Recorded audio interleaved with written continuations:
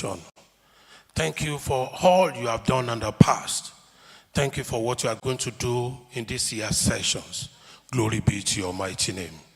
Accept our thanks in the name of Jesus. Father, we crave and pray for clement weather. We pray, oh God, that every of the delegates from far and near that you are proposed to be here will be here in good time. In the name of Jesus. Every speaker, every participant will have values to take away from this program in this year in the name of Jesus. We want to declare this conference open in the name of God the Father, in the name of God the Son, in the name of God the Holy Spirit. In Jesus' name we have prayed. Thank you very much, sir, for helping us to draw down those spiritual blessings. Okay, that was a little bit sudden. We're supposed to be on our feet, ladies and gentlemen, for the national anthem of the Federal Republic of Nigeria. Thank you very much. After which, we will recite the national pledge, the national anthem of the Federal Republic of Nigeria.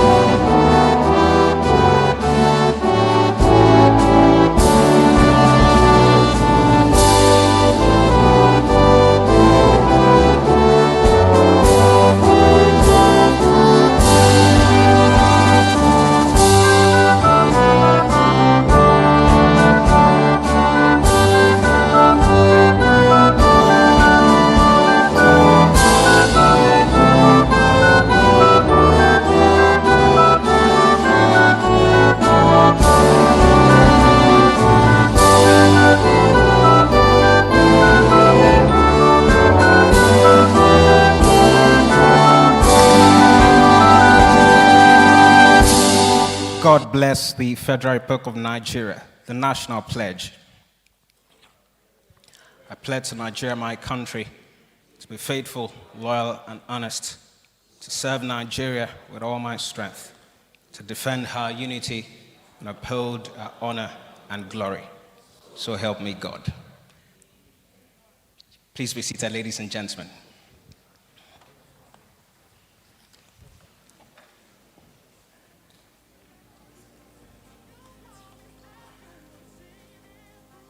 Distinguished guests, ladies and gentlemen, a pleasurable morning to you all.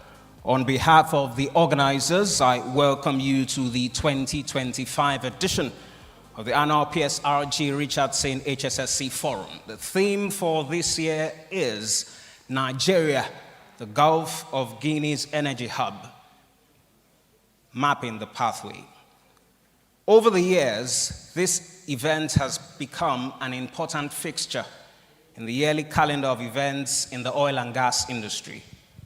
It provides a platform for practitioners, players, and stakeholders in various sectors to discuss and prefer solutions to prevalent HSSE issues in line with global best practices.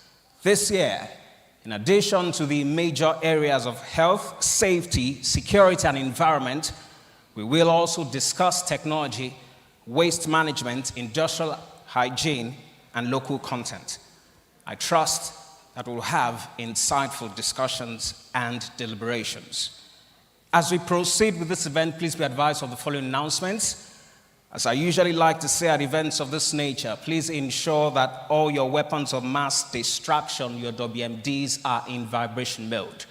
By that, of course, I refer to your mobile phones. So wherever you are, ladies and gentlemen, please take out your mobile phones and put them in vibration mode. That will help us to reduce or eliminate all forms of distraction as the event progresses. Thank you as you comply and cooperate. It promises to be a long, albeit interesting day, so should you feel the need to answer the call of nature, we have restrooms adequately provided. If you step out of this hall through the exit on my right-hand side, by the time you walk down the corridor, you take another left, you will find restrooms adequately provided, one for the gents and another for the ladies. This is also very important information from the Security Department. Please ensure that all your personal possessions are always in your line of sight. Your laptops, your iPads, your iPods, your mobile phones, your bags, and whatever else you came here with. Please ensure that they are always in your line of sight. That will help us to reduce the incidence of misplaced items. I've not been advised by the management of hotels that there will be a fire drill today. So ladies and gentlemen, in the event of any fire alarm, trust me, that is the real deal. Should that be the case, please do not panic. Just proceed quietly and in an orderly manner to the nearest safety exit. That exit will remain open all through the duration of this event. The muster point is just by the swimming pool. So as you step out of this hall through that exit on the right-hand side, you'd find that the swimming pool is on your left. So that will be the nearest muster point. There's also another muster point just in front of a co-signature. If you step out of the hall through this exit on the right-hand side, just turn right, walk down the end of that corridor, then turn left. You'd get to a co-signature. So there's also another muster point in front of a co-signature. Thank you very much. If you look to my right-hand side at the end of the hall, on the other side, you'd find that we have an array of beautiful gift items. It might interest you to know, ladies and gentlemen, that those gift items already have owners, and their owners are seated in the audience as we speak. So during the course of the event, we'll have a raffle draw.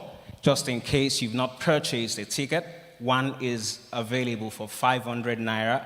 So yes, we'll have a raffle draw. So feel free to participate in the raffle draw. It is very important. All those gifts are going home today with their rightful owners, and their owners are in the hall as we speak. So please participate in the raffle draw. It will come much later during the event, so ensure that you have your ticket. My name is Temiloluwa Anwobiogbon. It is my job to ensure that you have a smooth and enjoyable ride at this event. I am the master of ceremonies. Talk is my business, and talk is what I do. Ladies and gentlemen, distinguished guests, at this event, I have the singular honor of recognizing the presence of the chairman of this occasion, who is the chairman, Renaissance Africa Energy Company Limited, Dr. Lai Fatono. At this event, he's represented by the MD, CEO, ND Western, Mr. Olanriwaju Kalejai. Round of applause for him. Thank you very much, sir. You're most welcome, Mr. Chairman of the event. It is an honor to have you with us today. Ladies and gentlemen, we also have with us the Managing Director and Chief Executive Officer, Atlantic Marine and Oilfield Services Limited, Dr. Humphrey Okposo. Round of applause for him. Thank you, sir. You're most welcome. It is an honor to have you with us today. Ladies and gentlemen, our genial host for this event is none other than the MD, CEO, Richardson Oil and Gas Limited, Mr. Akin Osuntoki. A round of applause for him. This event has been on for 17 years. Is that the best you can do, ladies and gentlemen? Thank you very much, sir, for staying strong. Thank you very much. Ladies and gentlemen, we also have the singular honor of recognizing the MD, CEO, Geoplex Drill Tech Limited, who's also the chairman of PETAN, Engineer Wole Ogunsanya, FNSE, who's represented at this event by the vice chairman of PETAN, Petroleum Technology Association of Nigeria, Engineer Obi Uzu. Round of applause for him. Thank you very much, sir. You're most welcome. It is an honor to have you with us today. Our keynote speaker for this event is none other than the MD, Aradel Holdings Plc, Mr. Adegbite Falade. Round of applause for him. Thank you very much, sir. You're most welcome. It is an honor to have you with us today. And yes, the Vice Chancellor of UNILAG, Professor Folashade Ogunshola, FAS, is represented at this event by none other than the Deputy Vice Chancellor, Development Services, UNILAG, Professor Afolabi Leshi. Round of applause for him. Thank you very much, sir.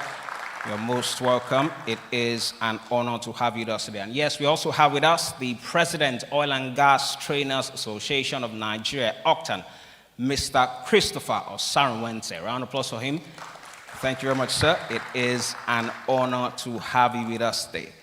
Ladies and gentlemen, joining us at this event is none other than the President of the Nigerian British Chamber of Commerce, Prince Abimbola Olashiri. Round of applause for him. Thank you very much, sir. It is an honor to have you with us today. You know what they say, behind every successful man, there is a woman. Allow me to say it differently today. Beside every successful man and responsible for his success is a woman. Ladies and gentlemen, distinguished guests, it is my singular honor to recognize the presence of the wife of our host. She is the CEO, GTO Professional Services Limited, and non-executive director, Access Bank PLC, Mrs. Titilayo Osuntoki. Round of applause for her. Thank you very much, ma'am. It is an honor to welcome you to this event. Ladies and gentlemen, we also have the CEO, Mixter Africa, in the room with us, Mr. Deji Ali. Round of applause for him. Thank you very much. And yes, we also have Mrs. Ronke Oshinkwaya with us. Thank you very much, ma'am. You're most welcome. It is an honor to have you with us today. Just in case you're not aware, we will be unveiling the winners of the Bode Oshinkwaya Prize. And yes, Mrs. Ronke Oshinkwaya will be helping us do justice to that. Thank you very much, ma'am. Thank you very much, ma'am. Ladies and gentlemen, I also have the singular honor of recognizing the presence of architect Tayo Babalaki, Managing Partner, Consultants Collaborative Partnership, CCP. Round of applause for him. Thank you very much, sir. It is an honor to have you with us today. And yes, we also have joining us at this event, Mr. Akin Idowu. Round of applause for him. Thank you very much, sir. You're most welcome. It is an honor to have you with us at this event. As I have more information, I will, of course, make that public. Thank you very much, ladies and gentlemen. Ladies and gentlemen, distinguished guests, it is the 2025 edition of the PSRG Richardson HSSE Forum. And yes, this event has become an important fixture in the yearly calendar of events in the oil and gas industry. As I mentioned earlier, the theme for this event is Nigeria, the Gulf of Guinea's energy hub, mapping pathway. Our keynote speaker is ready and raring to go. We also have sessions that have speakers, and yes, those speakers are ready and raring to go. For day one, we'll have a session much later in the day on health, road safety, and environment. And yes, when we come back tomorrow, we'll continue with the sessions that we have already planned for tomorrow. At this time, ladies and gentlemen, please join me to welcome for his remarks our host, the MD CEO, Richardson Oil and Gas Limited, Mr. Akin Osuntoki. Round of applause for him as he takes the stage to deliver his welcome remarks. Thank you very much. Mr. Chairman, the distinguished Dr. Lai Fatono, represented by my childhood friend, Mr. Larry Alejai, my beautiful wife of 35 years,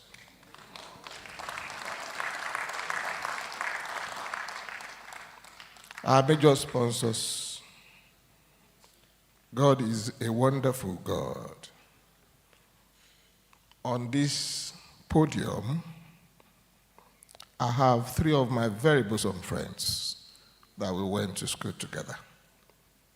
Somehow, God has channeled our lives in a manner that He knows best, and we are here today. The chairman of Octan, who I will not call the name I call him here, Mr. Osarwense, Dr. Humphrey Okboso,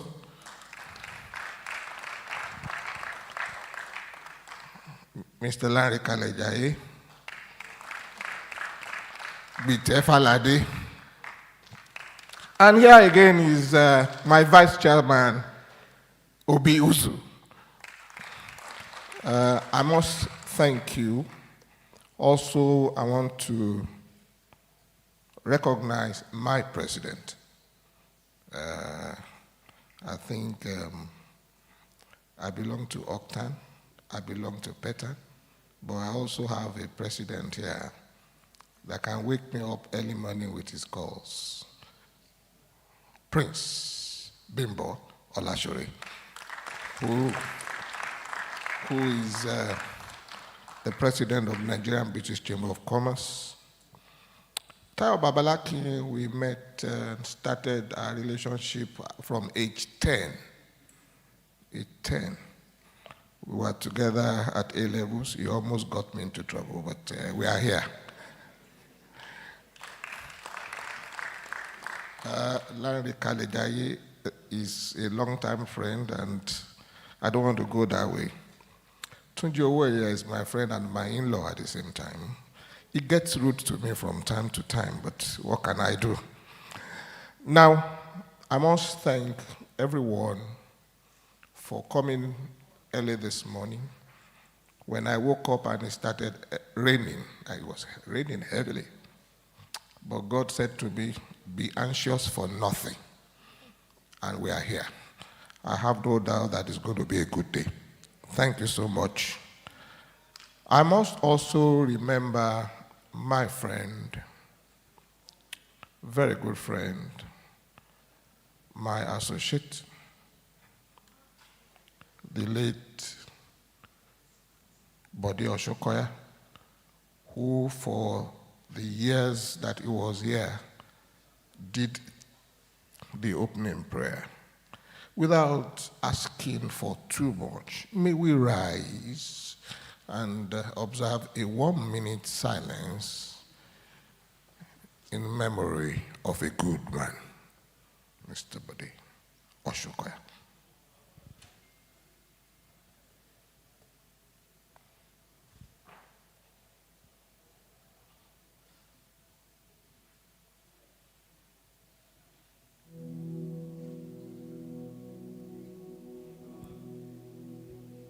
May his great soul rest in peace.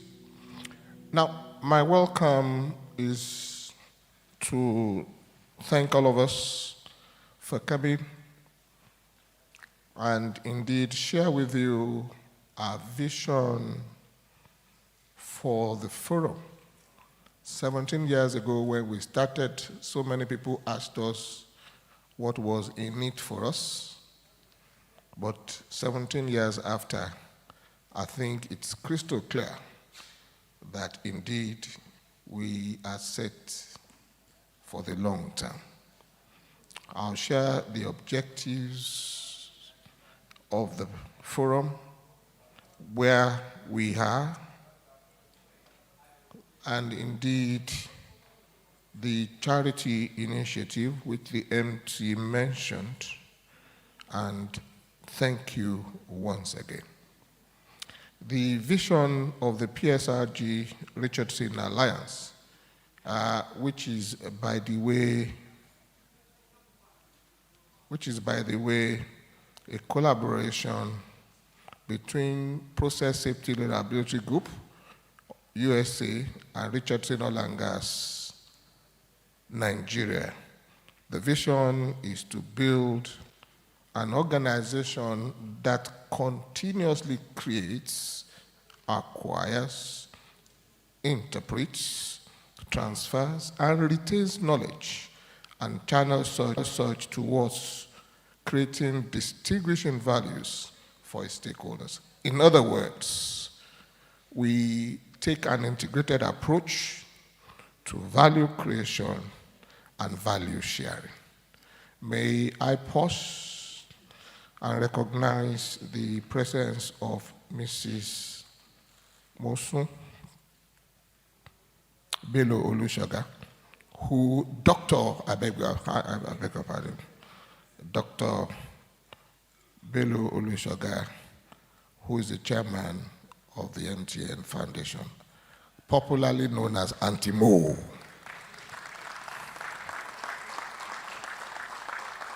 Thank you very much, ma, for bringing you out so early.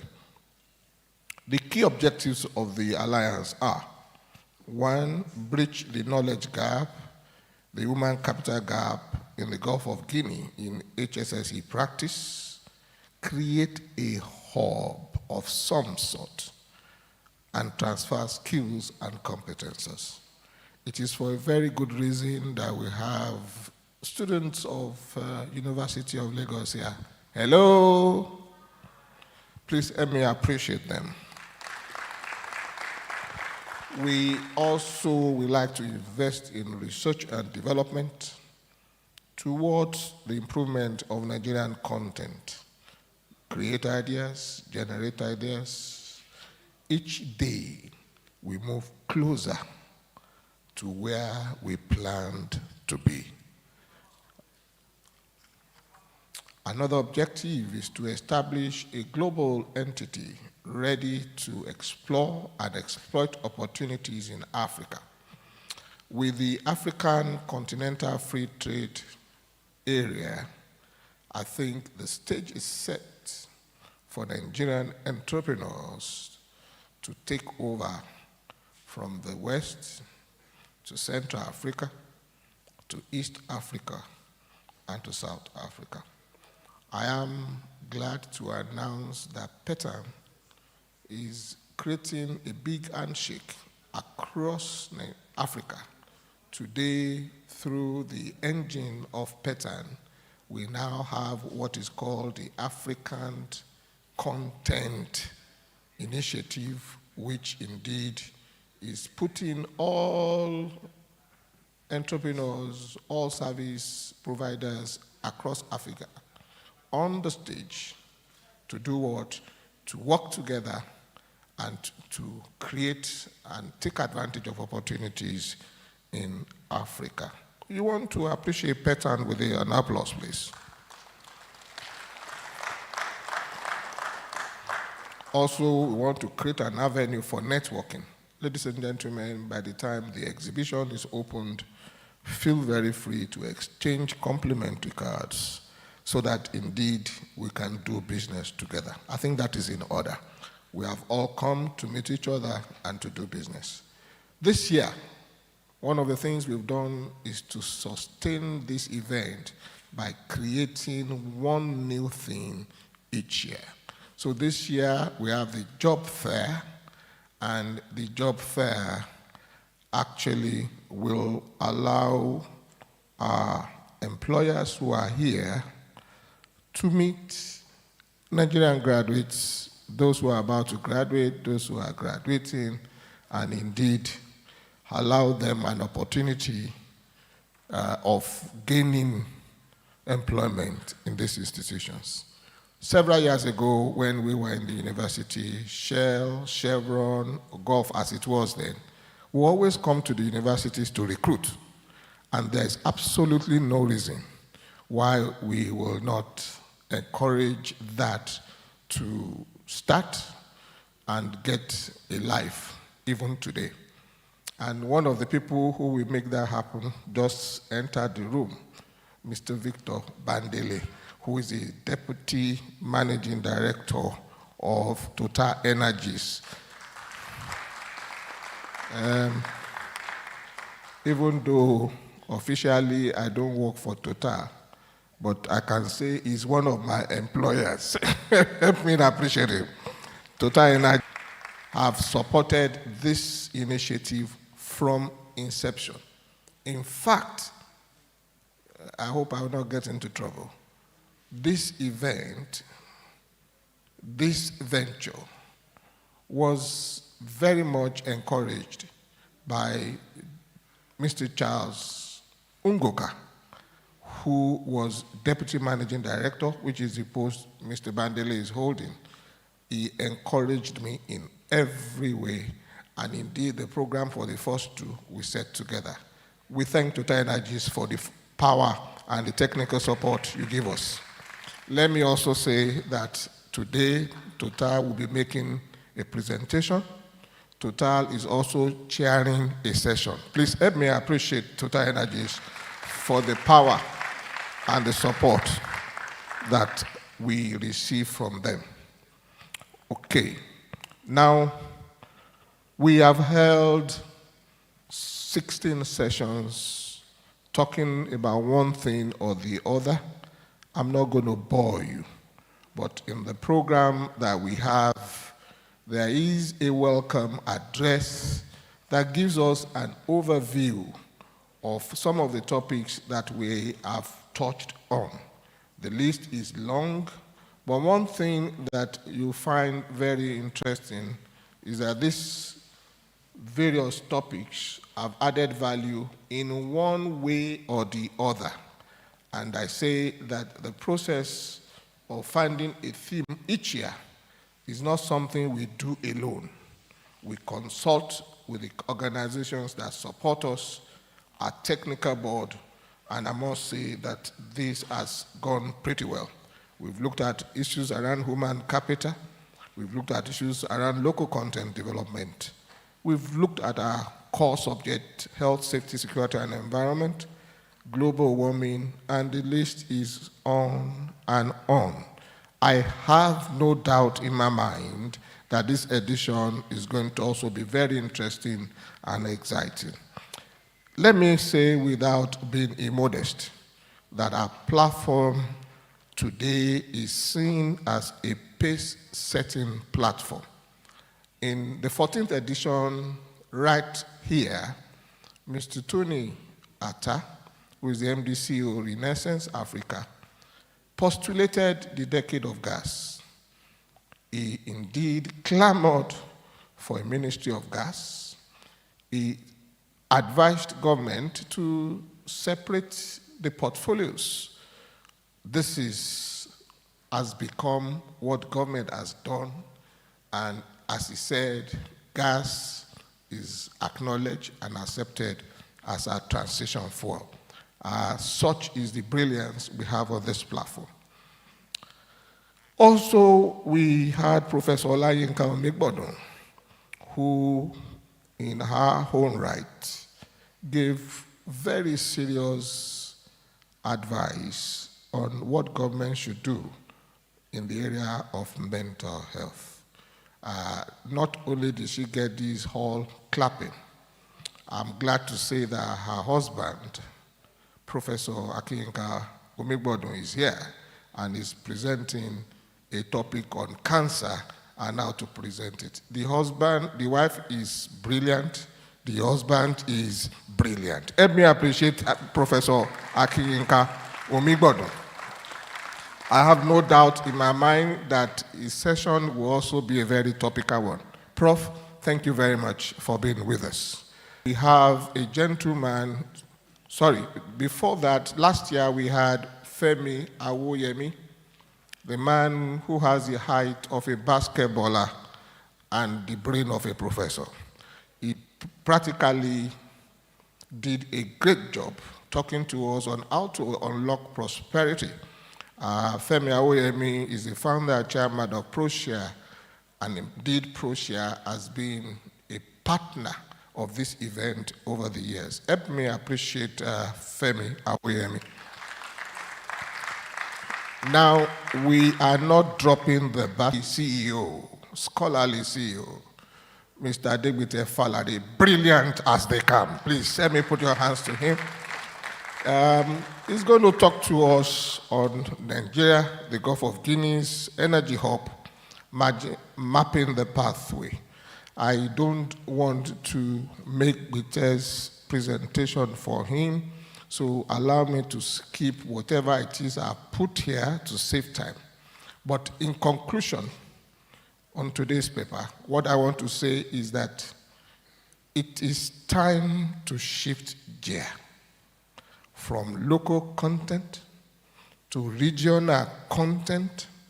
We need to own the Gulf of Guinea, not Nigeria, but the Gulf of Guinea today, and position Africa for global relevance. That is all that I will say. And I know that Adegbite will do the rest. Adegbite will do the rest. So we are on to a good thing in Nigeria. Engineer Obi Uzu will tell you that Nigerian engineers are working all over Africa. They are taking on assets across Africa. And silently, you will find out that the stamp of Nigeria will not only be in the Gulf of Guinea, but will be in the rest of the world through so many developments that we have here. I'll leave Adegbite to do that. We will continue our charity initiative. This is not all about talk. We have adopted Modupe Coal handicap homes since inception. We support them 100%. We provide resources for them. So at this event also, we will sell raffle tickets. Every collection from that initiative will be channeled directly to Modupe Handicap Home. In that corner are very brilliant, very good gifts. So please buy the tickets, not so much for the items, but for the cause that we support. Distinguished ladies and gentlemen, the journey continues. We start the planning of the next forum right after the conclusion of the first. Alone, we can do so little. Together, we can do so much. Helen Keller. It always seems impossible until it is done. Nelson Mandela. Great things are done by a series of small things brought together.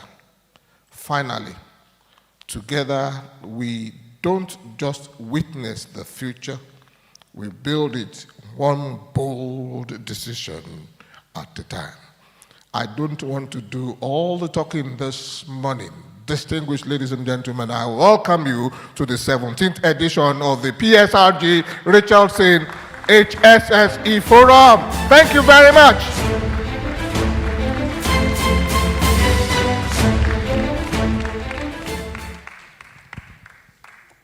Distinguished guests, ladies and gentlemen, with those words, he has indeed set the tone for this edition of the PSRG Richardson HSSE Forum. And yes, it is all about ensuring the highest standards of health, safety, security, and environmental responsibility among stakeholders, players, and practitioners. Allow me to beg your indulgence. Please give our host, MD CEO, Richardson Oil and Gas, Mr. Akin Osuntoki, another round of applause. Thank you very much, sir. Thank you for those words. The Deputy Managing Director, Total Energies EP Nigeria Limited, Mr. Victor Bandele, you're welcome, sir. It's an honor to have you with us today.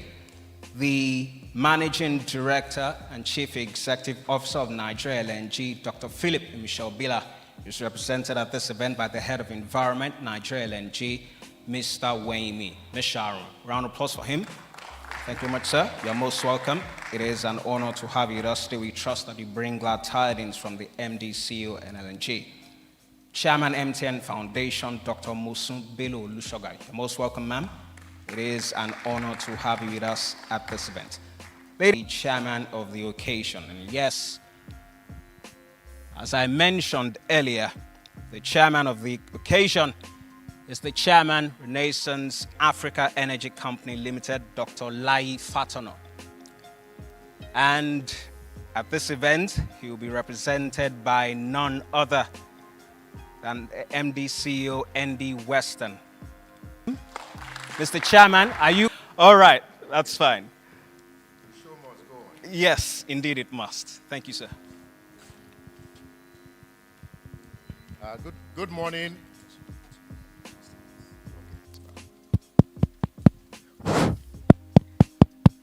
Good morning, distinguished Distinguished ladies and gentlemen, I hope you can all hear me.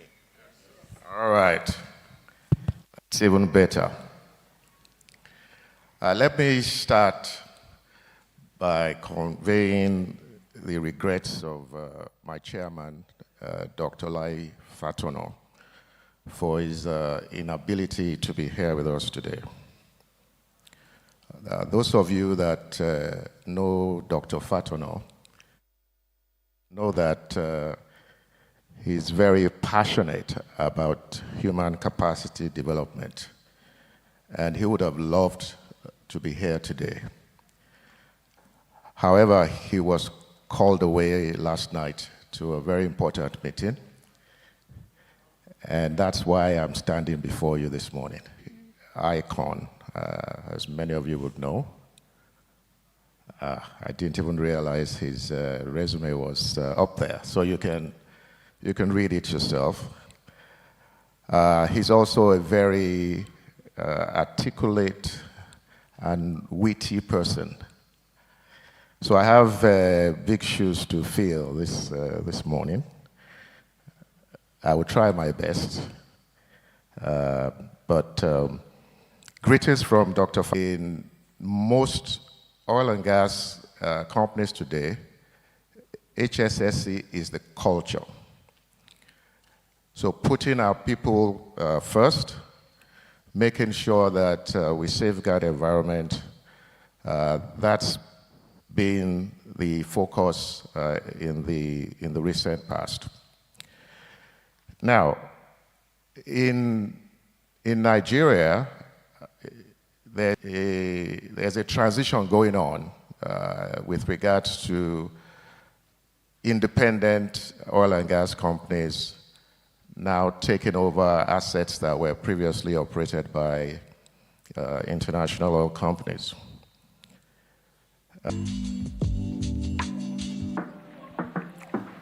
Without a doubt, it is always refreshing to drink from the fountain of wisdom that industry veterans possess. And yes, for everyone who's familiar with the oil and gas industry, the chairman of the occasion, Dr. Lai Fatono, is indeed an industry veteran. Ladies and gentlemen, MD CEO Andy Weston has done justice to keynote speaker. And yes, he's ready and raring to go. After the keynote speaker's session, there will be time for comments, questions, and answers.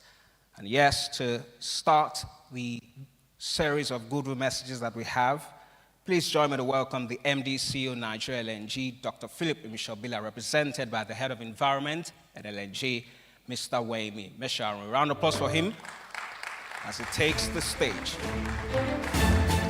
You will do well to keep the applause coming until he gets on stage. Thank you.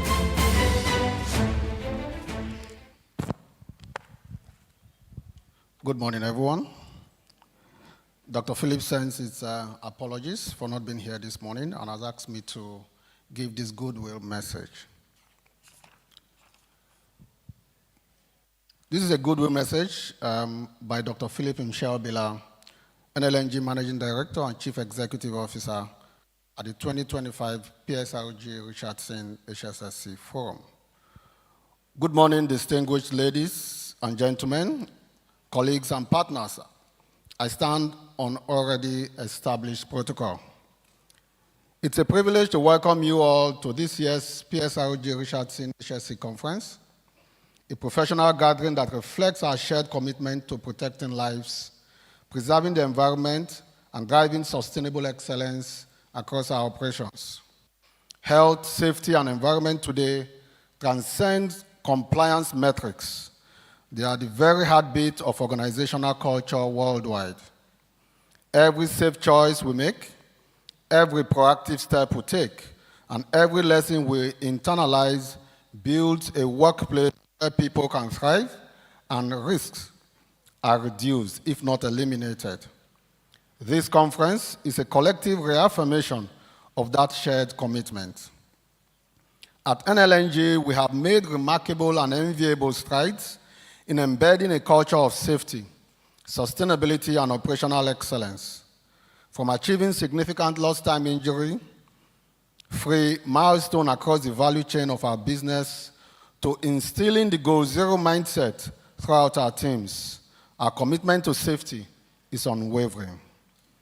The deliberate inclusion of safety as a core value alongside integrity, teamwork, respect, excellence, and care reflects our proactive approach to safeguarding lives and assets. To this end, we have strengthened our greenhouse gas emission targets, all operations, accelerating our decarbonization agenda. Leadership of UNEP Oil and Gas Methane Partnership, OGMP, which we joined in 2022, is a firm demonstration of our commitment to cutting methane emissions through transparency and credible reporting. We are proud to have achieved the gold standard for 2 consecutive years, reflecting our clear commitment to the highest levels of accuracy in methane emissions under the OGMP framework level 5. A key milestone in this journey is the replacement of 2 older steam vessels in our fleet of super energy efficient ships, Arcturus and Axios 2, which comes with mega propulsion system that uses advanced technologies and cutting-edge design to reduce emissions and increase efficiency. This will have significant impact in reducing our carbon footprint. As part of our environmental stewardship, we remain committed to supplying 100% of our low-carbon LPG to the Nigerian market. This initiative not only supports cleaner energy adoption, but also helps mitigate deforestation and reduce health risks associated with traditional fuel use, and positively impacting millions of women and children. These achievements are central to our participation and presentation at this conference, where we will showcase the initiatives we have championed to ensure our processes and operations remain safe, sustainable, and future-ready. Let me reiterate that our zero must truly mean zero. Zero harm to people, zero damage to assets, and zero impact to the environment. To achieve this, we must act with urgency, collaborate seamlessly, and embed safety into every decision, every process, every routine until it becomes our natural way of life. This conference is not just a platform for reflection or communication, it is now a launch pad for new HSE ideas, innovation, collaboration, and bold thinking. The world around us is evolving, and so must our approach to safety and sustainability. I encourage each of you to engage fully, network as industry partners, challenge assumptions, and share insights that can shape the future of HSE in our respective industries. On this note, I welcome you again to the conference. Let us take the lessons from the conference and reflect on the impact of our actions here today on the safety of everyone in our respective industry. Thank you, and I wish you all a productive and impactful conference. Thanks.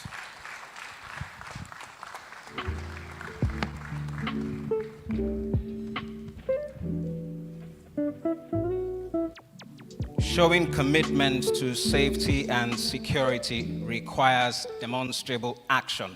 And yes, we thank NLNG for what they are doing in that space by matching their words with action. So ladies and gentlemen, and a round of applause. Thank you very much. NLNG, thank you.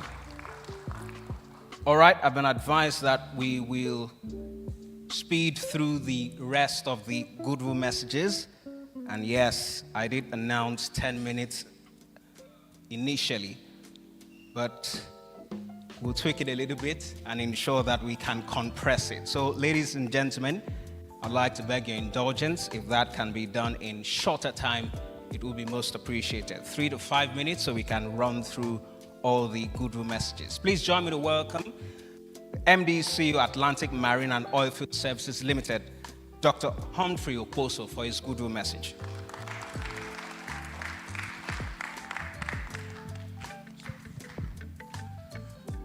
Good morning, welcome. to this annual event, which coincidentally I have been here just the one time, ashamedly, but never too late to come for the 17th one.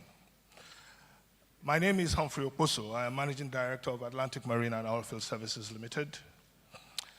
I am coincidentally also the Chief Health, Safety, and Environment Officer of Atlantic Marine and Oilfield Services Limited.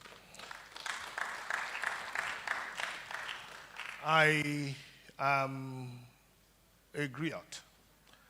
I tell stories. So I came with a prepared speech that will last me 3 days. I don't have 3 days. So I'm just going to do this in 5 minutes. I have most of my classmates here, most of my schoolmates from the University of Lagos. Chris, of course, the chief host of today, Akin, Larry Kalejaye, Deji Ali. We all have HSE names. We all have nicknames. I would call them HSE names because you are not supposed to tell your partner what the HSE title of your nickname is. You know, Chairman Octan, you would allow me not call you by yours, or Mr. Deji Ali. But coincidentally, Akin was a brainiac. Larry was a brainiac also at the university. Chris, you were a backbencher like me. Deji was a brainiac at the university. We did not know that we will all gather literally nearly in the same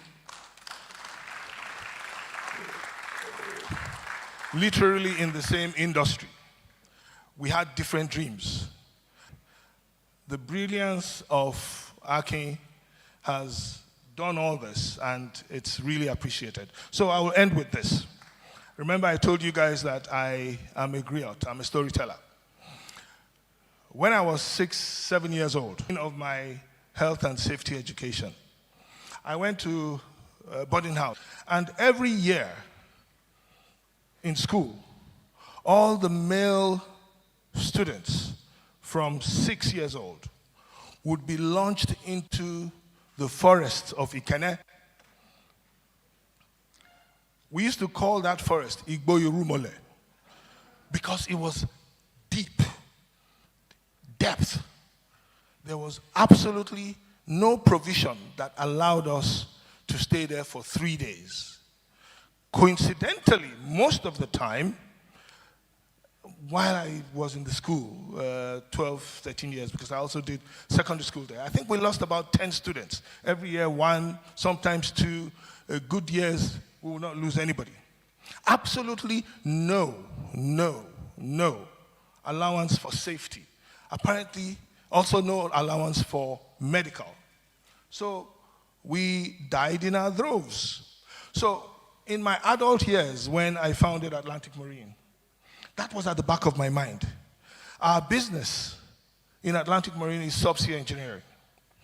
We work underwater, either with divers or with robots. So I recoined our first business to be a business of not subsea engineering, but business of survival. Because the man underwater must come back home and go back to his family with his huge salary. The expensive robot we launch into water must also be brought back to recoup its investment constantly. So safety is the core of what we are and who we are. So what Akin Richardson Oil and Gas has done over time must be something to be applauded. I will end with this. I told you I had a one-day speech, but I will end with this. When I got the invitation and it was signed by my very good friend Akin, coincidentally, that was the first time I was seeing his signature. I was like, this signature looks like something I know. And then it came. The signature looks like Donald Trump's signature. You can flash it on the screen so that everybody can see. Coincidentally also,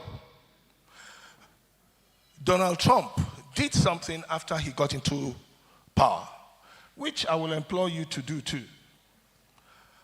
From the Gulf of Mexico, he changed it to the Gulf of America. So may we all agree here too that the Gulf of Guinea should be changed to the Gulf of Nigeria. Thank you.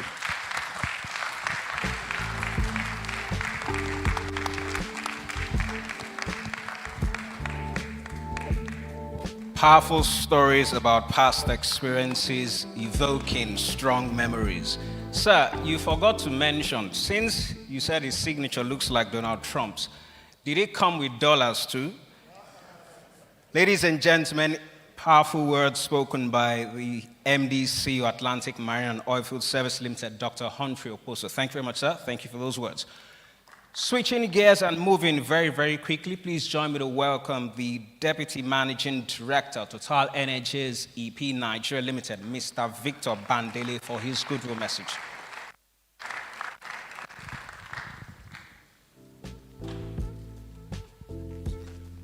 Thank you very much. Yes, good morning, everyone. I'm excited and very happy to be here. So he's played a coup. He said, so it was 10 minutes at the beginning, and then he told us now to squeeze ourselves. I prepared a long speech. If I enter into that speech,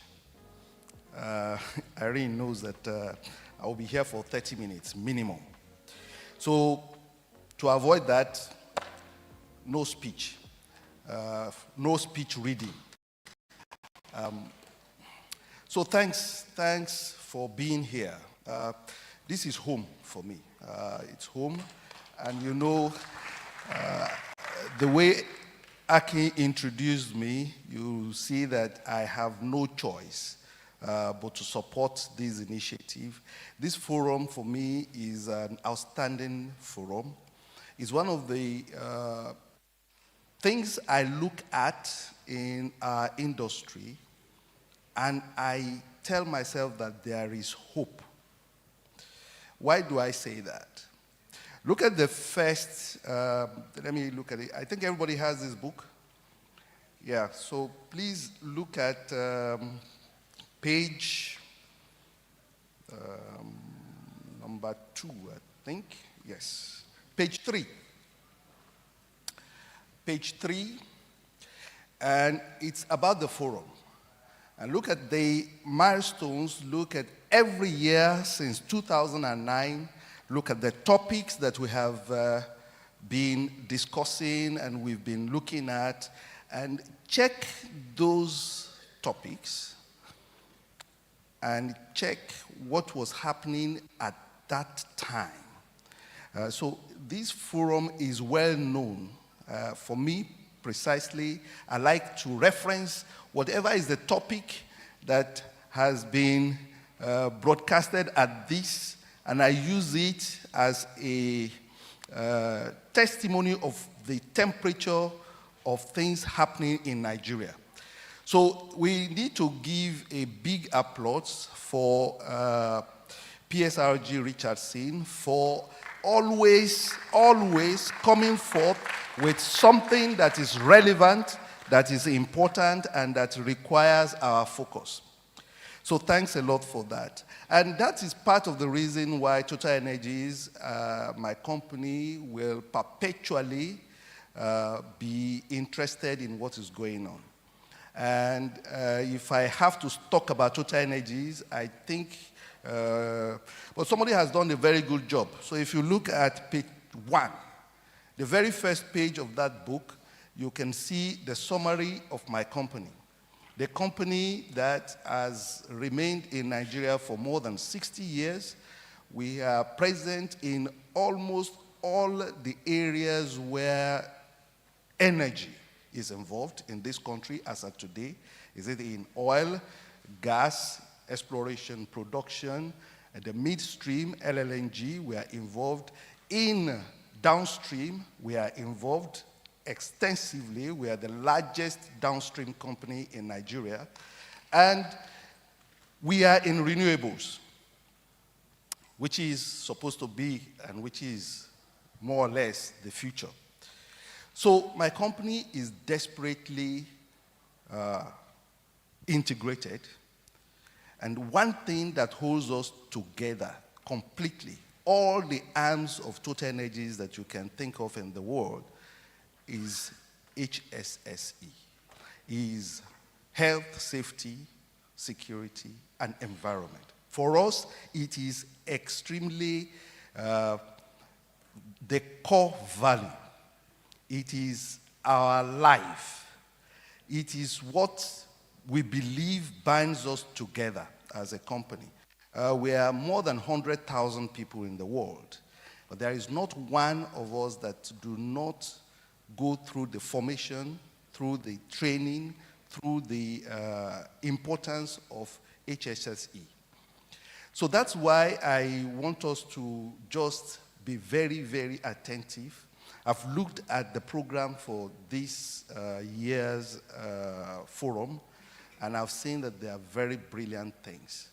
So I will, myself, get more and more involved in this fora. And I put it on record, sir, that next year, I will not speak for less than 20 minutes. So you will find whatever it is the forum, wherever you want to put me to speak, but it is not this 5 minutes one. Please, ladies and gentlemen, I think we are in a very good place at this time. Unfortunately, me, I will not stay throughout. I will have to step aside almost immediately. But this environment is a good one. And next year, I promise to be here for much more than this, God willing. Thank you so much.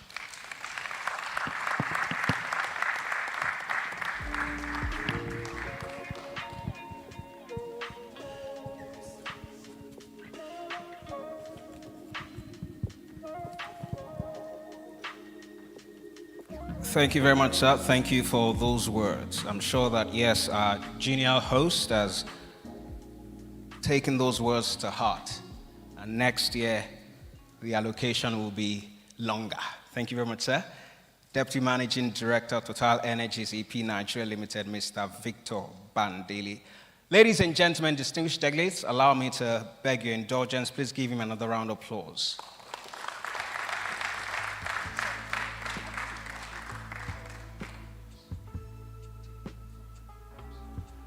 I think we should have a group photograph, sir, with you in it. Mr. Bandele, please let's have that group photograph now. So this is just a slight interruption just to accommodate that. Ladies and gentlemen, allow me to beg your indulgence. We'll tweak the program a little bit. Let's have that group photograph right about now. Sirs, paparazzi, please be on cue. Thank you.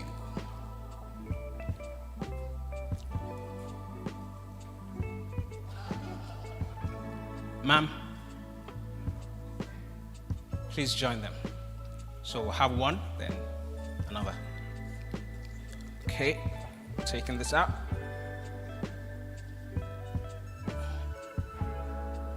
It is so that everything will be done as it should be. That is why we have this minor change. Thank you very much, ma'am.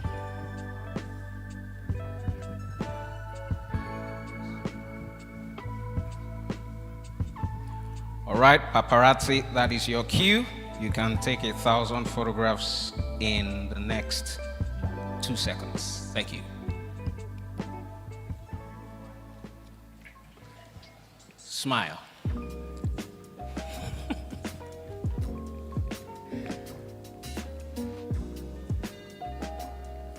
All right, you should have taken like 1 million pictures now. Thank you very much, paparazzi. Thank you.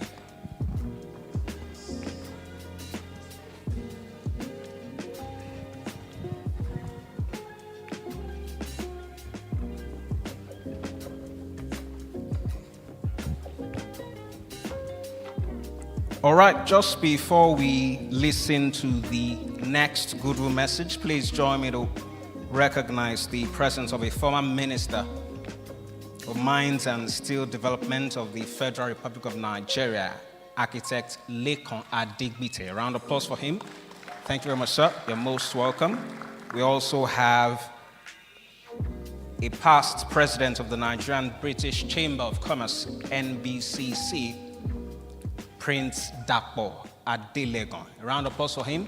Thank you very much, sir. You're most welcome. It is an honor to have you this day. All right, ladies and gentlemen, at this time, we'll be taking words from the chairman of PETAN, who's the CEO, MD, Geoplex Drilltech Limited, Engineer Wole Ogunsoya, FNSE. And yes, that goodwill message will be delivered by none other than the vice chairman. Please make welcome Engineer Obi Uzu. Round of applause for him as he takes the stage.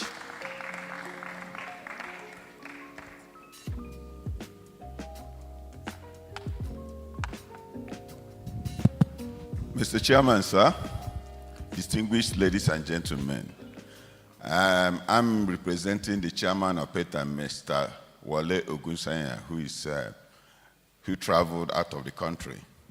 So I'm going to read directly his message.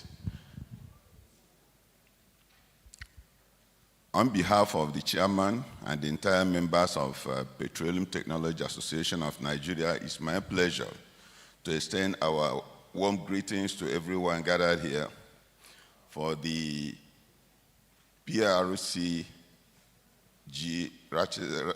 Richardson Health, Safety, Security, and Environmental Forum 2025. This forum has, over the years, provided a valuable platform for stakeholders across the industry to share experiences, address challenges, develop practical solutions to HSSE issues. It is this spirit of collaboration and shared responsibility that continue to strengthen our industry and provide a culture of safety and excellence. At PETAN, we believe good HSSE practice are not only essential for business continuity, but also fundamental to the sustainable growth and well-being of our people and communities.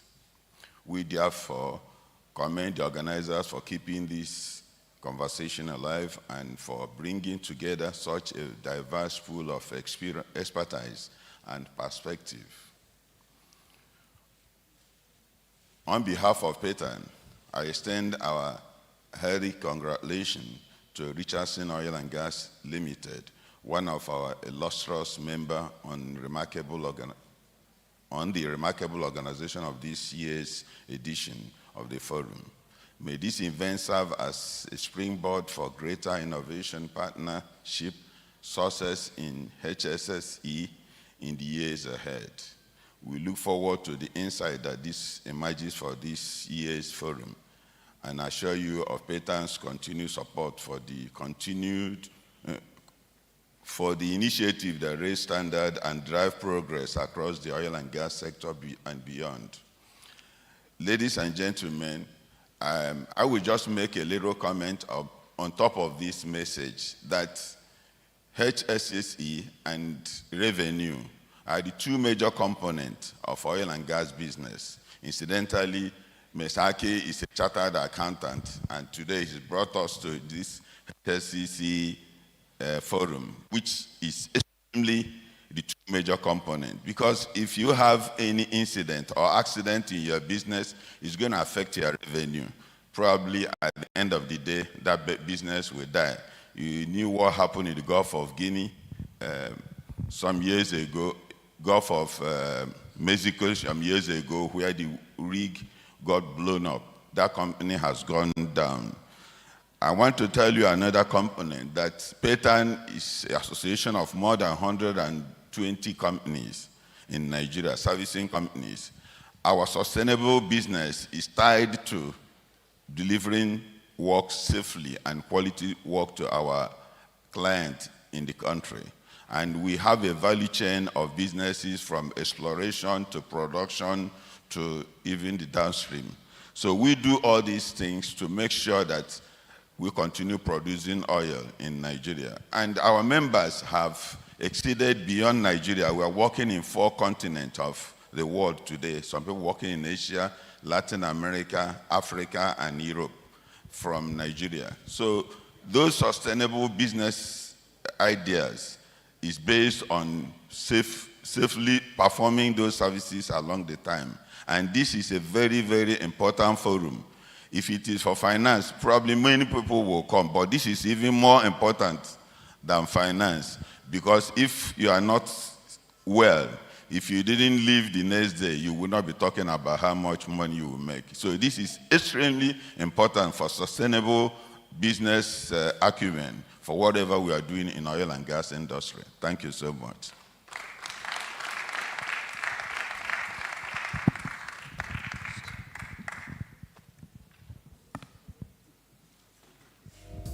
Without a doubt, you cannot overemphasize the power of collaboration. And yes, it is heartwarming and refreshing to see that Petan has indeed extended a hand of fellowship to PSRG Richardson and continues to do so. Ladies and gentlemen, allow me to beg your indulgence. Please, another round of applause for Petan. Thank you very much, sir. Engineer Obi Usu, thank you very much for delivering those words on behalf of the chairman of Petan, Engineer Wale Ogunsanya, FNSE. All right. Joining us at this event, we have the Honorary Life Vice President, Nigerian British Chamber of Commerce, Dr. Joe Dada. A round of applause for him. Thank you very much, sir. You're most welcome. It is an honor to have you with us today. Moving very quickly, ladies and gentlemen, join me to welcome for the next goodwill address, the President, Oil and Gas Trainers Association of Nigeria, OCTAN, Mr. Christopher Osanwense. Round of applause for him as he takes the stage. Thank you very much, ladies and gentlemen, and also a big thank you to my friend, my dear friend Akin Osuntoki. I remember when he was starting this program 17 years ago, even slightly longer. And to think that it's 17 years that you have sustained this, I think it deserves a round of applause. With the able support of Titi, thank you. Again, this morning when I arrived here and I saw some of my bosom friends, we're all together in University of Lagos, just like Humphrey has said. There are a few of them that have risen to the pinnacle of their profession, which somebody like me, I'm not surprised about. DG, ARM, Mixter Africa, Richardson Oil, Andy Weston. He was general manager in Chevron for many years before he joined Andy Weston. But there are 2 people I'm a bit surprised about. Humphrey Oposo. Humphrey was not known for his academic brilliance. I can say this openly. But he's got some streak in him that's made him a fairly special person. This guy is a great guy. He mentioned something about some of us not being in the front of the class. Many of us were the backbenchers. Those of you who, well, many of us went to different universities, but if you were in University of Lagos, those of us that were backbenchers, you know what that means. Akin, HSSE, a lot has been said about HSSE. We believe in OCTAN. OCTAN is the Oil and Gas Trainers Association of Nigeria. We promote human capacity development in the oil and gas industry. We try to understand what are the critical skills gaps that exist in the oil and gas industry, and then put processes in place on how we bridge that. We have over 400 members that make up OCTAN. Many of these members are veterans, retired senior professionals who have left the oil and gas company.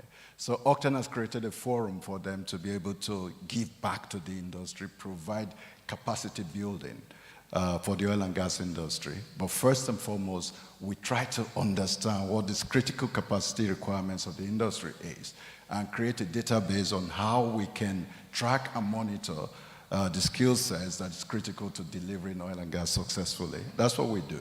We also provide regulation. We provide regulation and define standards for oil and gas industry. I'm not going to dwell too much. All of us in this room understand the criticality of HSSE. Just like, I think it was Humphrey or somebody that mentioned it, every staff deserves to come to work, perform effectively, and deserves to go back home to his family safe, yeah, without being damaged, without ill health, or without injury. So that's the criticality of HSE. If you cannot do it safely, don't do it at all. So I'm not going to try to preach about the criticality of this.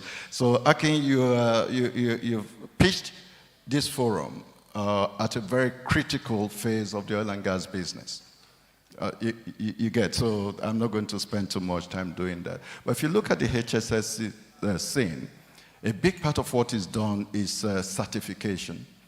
And that links very closely with what we do in oil and gas industry.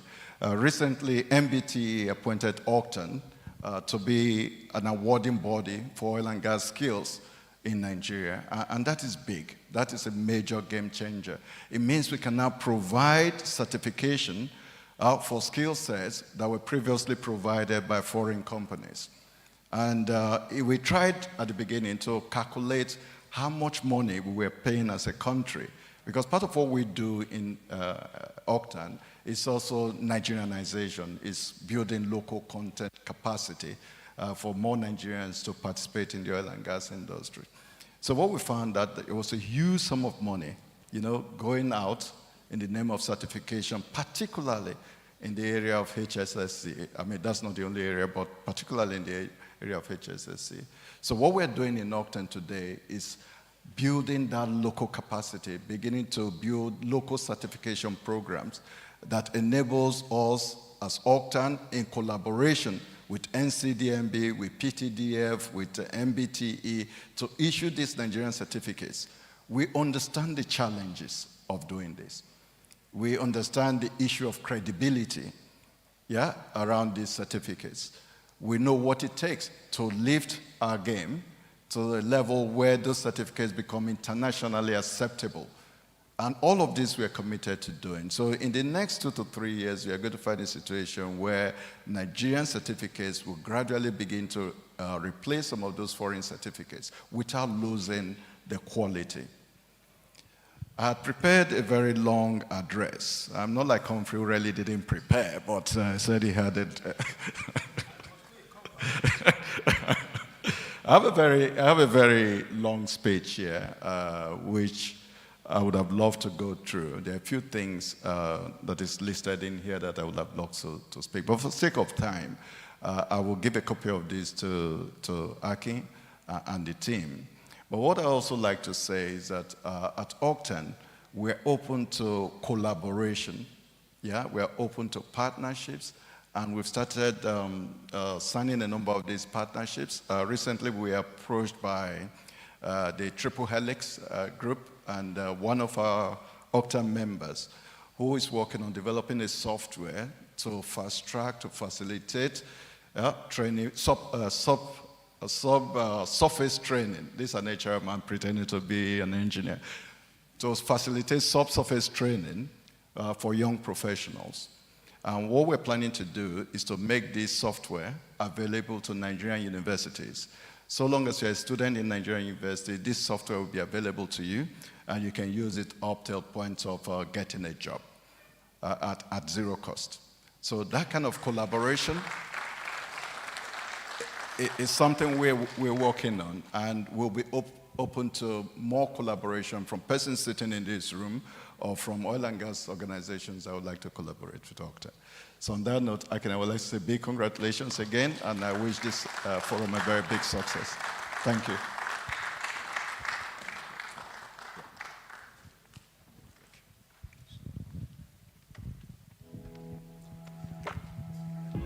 All right, sir. All right.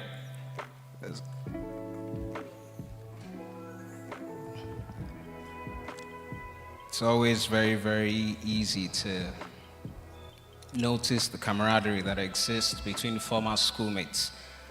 I don't know. It's like it's a Unilag reunion somehow. But it's fine. Those of us that went to other schools will just let you have your day, because our host is also from Unilag, so don't worry. And VC is here, so we'll let it slide. Ladies and gentlemen, please another round of applause for the President of Octan, Mr. Christopher Osuntoki. Thank you, sir. Thank you for those words. All right, ladies and gentlemen, we are changing gears and moving very quickly. It's time for us to take words from our keynote speaker. And yes, the theme for this year's edition of the PSRG Richardson HSSE Forum is Nigeria, the Gulf of Guinea's energy hub, mapping the pathway. And yes, at this time, we will listen to the keynote address. Our keynote speaker is ready and raring to go. Remember, at the end of the keynote presentation, you would have the opportunity to make comments. You would also have the opportunity to ask questions, and I trust that, yes, answers will be delivered. Our keynote speaker for today is a first-class graduate of electrical and electronics engineering from the University of Ibadan. He also holds an MBA from Warwick Business School, Coventry in the United Kingdom. Mr. Falade has, in the past 15 years, served in various senior executive positions in the oil and gas, power and services sectors with responsibilities for engineering operations, project execution, commercial client and stakeholder management, strategy, as well as enterprise development. He was previously the Managing Director and Group Chief Operating Officer at OilServe Group of Companies based in Port Harcourt. Prior to that, he had served variously as General Manager, Portfolio Development, and Chief Operating Officer at Orlando Energy Resources, as well as the Executive Director of Orlando Gas and Power. He was also the Petroleum Economics Discipline and Portfolio Lead for Shell EP Africa, and yes, he was appointed to the board of Aradel Holdings in the year 2021. Distinguished guests, ladies and gentlemen, with a warm round of applause, please make welcome our lead speaker for the 2025 edition of the PSRG Richardson Annual HSSE Forum, Managing Director, Chief Executive Officer, Aradel Holdings Plc, Mr. Adegbite Falade. Round of applause for him as he takes the stage.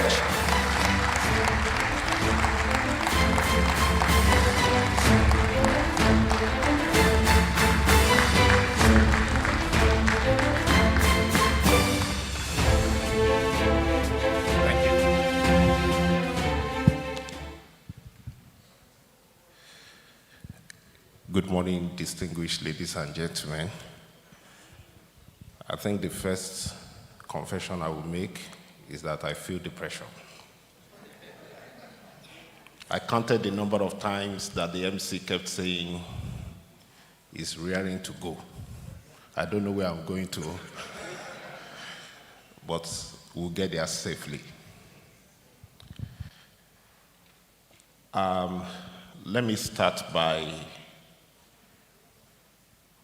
recognizing and appreciating the convener of this epochal PSRG Richardson HSSE Forum, who a number of you know as the MD CEO of Richardson Oil and Gas Limited. But for me, it's my leader, it's my tier, and it's my mentor, Mr. Akin Osuntoki. I'd like to also recognize the Vice Chancellor of the second university. Although it's their day today, we know the first one.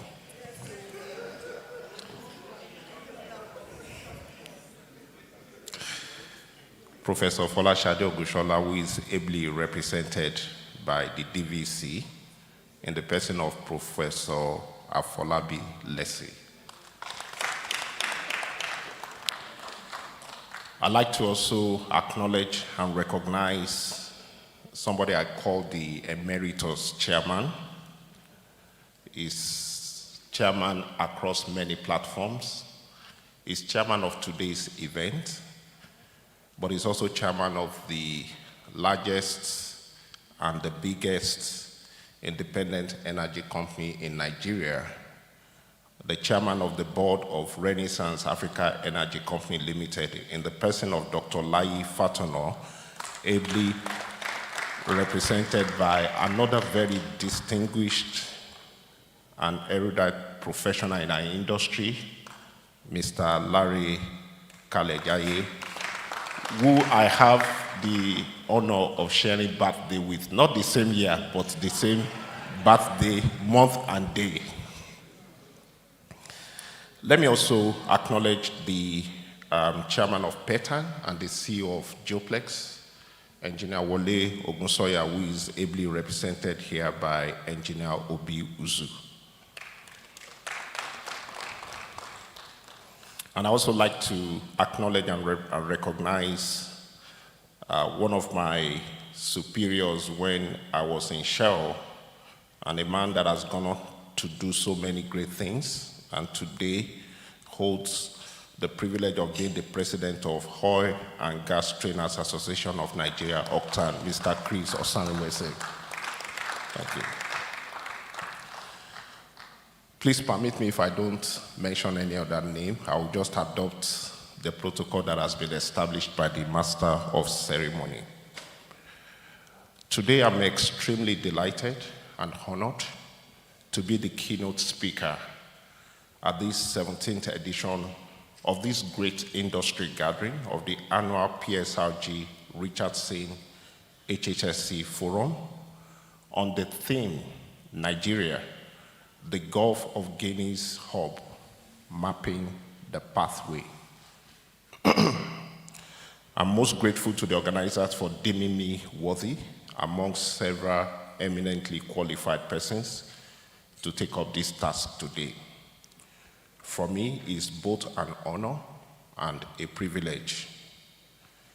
Over the years, this forum has established itself as a trusted platform for dialogue, for knowledge sharing, and for collective action on both industry and HSSE issues that are central to the future of our industries and our nation. If you look at page 3, you see the log of the previous editions.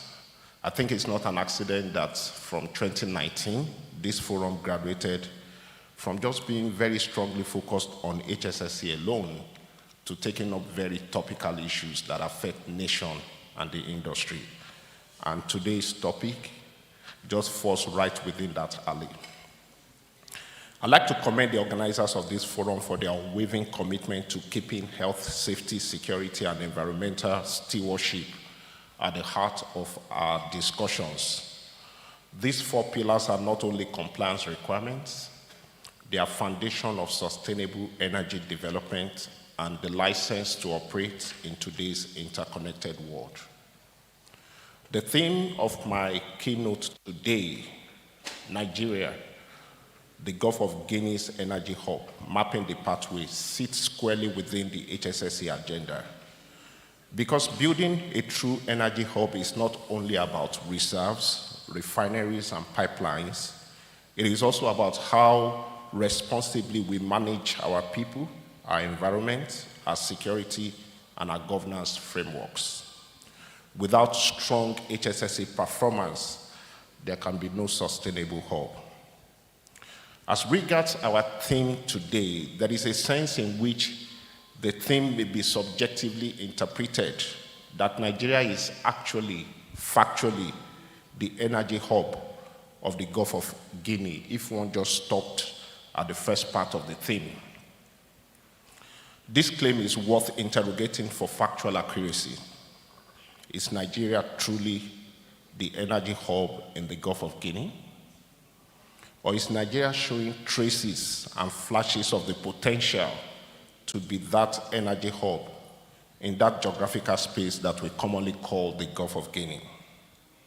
I think the probable answer is evident as we consider the second part of the theme, the one that emphasizes that today what we want to do is to map the pathway to become that. It just establishes the fact that with respect to this topic, Nigeria remains work in progress in being so crowned at that energy hub.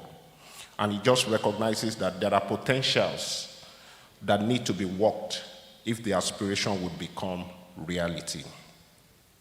Ladies and gentlemen, dimensioning this gap and what it will take to close the same is the major focus of my assignment this morning. In speaking to today's theme, it's my intention to establish some contexts by way of definitions of key terms, to speak to some global energy hubs by way of context, to establish some common denominators and golden thread that we see as part of the features of energy hubs, and to do a caricature of Nigeria's credentials, identifying existing gaps, and then close with profiling some recommendations. For common appreciation, please permit me to establish a reference frame for interpreting the two key following constructs. Number one, Gulf of Guinea. The Gulf of Guinea includes several West African countries that border the Atlantic Ocean, as you would see from that picture. Countries that include Benin Republic, Ghana, Togo, Nigeria, Cameroon, Gabon, and Equatorial Guinea. It's an important geopolitical choke point for shipping and transporting oil extracted in the Niger Delta, as well as goods to and from Central and Southern Africa. The second construct I'd like to interpret for reference is an energy hub. If we are speaking about Nigeria as an energy hub, what do we have in mind? An energy hub is essentially an ecosystem. Think of it as a city or an industrial cluster where multiple layers of infrastructure, services, and markets converge. It is more than just a refinery or a port. It has key elements within that hub that includes hydrocarbon resources, ancillary infrastructure such as wells and surface facilities, operating plants for extraction, for processing, for transport, for storage, and very well-curated evacuation and transport pathways, which includes both import and export ports. But that's not all. That ecosystem also includes skilled human capital resources across all the domains in that hub. And there is also the preponderance of the cottage industry of service sectors, the prevalence of market and financial platforms to give effect to benchmarking, exchanges and services, and then an enabling policy or regulatory frameworks that make the ecosystem to tick. Why are energy hubs important? I'd like to speak to 4 key reasons that border on the strategic importance of energy hubs. The first is that energy hubs enables security of supply and the delivery of energy solution in a sustainable manner. It does this by buffering capacities through spinning reserves, swing logistics and storage, and it enshrines reliability of delivery paths in the form of redundant delivery routes. The second strategic importance of energy hub is that it enables trade flows and price discovery.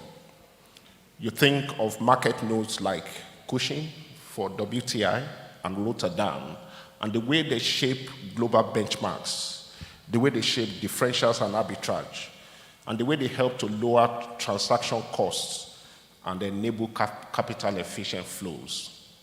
The third strategic importance of energy hub is their capacity to create industries and catalyze economic growth. And this is evident in the way they provide direct and indirect contribution to GDP, in the way they create large-scale direct and indirect employments, and in the way they become critical source of national revenue for generation of both corporate and personal income taxes. The fourth one is how these hubs instigate efficiencies through economies of scale. These arising from the co-location of industries and so on and so forth. To drive this point home, I'm going to just put in context 3 key energy hubs that we see today. And each of those energy hubs carry very unique characteristic features. And in doing that is to give us a backdrop of what we should be driving at as Nigeria, should we want to become that energy hub. The first one I'd like to speak to is the energy hub domiciled in Houston, Texas, US. I call it the Houston Energy Hub. This is essentially an upstream energy hub for oil and gas, and it has become so entrenched and pronounced that today is dubbed as the energy capital of the world.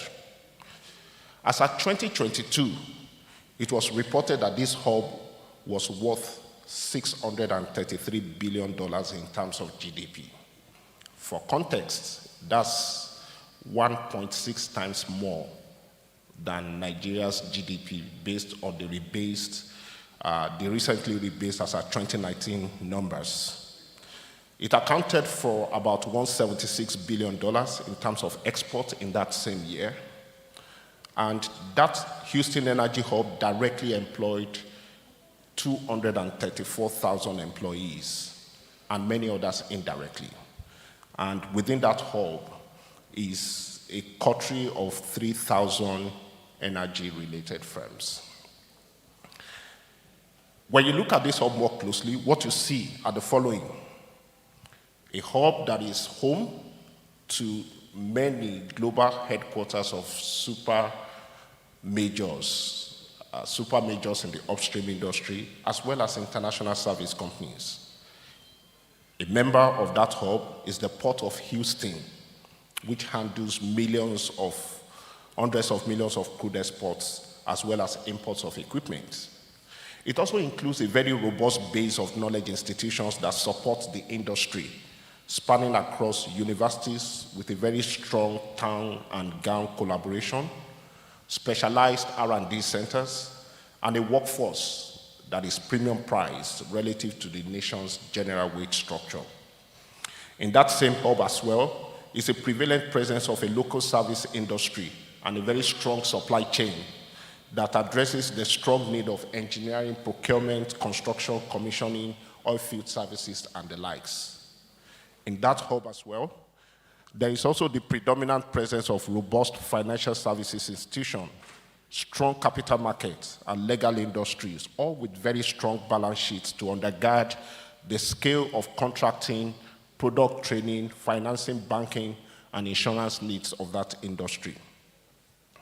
Equally present in that hub is the large-scale infrastructure for transport, including pipelines, rail, road, ship, and airports, and technology platforms that support digitization and infusion of technology into operations.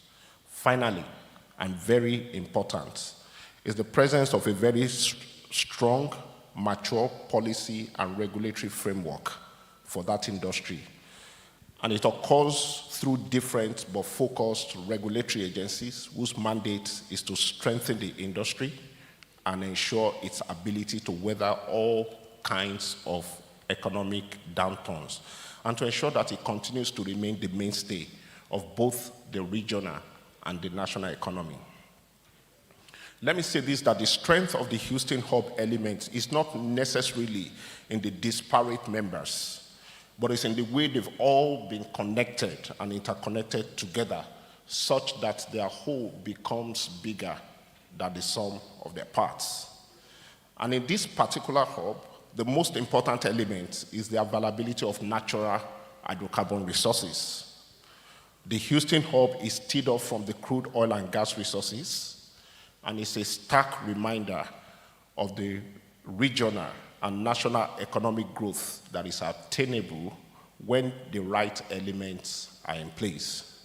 Most importantly, this energy hub is a vivid reminder of the scale of fortunes that we as Nigeria pass by for as long as we are unable to translate our natural endowments to benefits that go beyond the export-based revenues that we have reduced ours to.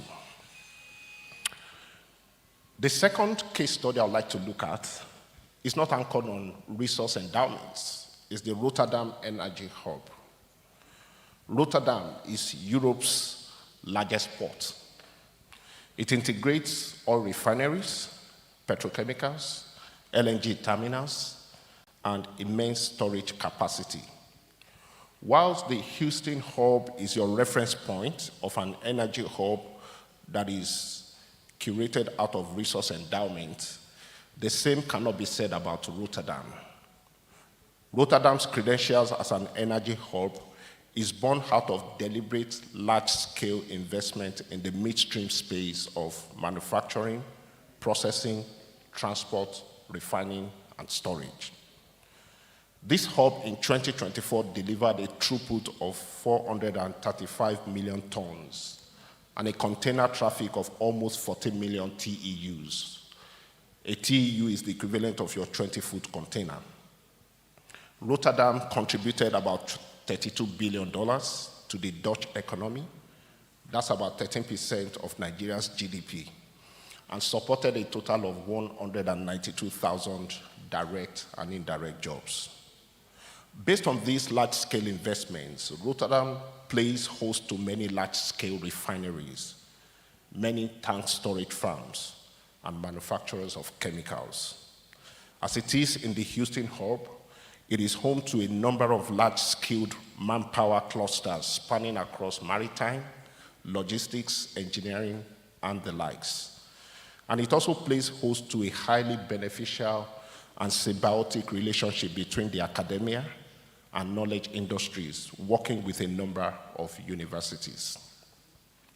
On the back of the mainstream industry and the extraordinary investment in pipeline infrastructure that connects critical European economic heartlands of Germany, Belgium, and France, large capacities in storage facilities, large capacities in refineries, large capacities in logistics services, this Rotterdam hub has enabled a number of cottage industries which have also sprung up, covering the sectors of maritime, ship repairs, innovation clusters on hydrogen, carbon capture, and biofuels. One common thread that you find between the Rotterdam and the Houston hub is the mature and business-focused policies and regulations at different levels of government, whether it's at the EU level or at the Dutch national level. And their focus is singular, is to continue to promote and enable the prosperity of this hub, recognizing how that dominoes to the local and national economy. In my mind, Rotterdam demonstrates the importance of infrastructure scale and connectivity. Pipelines link it deep into Germany and France, and makes Rotterdam an indispensable element for Europe's supply. The foundation stone in this particular energy hub is not hydrocarbon resources. It's the availability and the accessibility of major infrastructure, especially roads, rails, pipelines, storage, port facilities, logistics and handling, engineering, and construction. The third case I'd like to take a sneak preview on is the Jamnagar Energy Hub in India. This one has a very strong parallel to an event that is unfolding in Nigeria today, and I'd like us to pay very good attention to this. The Jamnagar Energy Hub is privately owned by Reliance Industries. It's the world's largest refining complex, processing up to 1.4 million barrels per day and spread across 7,500 acres of land. Today, it is responsible for about 25% of India's refinery throughput and is privately owned. It employs a large workforce in tens of thousands across its refining and petrochemical operations. Skill development and knowledge acquisition is largely through Reliance Petroleum Institute. It integrates refining, petrochemicals, fertilizers, and power generations, and exports more than 60% of its output. This shows the power of integration and export orientation in building global competitiveness. So as it is in the Houston and Rotterdam energy hubs, the Jamnagar hub also enables a very vibrant ecosystem of cottage industries. It's a significant contributor to national GDP and is well supported by a well-curated set of regulations and policies by Petroleum Ministry of India, and at the same time enjoys government incentives for refinery investments and export zones. For me, the most important variable or variables in this particular hub is access, and it's access to resources, it's access to large-scale offtake terminals, and access to market. So let's come a bit home and look at Nigeria within the context of the Gulf of Guinea. And when you look at these, a few things stand out, and I'm just going to emphasize on 3 of them. Number 1, resource dominance. Nigeria's oil and gas resource endowments dwarf that of its regional neighbors in the Gulf of Guinea. Nigeria holds about 74% of the Gulf of Guinea's total proven oil reserves. And its share of proven natural gas resources is even higher, standing at about 86%. In terms of production, today Nigeria accounts for about 49% of the oil production in the Gulf of Guinea and about 76% of its natural gas production. The second thing I'd like to point attention to is the presence of what I call the initial footprints of an infrastructure game changer. Today, we do have significant infrastructure spread in Nigeria, spanning across our downstream sector to the midstream and to the upstream. However, despite this, we still have significant gap to potentials in terms of this infrastructure footprint. We cannot deny that today we have the pocket of stranded and suboptimally coupled infrastructure that can be the basis for a regional play in the Gulf of Guinea. Today we have pockets of product storage infrastructure, whether you're speaking to what we have at Atlas Cove, what we have at Mosimi, what we have at Ibadan, what we have at Ilorin, what we have at Bini, what we have at Ore, what we have at Enugu, and going on. That's a strand of critical assets that we have. We also have the presence of critical investments in port facilities from One to Port Harcourt to Koko to Apapa and to the Lekki deep sea port. And we've got a number of very deep water shelves that have not yet been invested in. A key one amongst that is the Olokola, that has a very massive depth and can allow the approach of very big and large vessels. We have thousands of kilometers of product pipelines, even if we agree and admit to the fact that today they are dysfunctional. They are the reasons why we have tankers plying our road.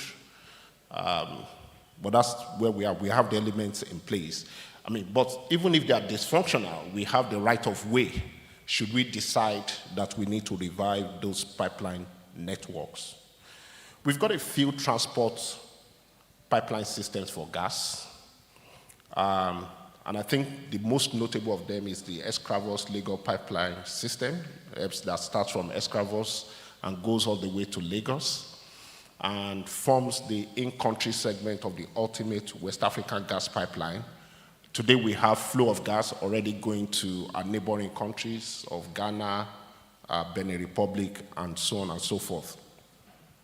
But we also have the OB3 gas pipeline, the Obiafo-Brikon to Oben gas pipeline, which is the largest diameter inch gas pipeline in Nigeria today, able to transport up to 2 billion scf of gas. Still not yet completed. We've been at it for probably about 15 years now. And of course, we have the AKK pipeline, which is making steady progress. And we formed the in-country segment of what will ultimately become the Trans-Sahara gas pipeline. I'm not going to speak so much about that because that's not in the Gulf of Guinea. But it showcases the stranded elements that we have, which with the right interconnections can become the basis for an infrastructure game changer for us.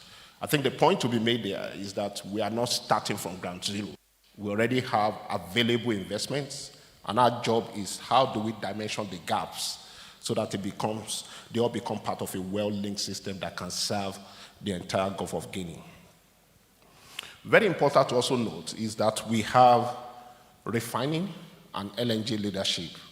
The great work that has been done by NLNG, 30 years plus, over that 30-year plus, they have built up capacity to a capacity of 22 million metric tons per annum. An investment decision has been taken for Train 7, that would then make us to be 30 million metric tons per annum.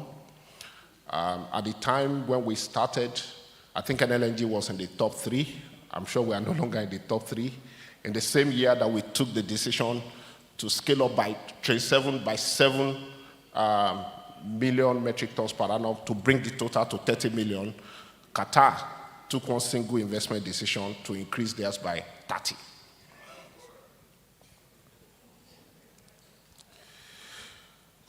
But very excitingly, in the refining space, in terms of leadership that we are now playing in now, the advent of the Dangote refinery is a playbook much like the Jamnagar energy hub that we saw in India.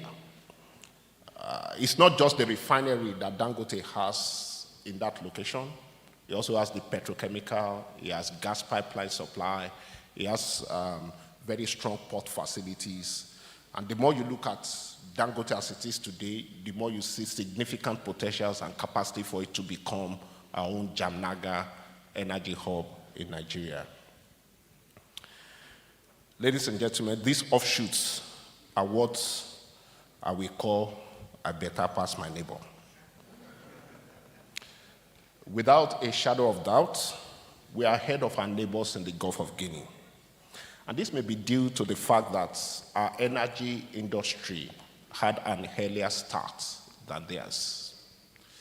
But the reality today is that we do not hold that exclusive resource holder position in the sub-region anymore. The reality today is that we must be dreaming for more and for larger. We must be striving for a world where we build on these initial offshoots to transform into an unassailable hub that dictates its terms to its neighbors in the Gulf of Guinea and maximizes this for national economic growth. We can certainly do better. With our resource endowments, we're in pole position to be the energy capital of our region in the Gulf of Guinea, in the similitude of the Houston hub. With existing functional and under construction refineries and other petrochemical plants that already exist in the country, we're in a pole position to be both the Rotterdam and the Jamnagar energy hubs. Let me quickly touch base, just looking at these hubs, to speak to very key common enabling factors that are germane across all of them.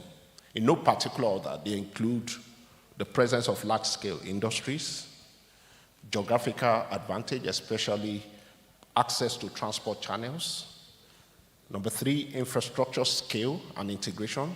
Number 4, a very robust financial ecosystem and access to capital for large-scale financing. Number 5, a very robust and business-centric regulatory and policy framework. Number 6, knowledge clusters and capacity development centers for skilled workforce. Number 7, localization of industries, both the main operating one and the service one. Number 8, access to markets and trade connectivity.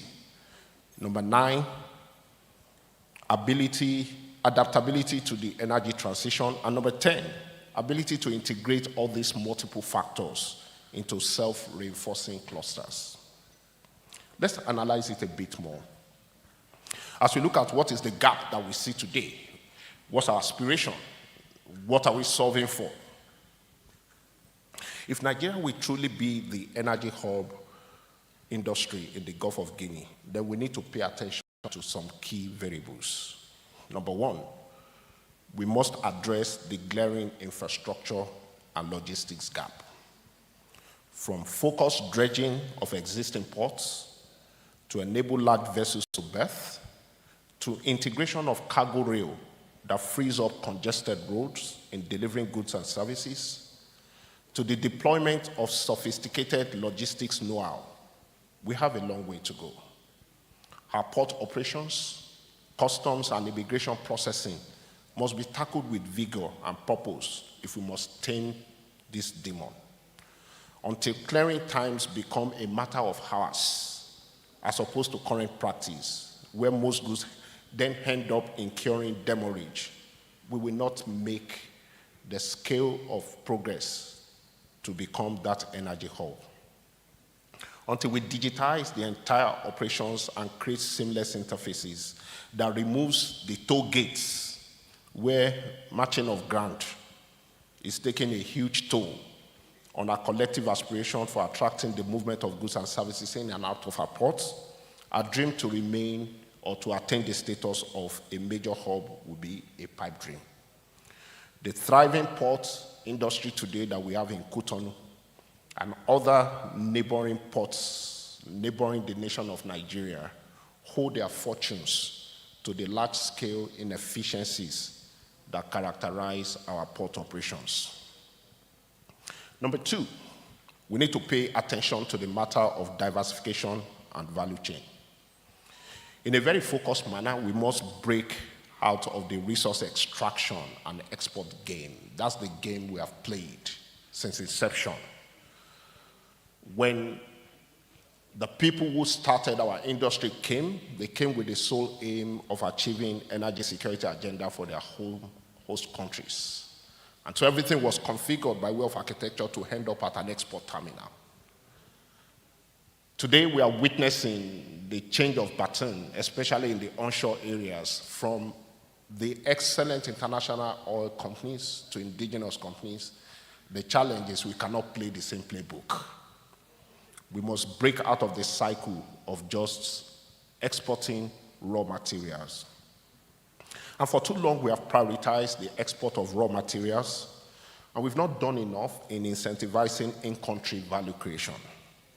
We have not done enough in looking at the regional play through sale of refined products. Consequently, we've not generated the domino impact that should catalyze industries, that should open markets, and leverage the industry for a large-scale economic growth. Sadly, as before, until today, the oil and gas industry remains a poor direct contributor to our economic growth. Our contribution as an industry to our GDP is barely up to 12%, despite handling as much as about 95% of our foreign exchange. It has to change, but it's going to change by deliberate formulation of policies that incentivize private sector-led economic revolution. It must change by challenging every instance of market distortion that we have today in the form of subsidies. Today, you and I are living witnesses to the fact that our industry and our economy are on the mend because the subsidy on PMS are no more. Painful in impact. And that's because we didn't do it in time. But let's not kid ourselves. Other subsidies remain that must also be tackled, and they should receive the same treatment. Today, we have significant inbuilt distortions of these subsidies that continue to rob us of the economic environment that we need to build scale, that we need to scale up infrastructure and enduring businesses on a sustainable basis. The third thing I'd like us to pay attention to relates to the issue of governance policies and stability. Every single case of existing energy hub is the creation of stable government policy that is business focused. The PIA, which came into being in 2021 or 2022, which took more than 20 years to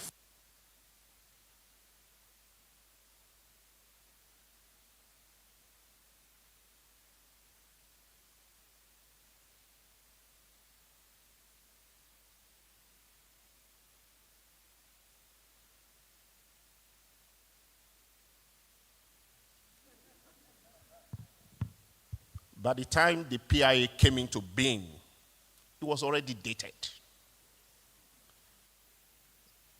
Premises have moved on. Our realities were no longer the same. And at a point, with each announcement of the passage being imminent, there had been different editions and versions that we didn't even know which one was going to be passed until we saw the one that was passed. Within 5 years of passing the PIA, it requires now a review of critical areas. I don't know how many of you follow very closely, but yesterday we woke up to the news that already piecemeal amendments are being contemplated. And they're being done in unilateral factions, lacking in consultations, and broad-based engagements. These do not send the right signals, thank you, sir, to investors and to capital flow.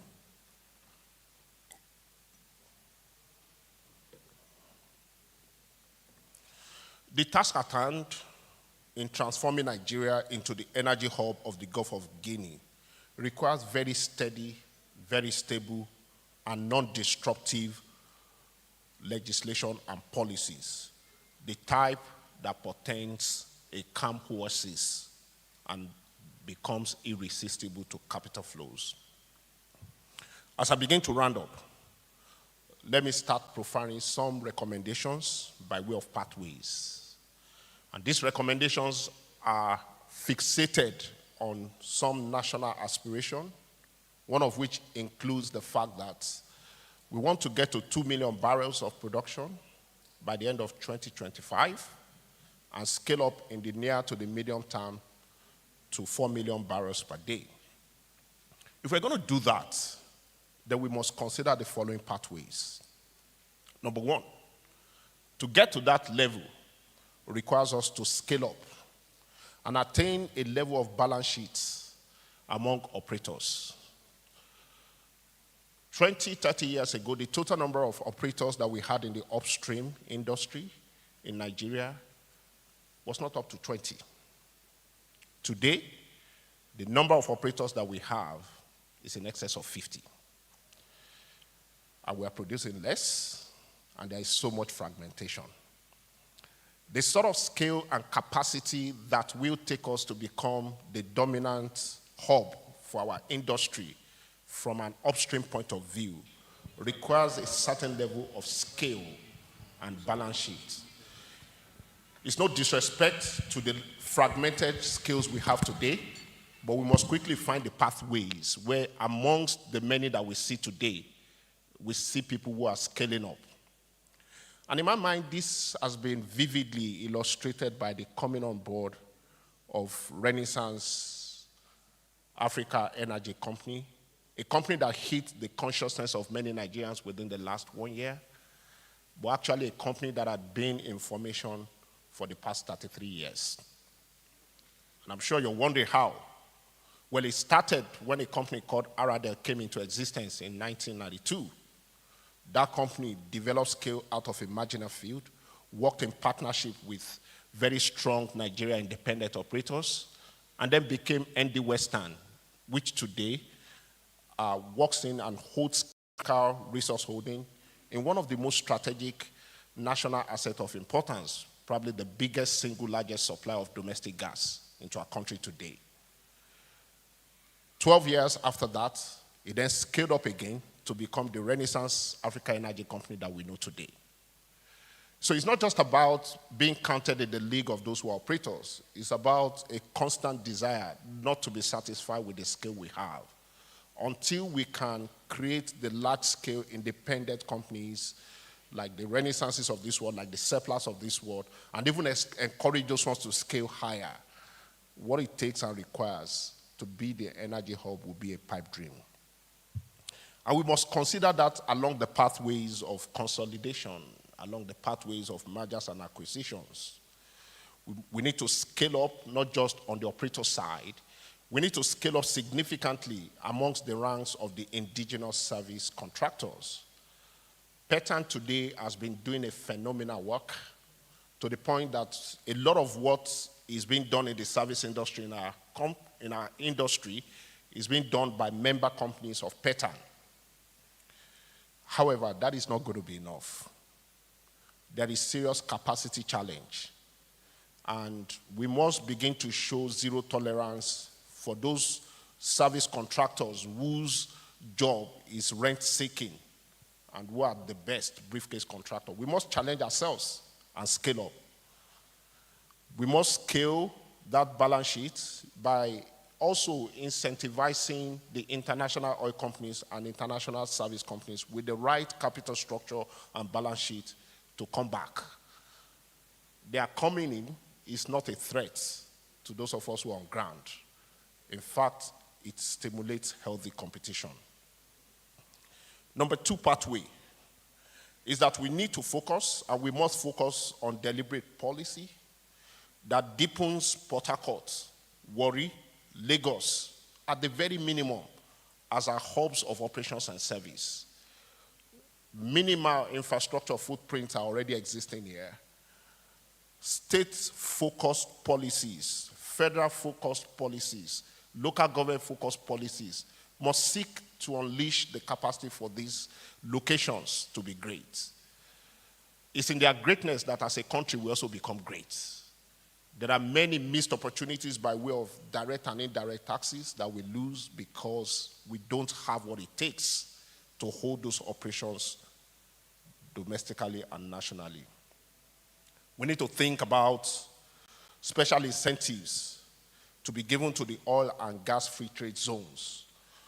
We need to consider special status and spend for the centers that continue to develop the manpower, the octans, the PTIs, the FUPRIs, the Uniports, the University of Ibadan, UI. Should we call Unilag? And the Unilags. And Uniben. Every single hub that we have looked at has a very strong presence, active presence of those capacity development centers, and there is strong collaboration between the town and the gown. Until we bring ourselves to that level, we will never scale up for Nigeria to become the hub.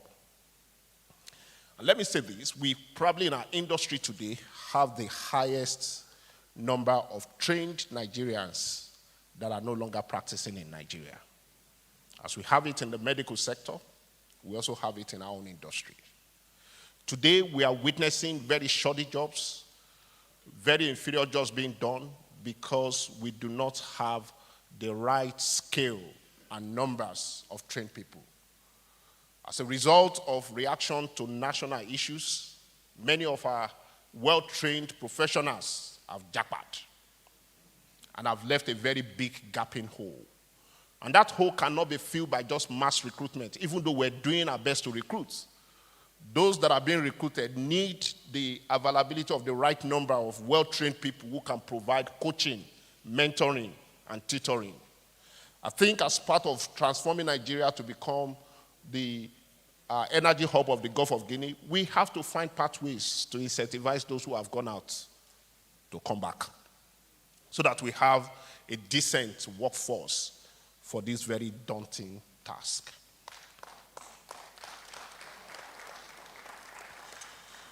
For us to achieve a Rotterdam-type hub or a Jamnagar-top, given where we are today, we must remove everything that is hampering our infrastructure rollouts. I mean, kudos to the government through all our agencies for the role played to date in building out infrastructure. The reality, however, is that the demand of building out the infrastructure on national pause from a ballooning population and the need to execute with speed warrants that we consider alternative development schemes and funding arrangements. This will include, and will not be limited to, PPP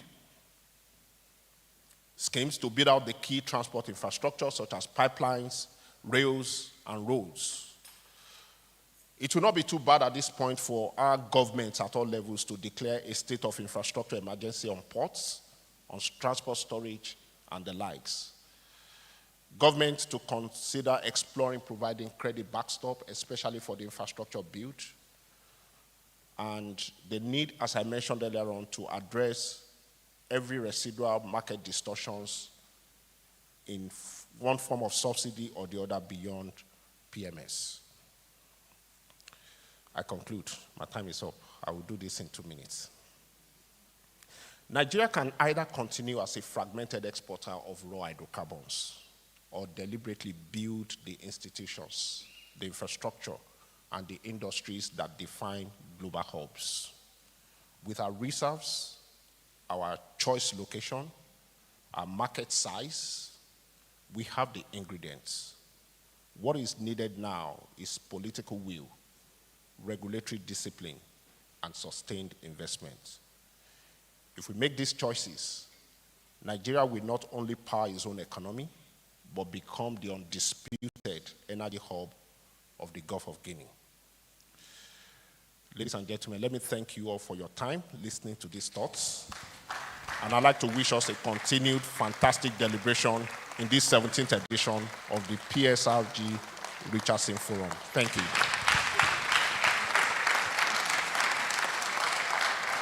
That was quite a comprehensive, methodical, and insightful presentation. And yes, in addition to all of that, it was also expertly delivered. Thank you very much, sir. Thank you for that presentation. We've seen how foreign templates that work in Houston, Rotterdam, and Jamnagar can be and replicated here in Nigeria. Thank you very much for sharing your thoughts and giving us ideas on how to make Nigeria the Gulf of Guinea's energy hub. Thank you very much, sir. Thank you for that presentation. At this time, we'll take comments, we'll take questions, and yes, answers will be provided. So the mics will be around. We have ushers who will move the mics around. If you have any questions, any comments, let's do that in the next 5 minutes, please. So if you have any questions, just signify by raising your hand. The microphone will get to you. And please, once we hand the microphone over to you, just introduce yourself and go straight to the point, ask your question. The keynote speaker will also respond accordingly. Thank you, sir.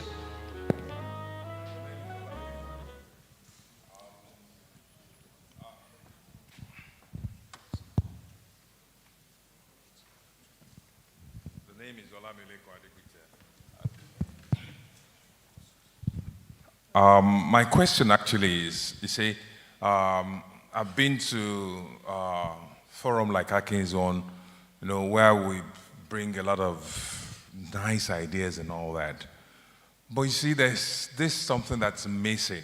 I've had the privilege of serving in government at the state and at the federal level. And we need to have this connect.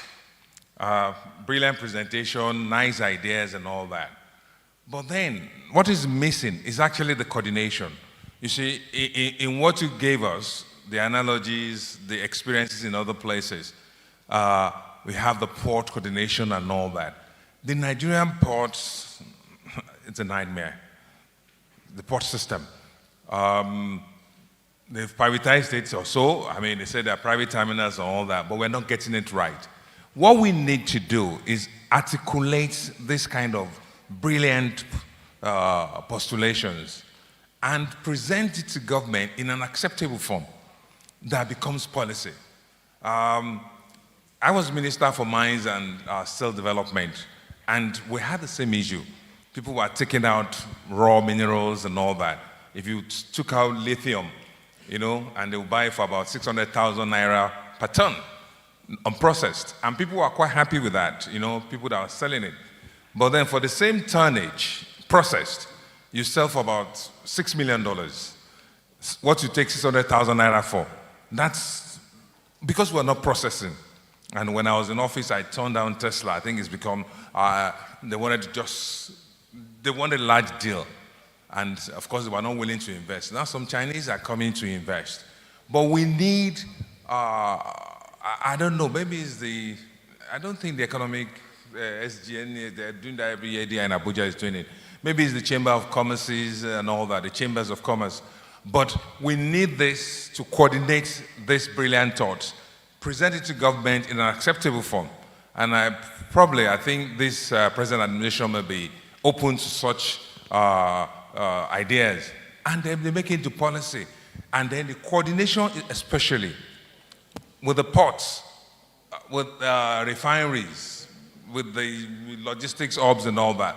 This is what we need to do to move Nigeria forward. Yes, it's not just enough to make the presentation there, but then making sure that it gets translated into what needs to be done. Thank you so much. Right. Thank you, sir, for that insightful comment. I want to assure you on behalf of the organizers that your comments and recommendations will be implemented. Trust me, those recommendations as given by the keynote speaker will be forwarded to the relevant authorities so that we can have policies put in place. All right? Another question? Yes, a very quick one. You know, the DVC and I were having a side comment when the keynote address was being made. This is a question, as raw as it might seem. How do we increase oil production as one of your recommendations? Yeah, there are so many ways, I assume. However, one area that I think has probably been put aside is oil theft, pipeline damage, infrastructural damage, basically, by communities. We are involved, my company are involved currently in a field where we have to mitigate, we have to plug pipelines that have been damaged underwater by communities. And we have to now sit on standby to plug these holes underwater every time there is a drop in pressure or we see the oil seal on the water. This is where I'm going. In us sitting in that particular field to plug these holes, basically reducing production, we also have to pay these same communities a certain amount every month in what we call a freedom to operate. So basically, to go and work in these communities in trying to plug the pipelines that have been damaged by them, we pay them money. So is there anything to be done in these communities to the community? Is there supposed to be some form of education? Is there supposed to be some form of reparation to be paid to them? Are we supposed to, is the government supposed to pay them, or are the oil producers supposed to pay them to repair the pipelines that they damage, which continues to reduce our oil production? Thank you. Any more questions on this side? Sir, do you want us to have all the questions in one fell swoop or one after the other? Okay. Please allow me to stand. I think we've made huge progress where we're coming from.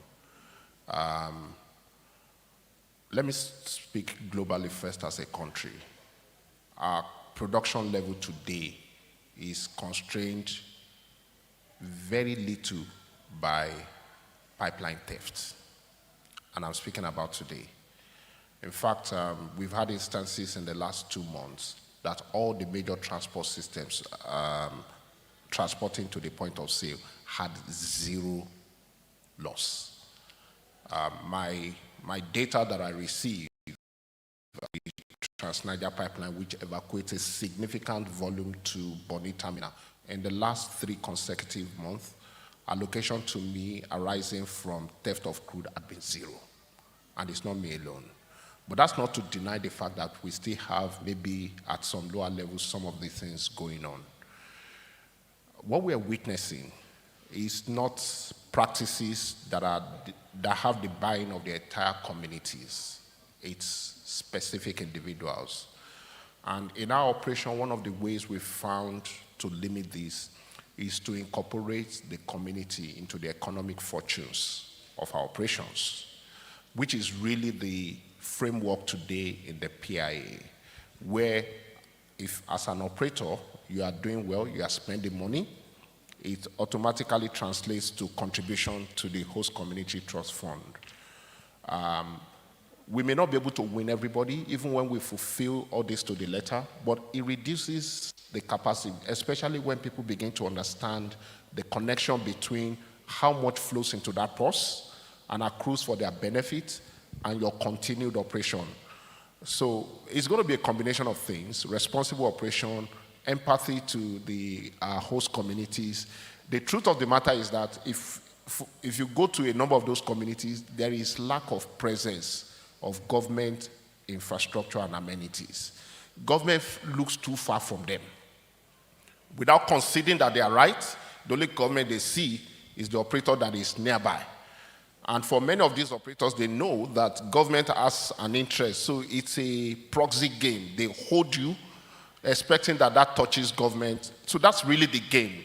What we need to find out is to continue to demonstrate the care for them, involve them as much as we can in the fortunes, in the economic prosperity of our operations. It will not eliminate things, but it will reduce things. And I think it will continue to be work in progress. But I will admit that we're in a far better position today than we were 2-3 years ago. In fact, the gap to potential we are seeing today is not coming as a result of inability to evacuate. It's now showing up the serial underinvestment in the industry. Until recently, where we had our rig count going up as much as 40-something and 50, for the better part of the last 2-3 years, our rig count was barely 14, 15, less than 20.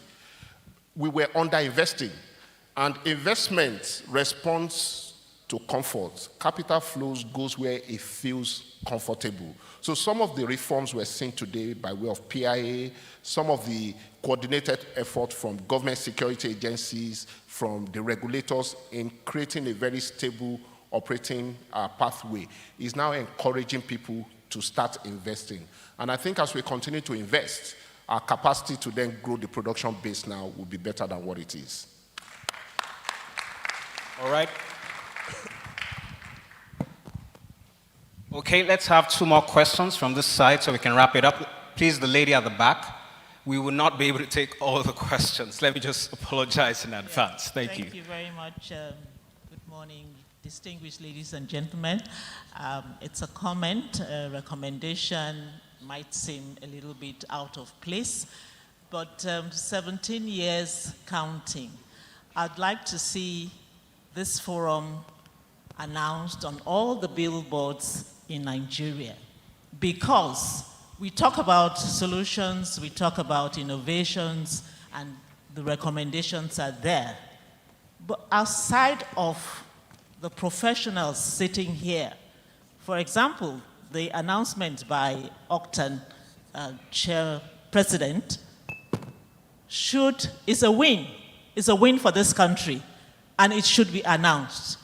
Why do we must begin to go beyond sitting in a room like this, talking to ourselves and riding on the first speaker, get the political elite involved, because if they do not understand what happens in the oil and gas sector, the problems will remain. I'm happy that I have learned so much, even though I once belonged to the oil and gas, and by proxy, I'm still there. It has to be a focused, deliberate attention towards achieving your vision and the national goals and aspirations. Thank you. All right, thank you very much, ma'am. The gentleman at my far left, thank you, wearing the brown outfit.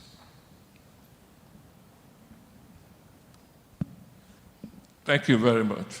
My name is Adekola Badiru, and I run an engineering support services company. I would like to thank the convener of this forum. Congratulations, sir. God bless you. And also, my question is, in the presentation, fantastic presentation by Mr. Falade, I wonder why he chose the Reliance hub instead of Dubai. Dubai has a port, and if we're focused on trade and connectivity, I think Dubai is nearer home than Reliance. Maybe you have your reasons. Please let us know. Thank you. Thank you, sir. There are two reasons, and none of them puts down the very superb credentials that the Dubai port puts in. The first reason is I didn't have enough time to talk to. In fact, there are several that I couldn't speak to. But the second one is that the Jamnagar one in India speaks to when individuals rise over and beyond government to create it. It's just to dimension the scale of what is possible without necessarily waiting for government intervention. And maybe also to highlight the fact that whilst he may not be the most popular person, what Mr. Dangote has done is worthy for government to jump in and provide the necessary support for him and similar entrepreneurs, because those are faster pathways to achieving the hope that when we wait for a government process that can take forever before it comes into fruition. So it's both for time, lack of time, and also wanting to showcase what bold, courageous entrepreneurship calls can do in helping us get to that destination. Thank you. All right, we'll have the final question, someone from Unilag. Thank you very much. All right, good afternoon. I want to say thank you, sir, once again for the keynote speech. So I have a couple questions, just two questions. The first one goes thus. So as one of Africa's largest oil-producing nations, why is it taking us over 80 years to implement standard petroleum education in higher education institutions? And why are we still having discussions like commitment in the NC, DBM education levy? And the second question is, what's the vision of AI in driving Nigeria into owning the Gulf of Guinea? Okay, thank you.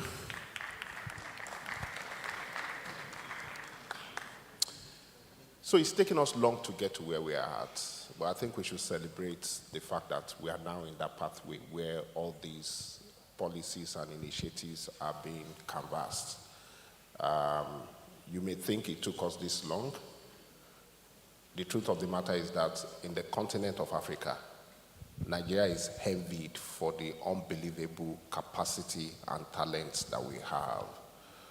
We woke up a bit late, but that waking up a bit late is because this industry just used to be a resource play.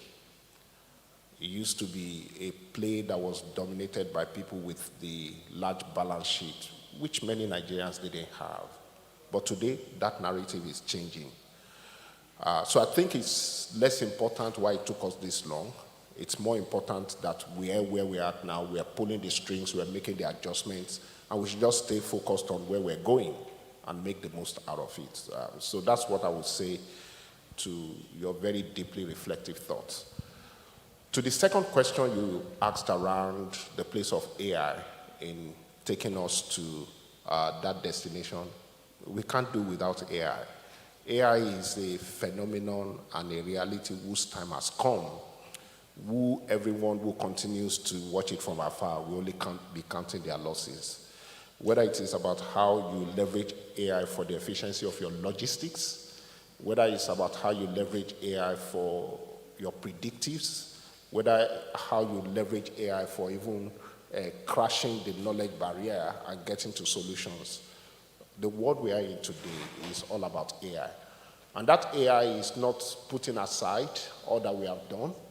is leveraging what we have. So today, real-time measurement coming from field-end instruments are being integrated into softwares that are, just helping you to give real-time opinion, not just of readings, but of what's going on in your reservoirs, and it's helping you to make better decisions. So investment in AI is what we almost do in our own operations, irrespective of what we're doing. As we do that, we're able to compete more. As we do that, we're able to become more nimble, more efficient. We're able to do a whole lot more. And the constellation of all of that is what puts us on the pathway of becoming that energy hub for the Gulf of Guinea. So AI is a must for us, and it has a place and a role to play.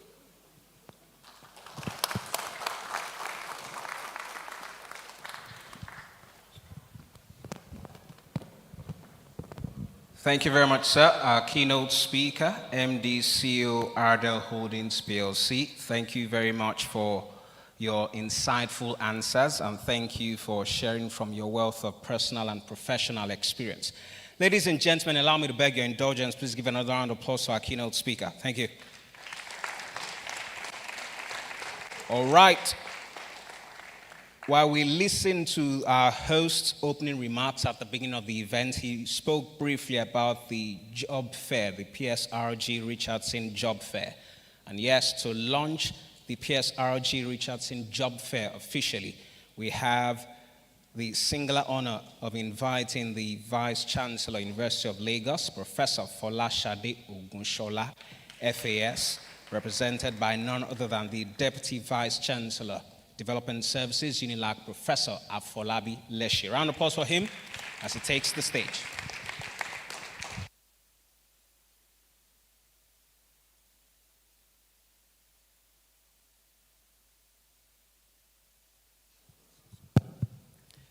Chairman of today's occasion, distinguished ladies and gentlemen, let me, before I say I don't say a few words before I launch the job fair. First is to recognize Akin and Osuntoki for what you have been doing this past 17 years of putting this platform for knowledge. I also must recognize a few of my sisters who are in the audience, not in any particular order.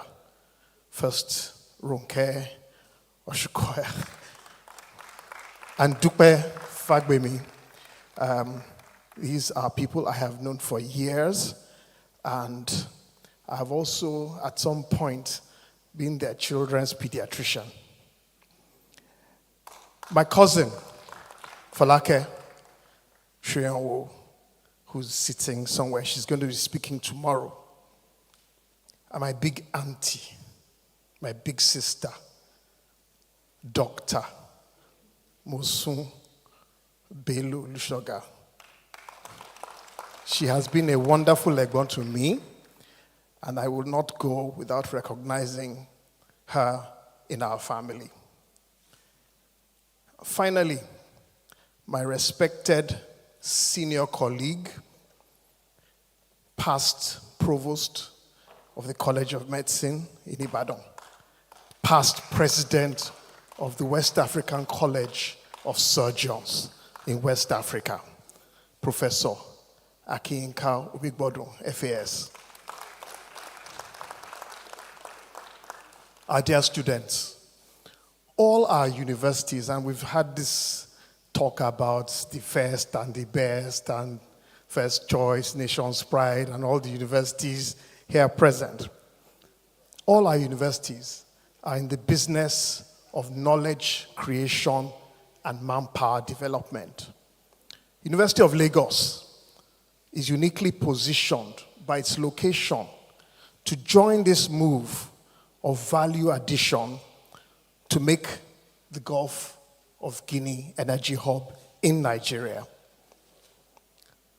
Professor Ogunshola's future-ready agenda is to produce fit-for-purpose graduates. Therefore, we need to strengthen our partnerships with industry, and a lot of you are in this room, to co-create our curricula to produce those graduates that will key into the vision of a Gulf of Guinea energy hub. The Bode Oshukoya Prize winners, our students, will showcase the quality of our students in UNILAG and also within the Nigerian university system.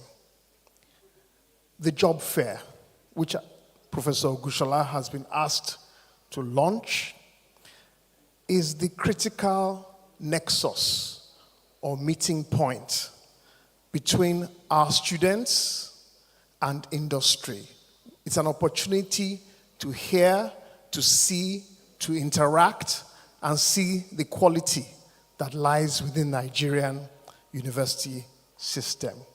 With those few words, I hereby, on behalf of Professor Falashade Ogunshola, Vice Chancellor of the University of Lagos, launch the Job Fair 2025 with the theme of bridging the gap between academia and industry for a safer and smarter future. So I would like the members of the high table to please join me as it has already been unveiled. So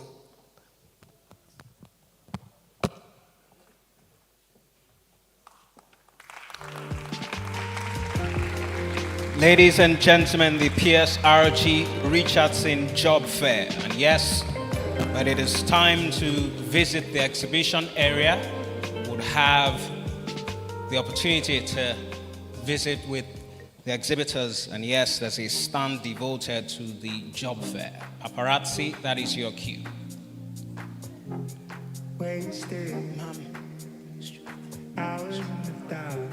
Ma'am, please join them. Don't worry, just get used to it. So let me tell you in advance.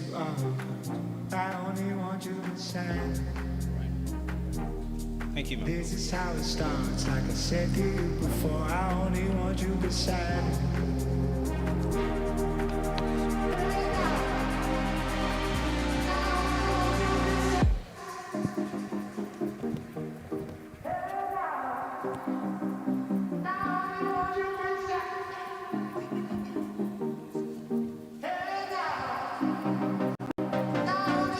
Paparazzi, that is your cue. Thank you.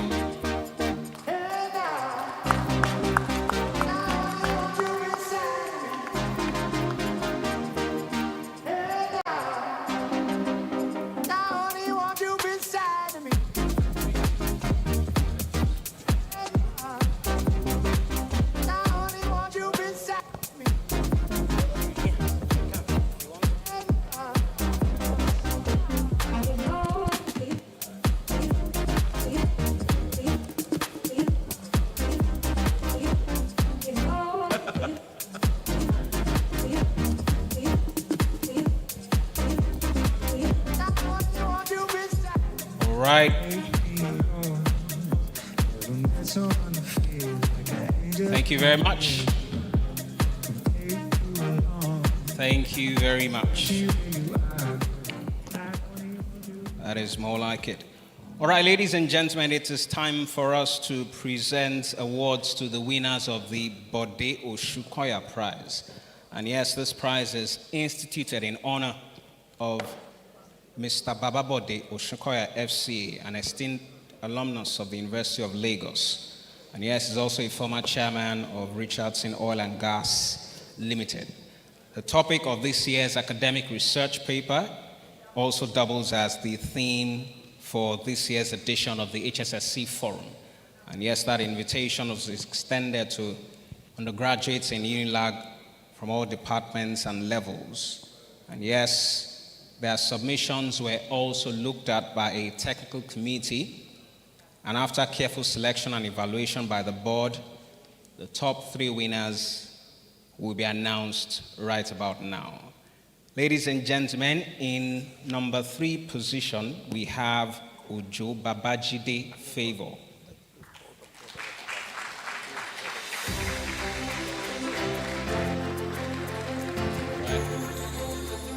we will get the award to Ojo Babajide Favor. And yes, the chair of that Bode Oshokoya Prize is here with us. Please make welcome Dr. Dorothy Bassi. Round of applause for her.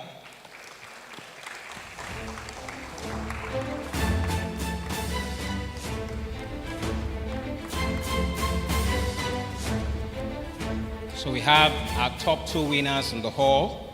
We have stairs on either side of the stage, ma'am. Thank you.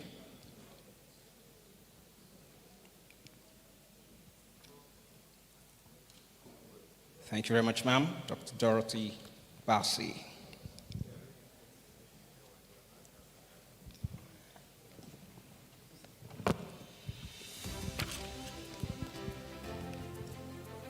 And to present the awards, please join me to welcome Mrs. Ronke Osuntoki. Round of applause for her.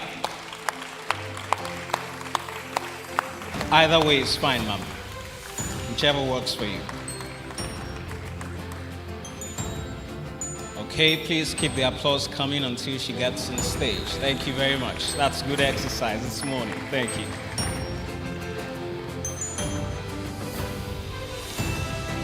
So as earlier announced, we have our top 3 winners. The chair of the Bode Oshokoya Prize is here with us, Dr. Dorothy Bassi. Thank you very much, ma'am. Thank you for the great work that your team has put in this to ensure that we have a good outing.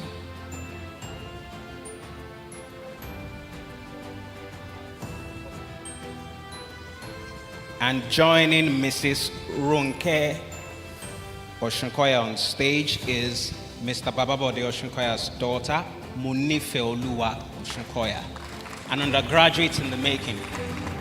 Is that the way you expressed it, ma'am? Yes. And she will also go to Unilag, I believe. Oh, no. Are you asking her why?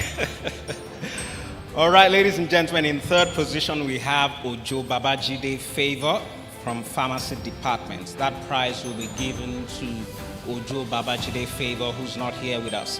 In second position, please make welcome Justice Esiri from Mechanical Engineering Department, University of Lagos.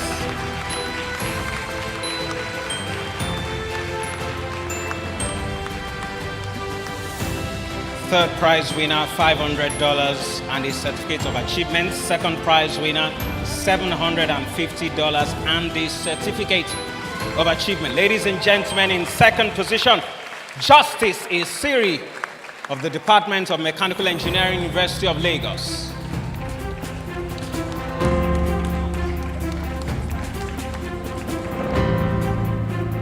Right, paparazzi, please be on cue. Thank you.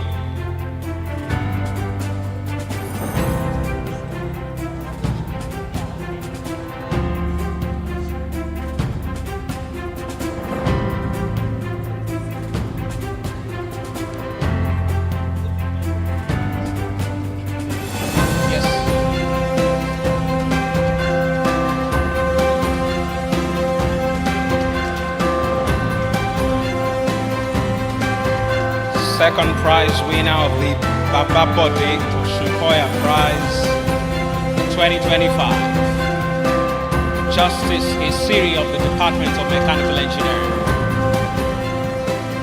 Paparazzi, we good?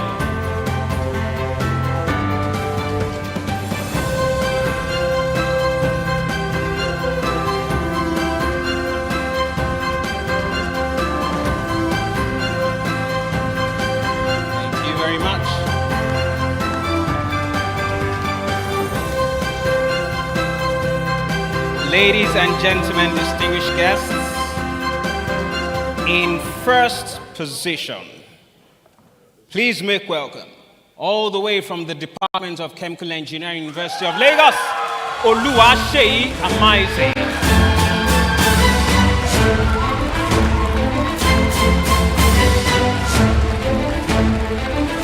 First prize winner of the Bode Oshokoya Prize for the 2025 edition of the annual PSRG Richardson HSSE Forum. Ladies and gentlemen, make welcome, all the way from the Department of Chemical Engineering, University of Lagos, Oluwaseyi Amaise.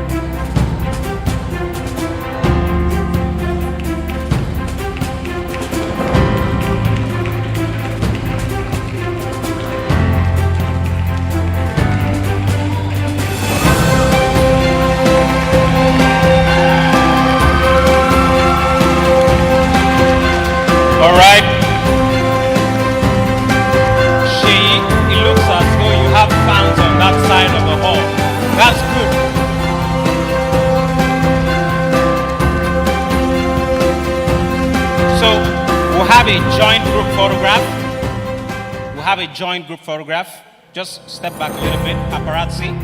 We'll have a joint group photograph. Please, please join them.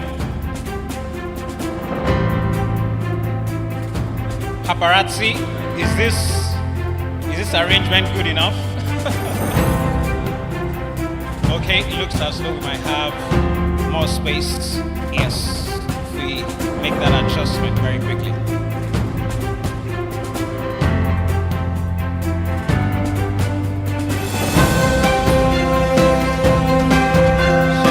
Ladies and gentlemen, we're unveiling our winners of the Aradel Holdings Prize for 2025.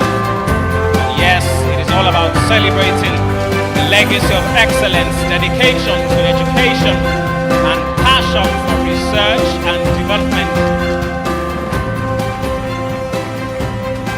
Thank you very much, ladies and gentlemen.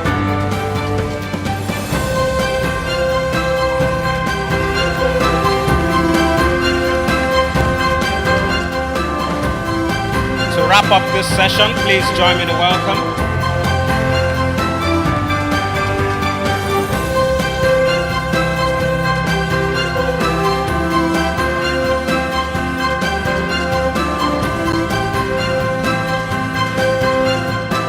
all right, take it down, thank you.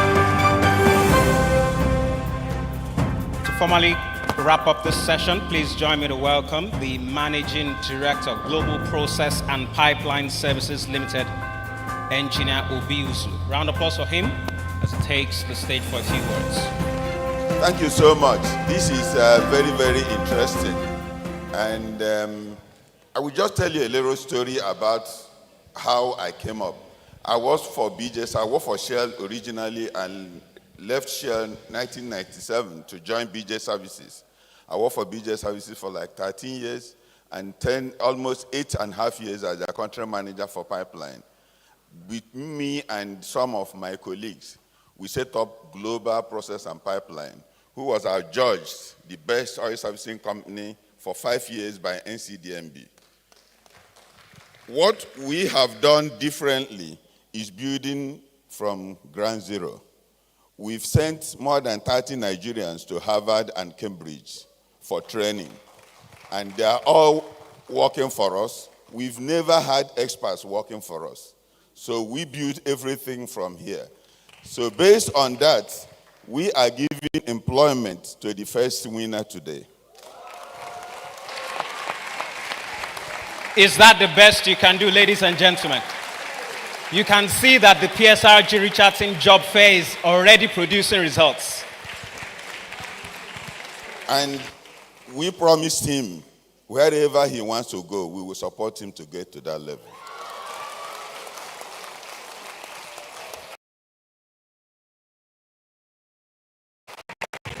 Thank you very much, sir. Thank you very much, Engineer Obiusu, Managing Director, Global Process and Pipeline Services Limited. We'll also take a few words from Mrs. Ronke Osuntoki. Ma'am. Good afternoon, distinguished ladies and gentlemen. Honestly, I must say I'm a bit overwhelmed with this, and I just want to thank Richardson Oil and Gas, PSRG HSSE Forum, for this honor that you've bestowed on Bababodi Osunkoya. But he was the chairman of Richardson, and he was a very good friend of Mr. Akin Osuntoki. And he was a Unilag undergraduate. I'm envious of that, but I'm not exactly Kinibo because I come from, I attended the best university in Nigeria, the great UI. Our name can never be changed and can never be proposed to be changed. And, but I'm so glad that you guys have done such a wonderful job. And I'm talking to the students now. You've seen what good work can fetch you. Be diligent, be hardworking, and you would excel. The sky is your limit. The sky is up there. You can get to anywhere you want to get to. But he was very passionate about a lot of things, passionate about education, about training, and he mentored a lot. My husband is not an engineer, he's not anything, but he was an accountant, and his audit firm is a good example of what he used to be. People still come back and say he was a good mentor. And take comfort from this. Mr. Osuntoki too is not an engineer, but he's an accountant as well. But there's nothing you cannot do if you put your mind to it. This is just the beginning. And I thank God that this has shown that there's a lot more that you can achieve. And I'm encouraging people here, please, let's sponsor students. Let's encourage them. And let's just try and lift them up. They would get to places even, I'm sure people are looking and saying, wow, this guy has this. I'm going to do better next time. I'm even using that to encourage my daughter as well. But, I thank God for this, and I want to thank Mr. Osuntoki. Thank you very, very much for honoring your friend, and thank you very, very much for this forum. God bless you. Thank you.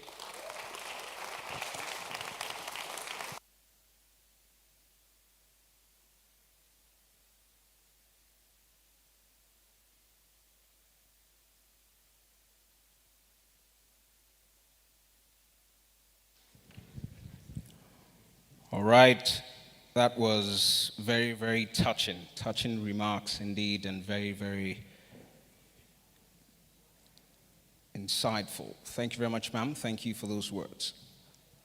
We have an opportunity for the first prize winner of the Bode Osunkoya Prize to give a presentation. So please make welcome our first prize winner, who will be making that presentation right on the PSRG Richardson HSSE Forum stage. Please make welcome Oluwaseyi Amaeze.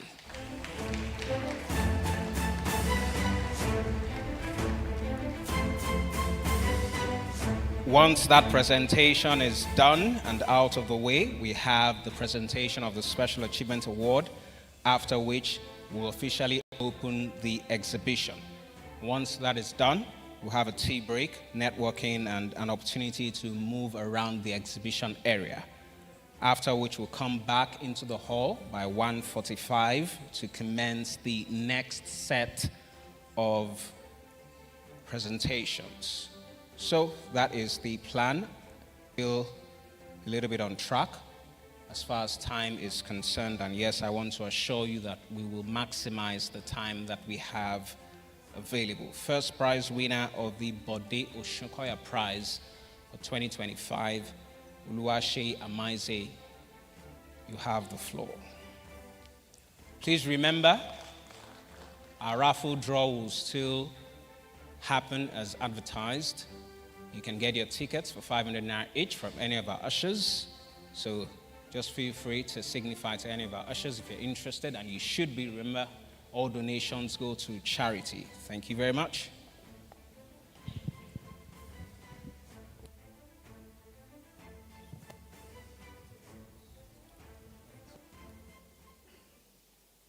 Okay. Good afternoon, everyone. I'm really excited this award today. Okay, my slide has not come on yet.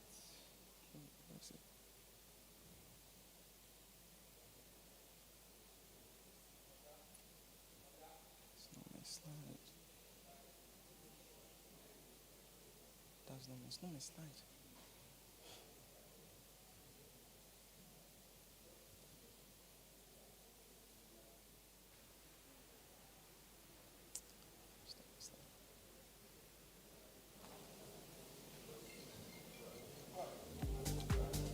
Okay, so I worked on a research project on the 2025 PSRG Richardson competition, and it was about developing a framework on how we can improve Nigeria's performance in the Gulf of Guinea. Okay, so the main points of my research work hinged around the creation of a framework known as the PAT framework. The PAT there stands for Protect, Advance, Trade, Harness, and Sustain. So each of these frameworks which I have there they actually address each of the concerns that we have as a nation today. So I would have liked to have my slide on. No, I don't have it. Okay. Okay. Oh, my slide. Okay. So, as I was saying, the framework which I actually developed as a solution to improve Nigeria's performance in the Gulf of Guinea and make it an energy hub in the Gulf of Guinea was that I developed a PAT framework which is Protect, Advance, Trade, Harness, and Sustain.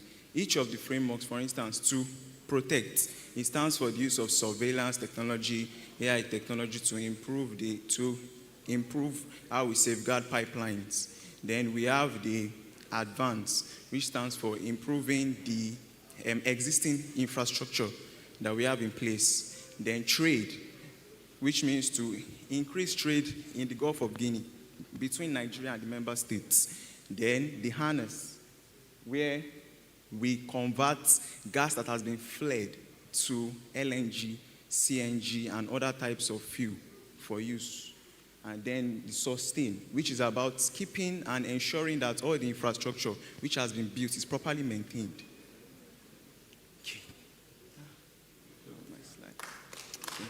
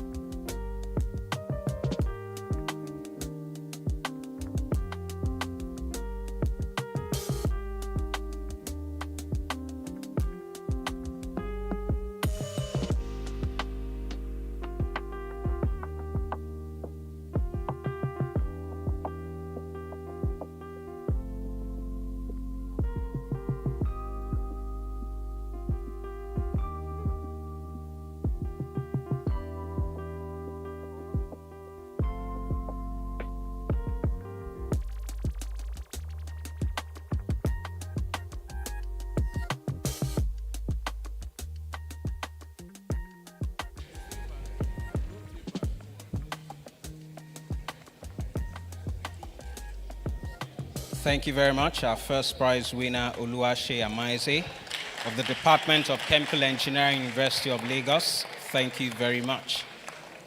We apologize for that mix-up. Thank you. All right, ladies and gentlemen, we are moving very quickly and changing gears.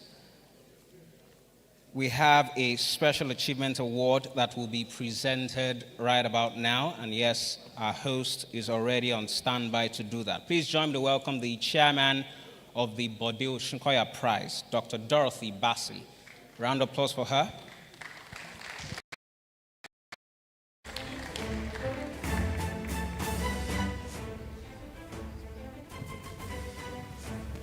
Yes, let me put your hands together for Dr. Dorothy Basi.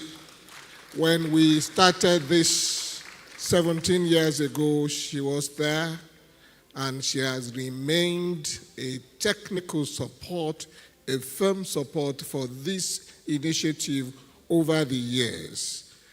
Part of that is being the head of the technical team that put the whole process of the Bode Oshokoya Prize in place. I think we should just honor whom honor is due. On behalf of PSRG Richardson HSSE Forum, Richardson Oil and Gas, and her partner, Process and Reliability Group, help me put your hands together for a lady achiever, a first-class professional, someone who puts all her energy into whatever she does, who has been with us for 17 years and remains strong. If you look at the program you have in your hands, you see what she looked like 17 years ago. She is still very much the same. Please let me welcome Dr. Dorothy Basi. If you don't mind, could we please just stand up and give her a standing ovation for being such an excellent support. May I have the prize, please?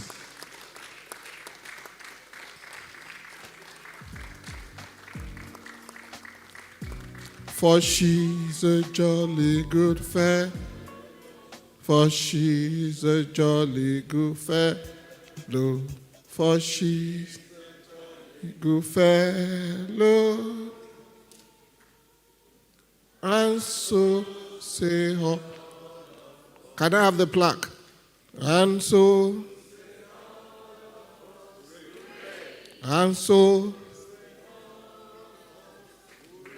for she's a jolly good fellow, for she's a jolly good fellow, for she's a jolly good fellow.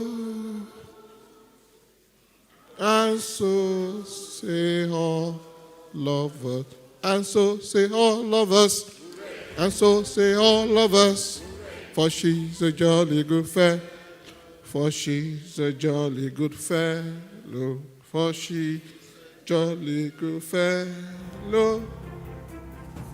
And so say all lovers. Engineer Kalejai, please.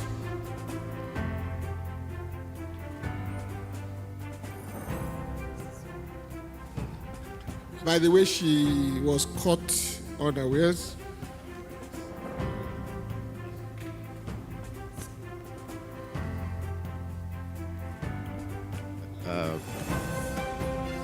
On behalf of PSRG Richardson, I would like to present Dr. Dorothy Basi with this plaque.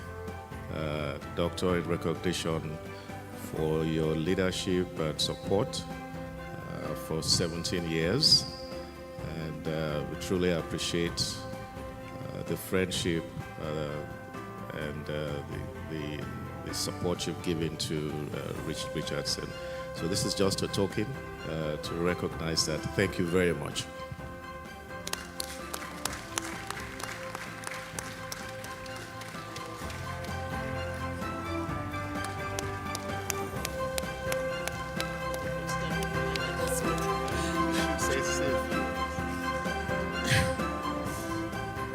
For the first time in my life, I really can't say anything.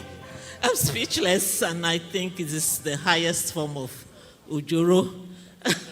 Thank you very much, Richardson Oil and Gas, particularly Akin. He's my mentor, he's my friend. And what can I say, really? Like I always tell the young people that I speak with, give the value first. Every other thing will come. Thank you very much, and God bless you all. Thank you very much, sir. You're welcome.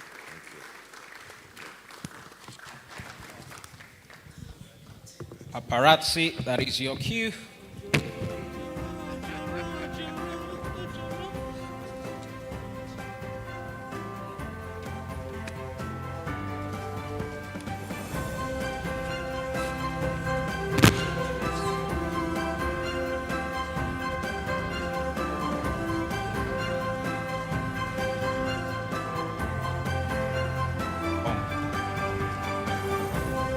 All right, it's time for us to declare the exhibition open officially. And yes, I'd like to beg the indulgence of all our special guests and dignitaries seated on the stage. The ushers will direct you to the entrance of the exhibition area.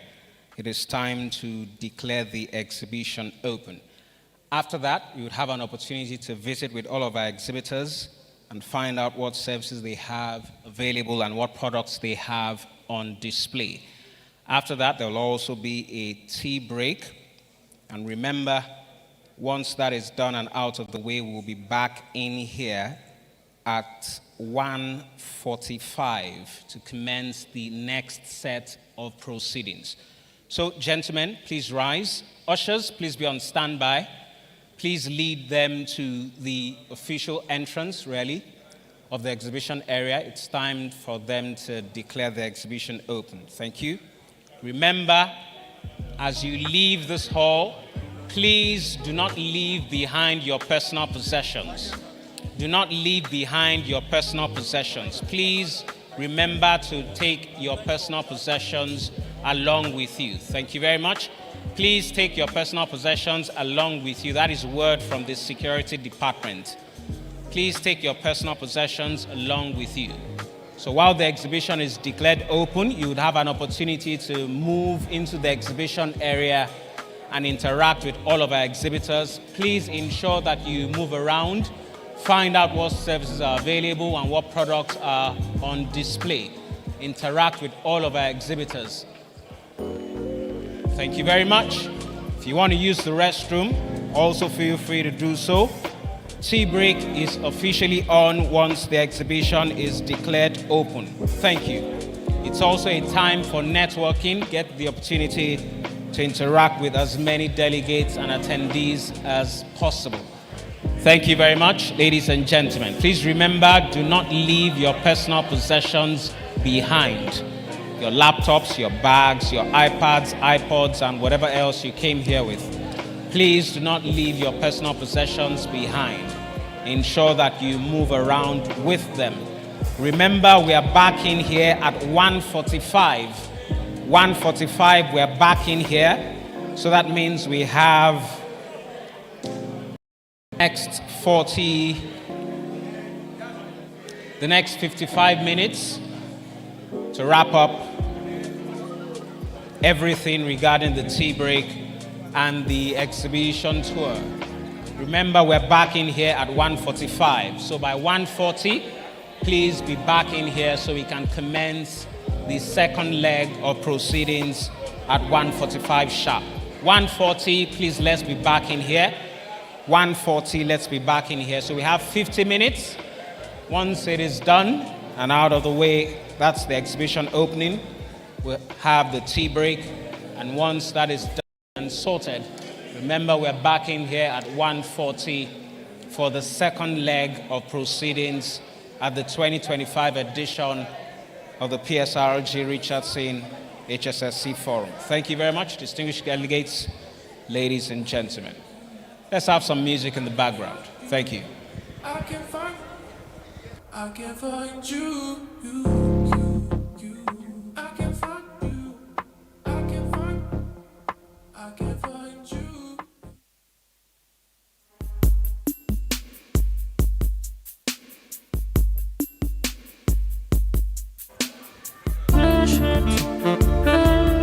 Yeah.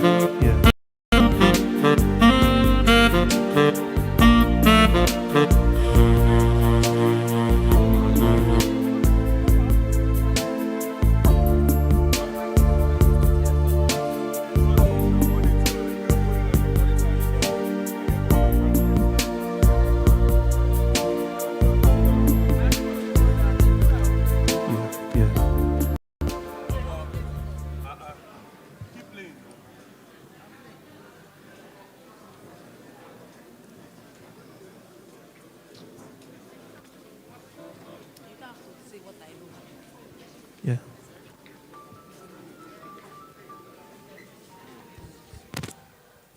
One, two.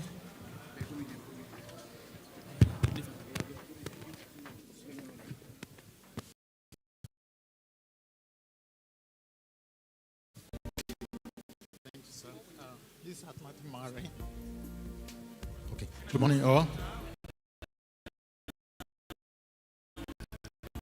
This is Atlantic Marine. We are into oil service. Our core value is for diving and ROV services to support the oil facility. We use human, also we use robot. As you can see, we have some of the equipment here for human support. These are just a few of them to show of what we do. The display there, that's a subsea operation of what we do. Intermittent showing. So, and more also, one of the mini ROV is also displayed there that we can use for intervention and for the oil and gas services. Thank you. Thank you. Thank you. From Atlantic.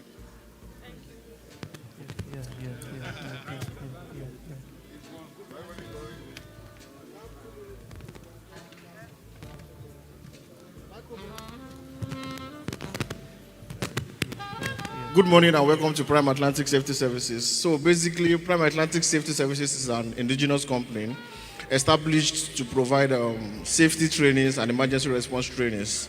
And we also do consultation services to the oil and gas, the maritime, the aviation sector, the manufacturing sector, and across the corporate world, because part of our service offerings involves HSE trainings, first aid at work, emergency response, the popular Buziet for people that go offshore. We have an OPITO accredited training center here in Nigeria where we deliver global standards trainings for people basically, majorly in the oil and gas sectors. We also do consultancy services where we provide emergency response services to people in the oil and gas space. We've been with Shell providing firemen for their locations from Huguno to now more recently Sokuk, Baran and Bonin terminals. Also for NLNG, we provide firemen for them, and also Chevron. So as part of that, we also have technical trainings that we do, ranging from scaffold to ensure that people that are setting scaffold to global standard, something that goes beyond just Nigeria. We also have rope access trainings for people that use rope to access places at height, and also general work at height trainings in general. We also do procurement of fire equipment, firefighting equipment from hydrants, hose reels, landing valves, sprinkler system, fire alarm systems. We do design for people that just want to set up a facility. We do procurement and installation, and we also do maintenance. We have a maintenance service contracts for quite a number of people in the oil and gas space. So you think safety, you think Prime Atlantic Safety Services. How many years have you been with Prime Atlantic? Really?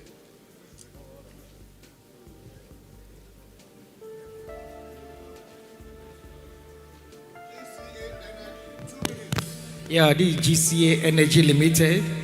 We provide engineering service and procurement and manpower service to the oil and gas companies in Nigeria, like Chevron, Mobil, Total, Shell, and the rest of them. We also represent some companies in Nigeria. For instance, the manufacturers like Petro Valves. I can see Petro Valves, Warwood Valves, TMC, Cameron, and TMC compressors, and Rotok. We are the representative in Nigeria. Thank you.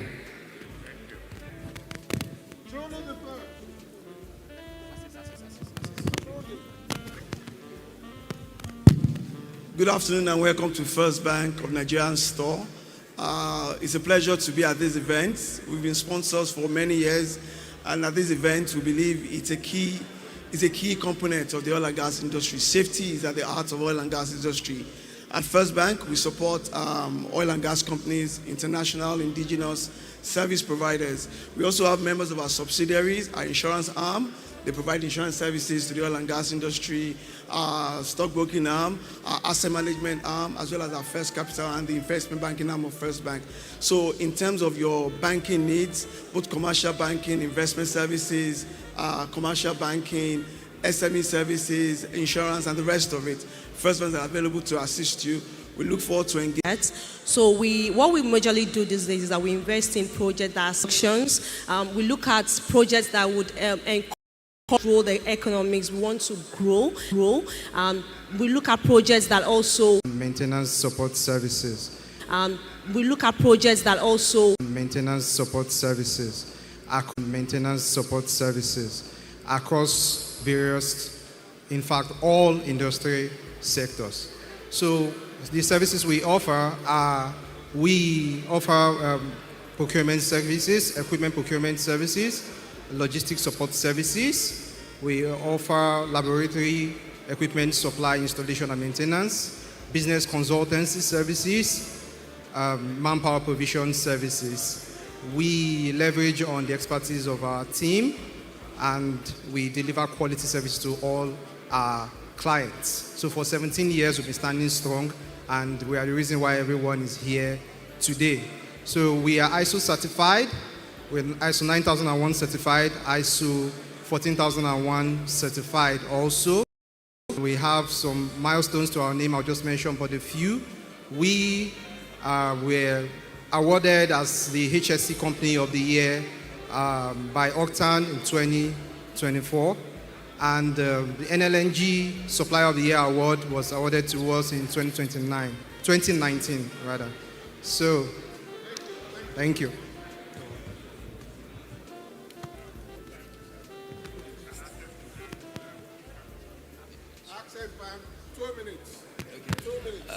Good afternoon. All right. We are Access Group of companies here. We have our Access Bank is the parent company, and we have other subsidiaries. We have Hydrogen. Hydrogen deals with payment gateways. We have Oxygen. Oxygen is the for the finance company. That's for loans and services. And we have Access Air and Pension, and as well as Access Insurance Brokers. Yes. Thank you. Thank you very much. Well done.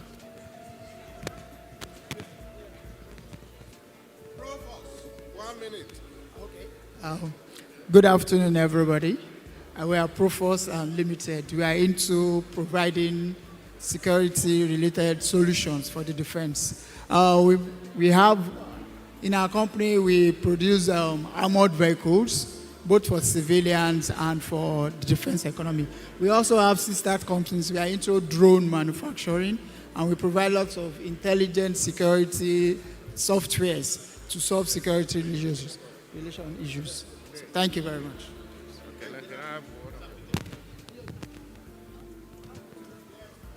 Yes. Good afternoon, everybody. Welcome to Page Financials. Here, what we do is we give loans to salary earners and business owners. We also have fixed deposit options for individuals that are looking to invest. And then we do payment plans, we do payment solutions for people looking to maybe buy airtime, make their Netflix subscription. So all in all, we're your one-stop shop for all your financial solutions. Thank you.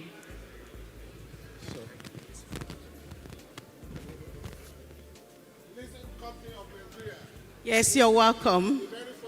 Yes, we are the foremost. Welcome. This is Lekon Finance Company Limited. It's a subsidiary of the Bank of Industry. This is the best stop, your best stop for asset financing. We give you lucrative rates, very competitive in the market, and we'll have extremely nice tenor that we can offer you when the repayment is scheduled. Excellent.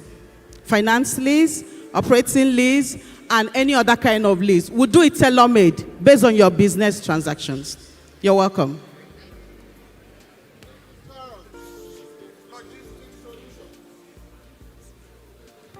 Good afternoon. You're all welcome here. I'm Mrs. Ibirogba, the Managing Director of Nikitaros.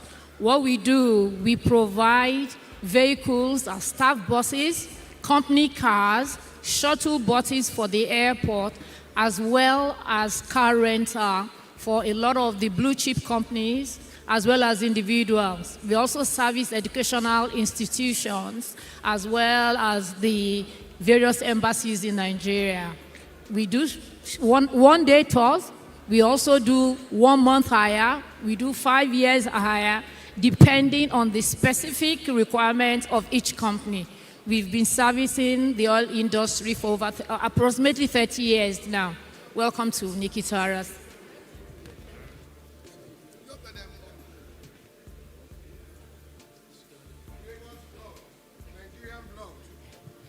Welcome, sir.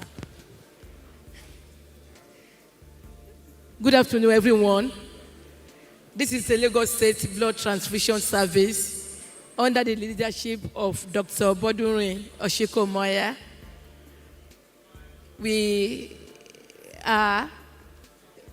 Our responsibility is to provide safe blood and blood products to those that are in need, mostly the cancer patients, the accident victim on the highways, the sickle cell patients, the pregnant woman that delivered, and there is need for blood transfusion. And we can achieve this through advocacy, as we are here now, for people to donate blood voluntarily to save those that I mentioned. You can see a bed, you can see people sitting down. They are here to donate blood.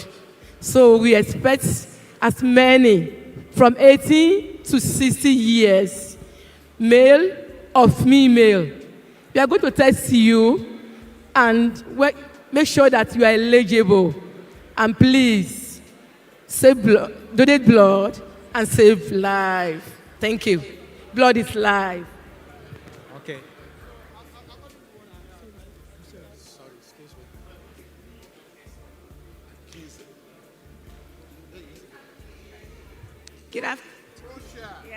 Good afternoon.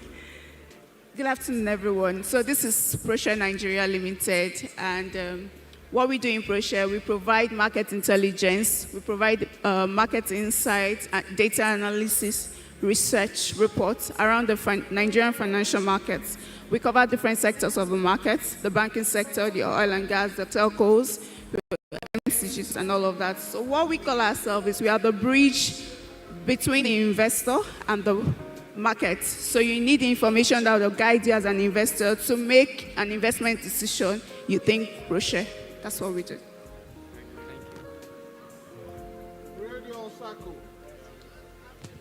Good afternoon, everyone. Welcome to Radar Cycle Group. In Radar Cycle Group, we have some sub-companies under Radar Cycle Group.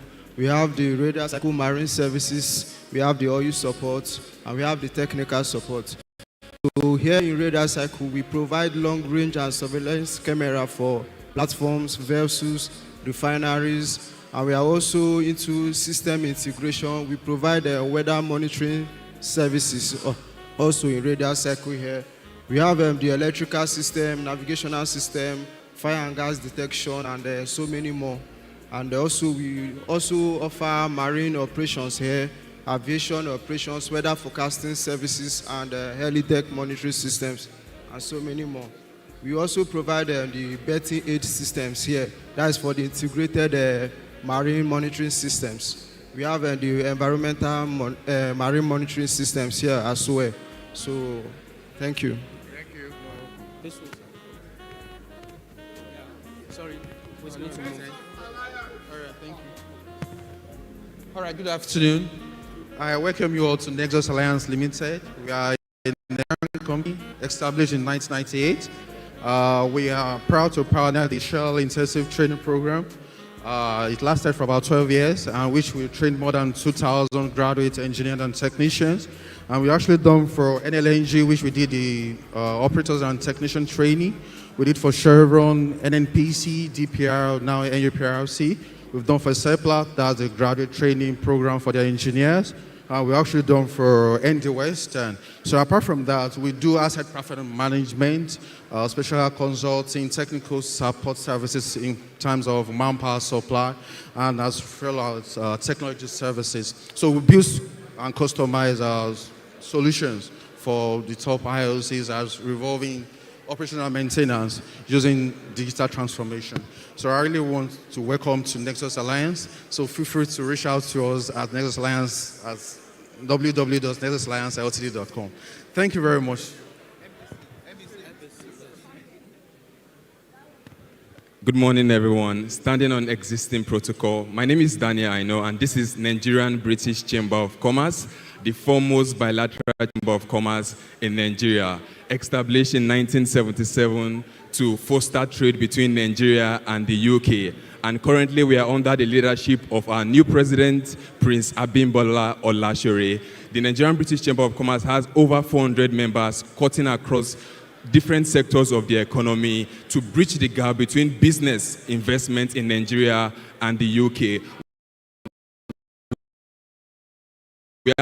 We meet the governor and different events cutting across the sector that bring high-level C-suite executive to the room to promote business, to members referrals, B2B referrals, and such like that. We are committed to make business thrive, business opportunities between Nigeria and the UK. Thank you very much.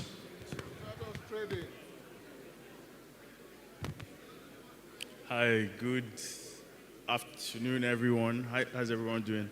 Okay, so just a brief intro on Stratos Trading. We're an oil. Good afternoon, ladies and gentlemen. Welcome to Joples stand. You know, Joples is a company that was established about 20 years ago.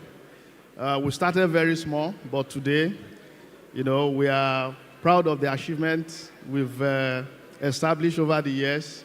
As a matter of fact, Joples is the fastest growing indigenous oil and gas company in Nigeria as of today. And we've been able to put a lot of services, you know, highly specialized services in our portfolio that require, you know, specialized technologies to provide the likes of measurement wire drilling, directional drilling services, electric wireline logging services. All of these, we have them in our portfolio. As a matter of fact, to summarize everything, what is new in our portfolio as of today, and something that makes Joples unique among our competition is the service we provide. We call it turnkey drilling services. So this service is designed like a one-stop solution that has all the auxiliary services that is required for you to drill a well and bring the well to production.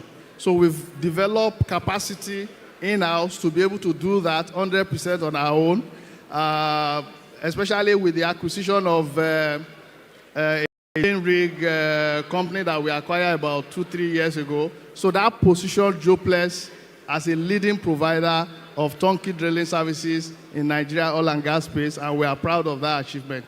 Thank you.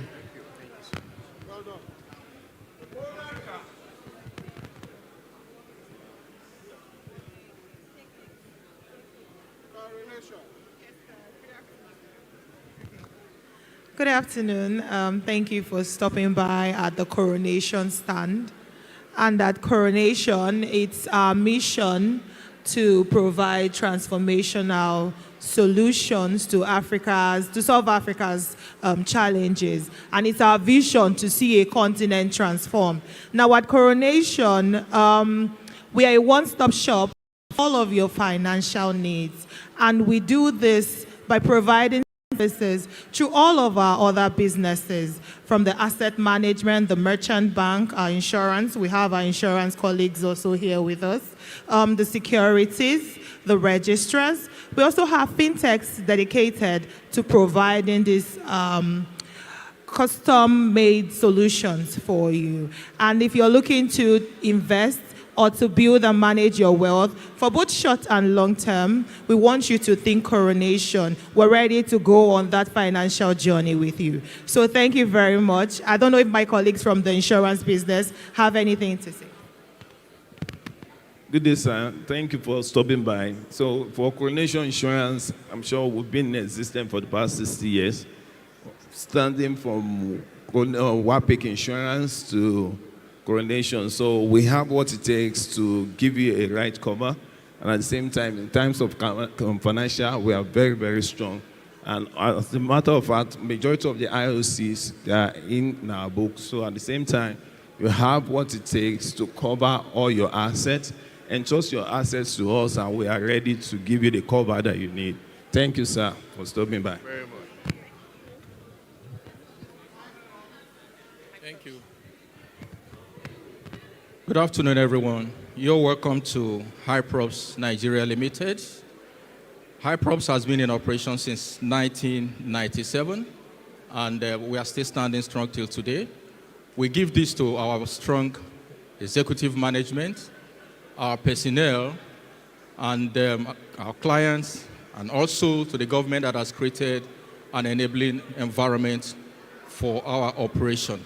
Speaking to these very events, we are showcasing our services that are related to HSE in the sense that you can carry out your operations without having to shut down your operations, carry out maintenance of your assets, your facilities, without having to shut down operations. You can imagine that it is very expensive to shut down your operations and then to carry out maintenance. Speaking to your FPSOs, you should be able to, with our solution called CodePad, you'll be able to carry out the maintenance of your hull, your ballast tanks, and all that without having to stop operations. So we have the solutions, and it's in country. Also, respect to the Paradigm solution is for the testing of your deluge system, your fire suppression system. In this case, you don't have to use water, because if you introduce water, it's going to lead to corrosion and other issues.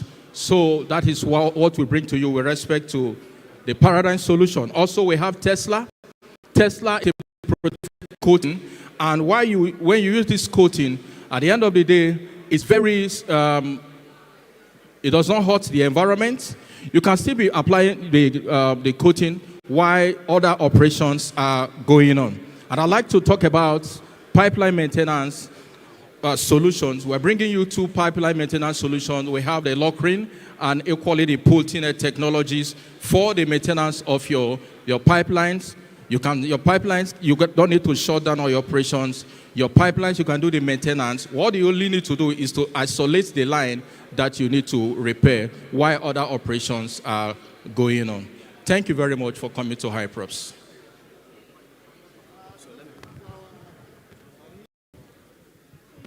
This is our new offer to the industry. We are working towards those glorious days where IOCs will go into the universities and recruit graduates ahead of their graduation, recruit undergraduates ahead of their graduation. Today, my colleagues here will be taking CVs, details, documents of those who are writing their final exams or those who have graduated and are looking for a position in the industry. The whole idea is to make this available to IOCs, to banks. One thing I assure you of is that banks recruit at least 1,000 people, 1,000 graduates every year, sending them into trade schools, into training schools. 15 banks, 2,000, that's 300,000. And the idea is that this platform will be ready for them to feed on, to take on, and we expect the multiplier effect. Once the first set are employed, the second, the third,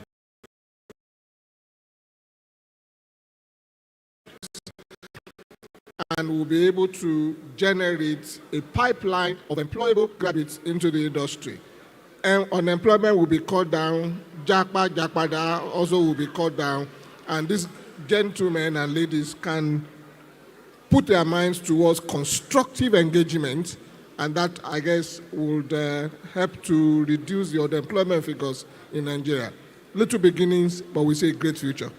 Thank you.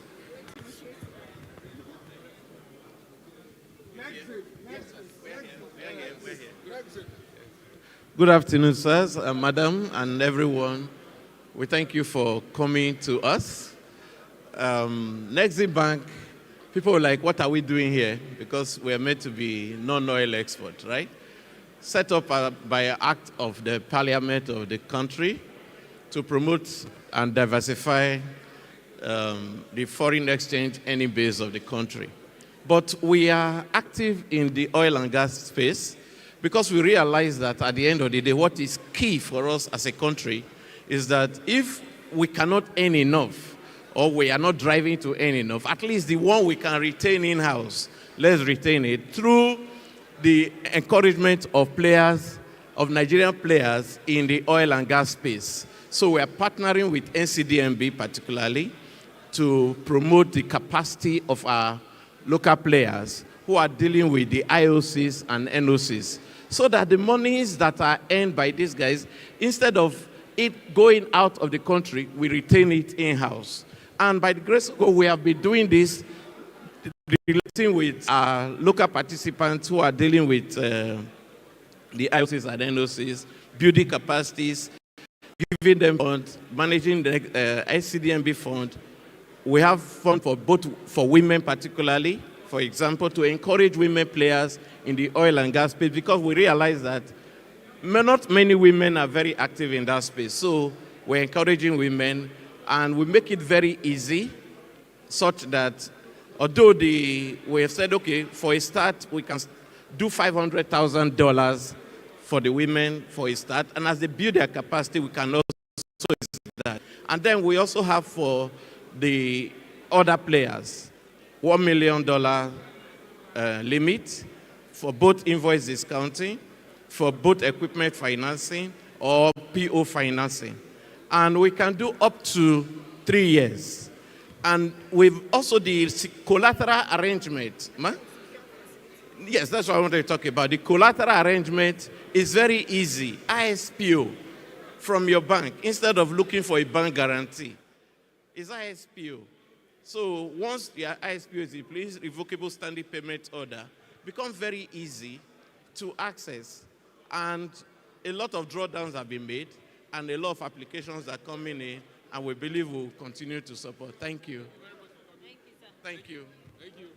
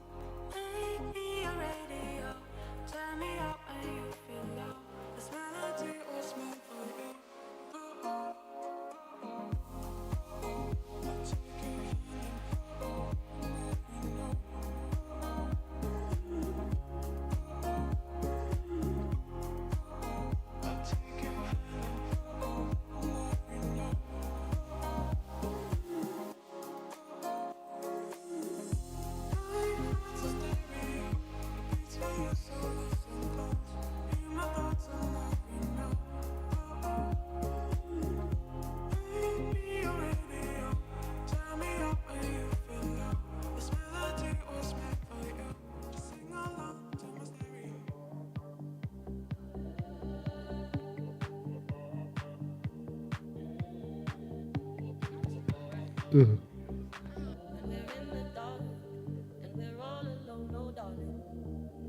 can share my love with you. No one knows you when life gets hard. You are all I know, darling. When we're in the dark.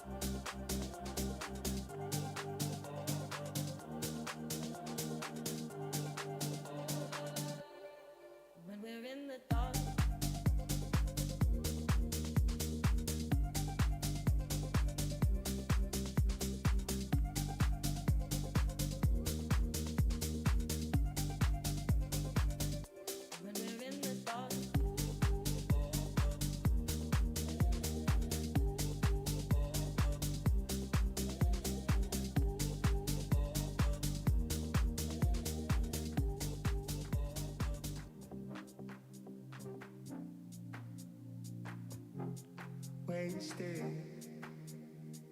hours in the dark with a faded heart. Take me as you are, 'cause I only want you beside me. This is how it starts, like I said to you before. I only want you beside me.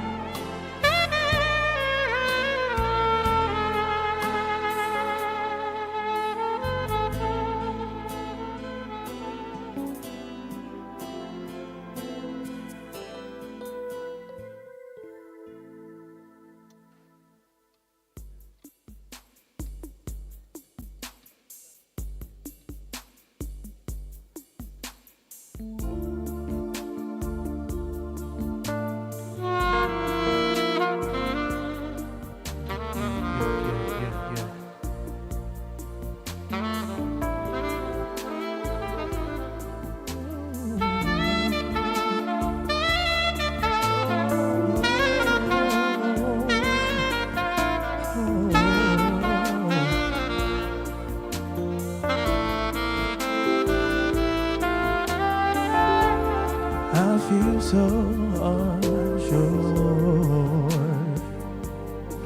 when you take my hand and we go to the dance floor. As the music rises, something in your eyes calls to mind a silver screen, and then she said goodbye. I'm never gonna dance again. Guilty feet that's got no rhythm. Not easy to pretend. You know I'm not a fool. I should have known better than to cheat a friend. Wasted chance that I've been given. No, I'm never gonna dance again the way I dance with you.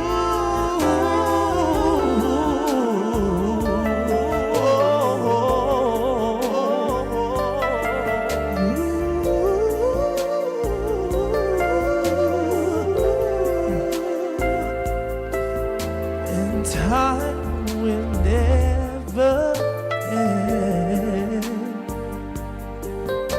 Careless whispers of my good friend through the heart and mind. Ignorance is right. There's no comfort in the truth. Pain is all you find. I'm never gonna dance again. Guilty feet that's got no rhythm. Know it easy to be true, pretend. I know I'm not a fool. I should have known better than to cheat a friend. Wasted chance that I've been given. So I'm never gonna dance again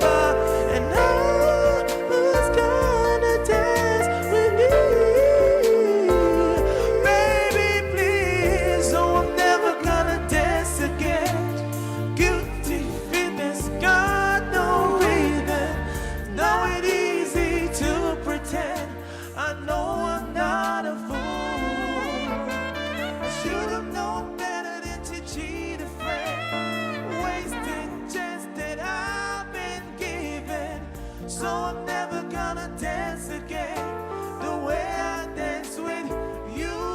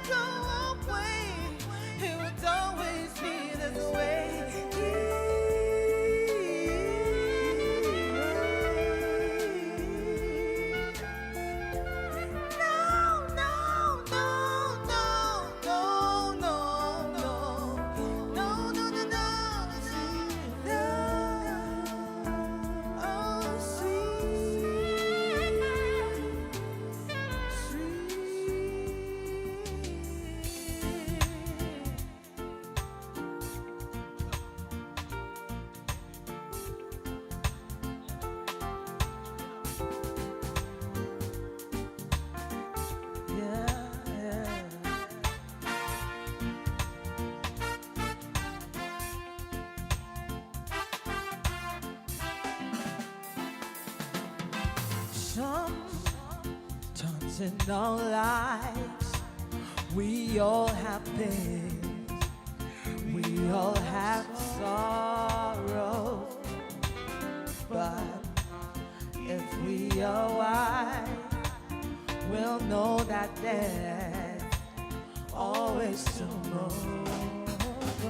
Lean on me when you're not strong. I'll be your friend. I'll help you carry on, for it won't be long that I'm gonna need somebody to lean on. Please swallow your pride if you have things you need to borrow, 'cause no one can feel those of your needs that you won't let show. 'Cause I just might have a problem that you understand. We all need somebody to lean on. Oh, I just might have a problem that you understand. We all need somebody to lean on. Lean on me when you're not strong. I'll be your friend. I'll help you carry on, for it won't be long that I'm gonna need somebody to lean on, yeah.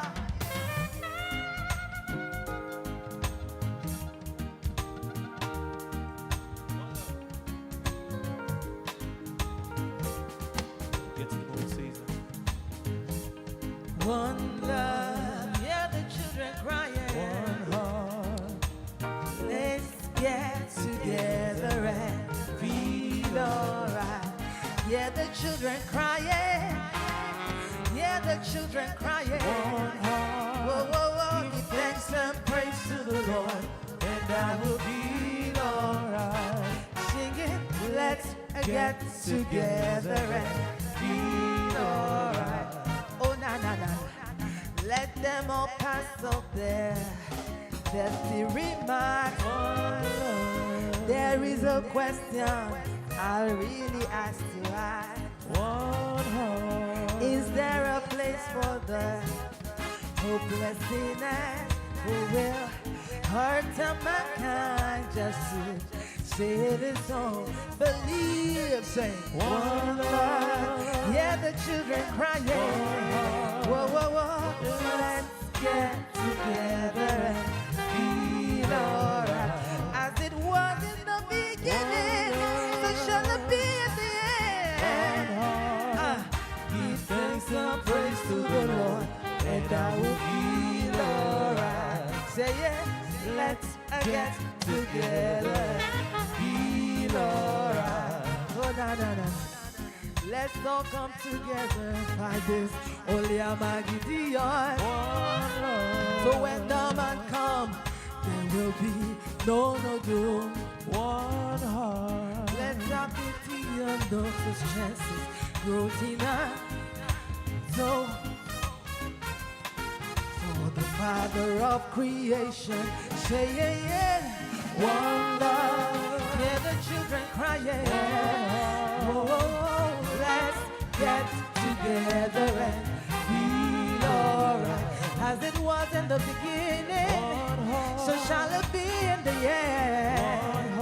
Oh, give thanks and praise to the Lord, and I will feel alright. Yeah, let's get together and feel alright. Oh, na, na, na.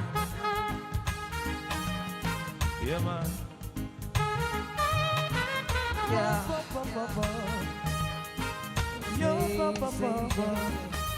Say, don't worry about a thing. Yeah, every little thing is gonna be alright. Baby, don't worry not a thing. No, no, say every little thing is gonna be alright. Rise up this morning, days of the rising sun. 3 little birds pitched at my doorstep, singing sweet song, a melody pure and true, saying, this is my message to you. All right. Thank you very much. Not a thing. Thank you very much. Thank you very much. Thank you very much, Dan. Thank you very much. Distinguished delegates, ladies and gentlemen, I welcome you to the second leg of proceedings for day 1 of the 2025 edition of the PSRG Richardson HSSE Forum.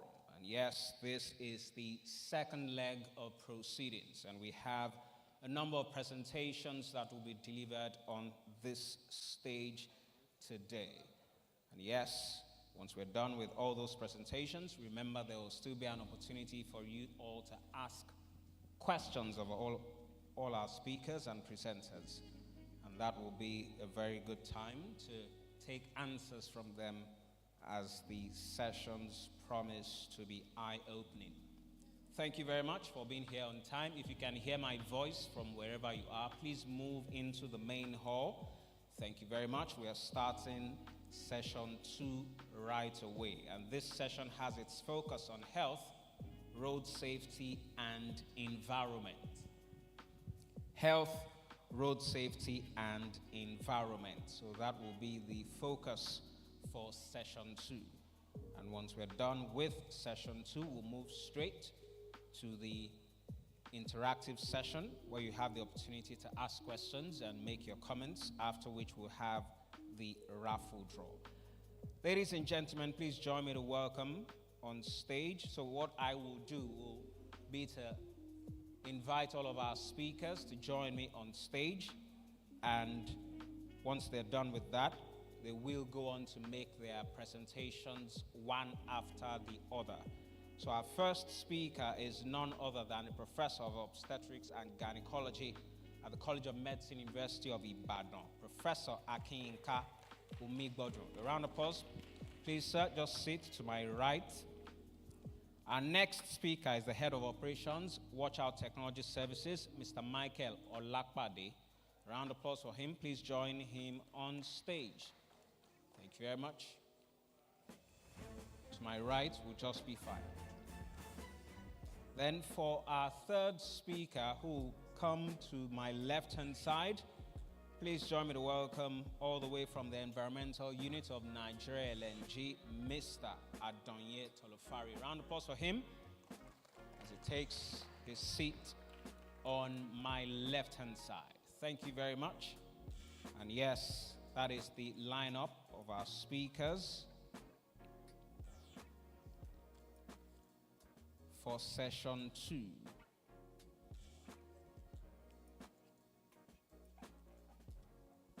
And our session chair is none other than the Deputy General Manager, Method and Audit, HSC at Total Energies EP Nigeria Limited. Please make welcome Mr. Obineche Dick. A round of applause for him. Mr. Session Chair, just on that side would be perfect. Thank you very much.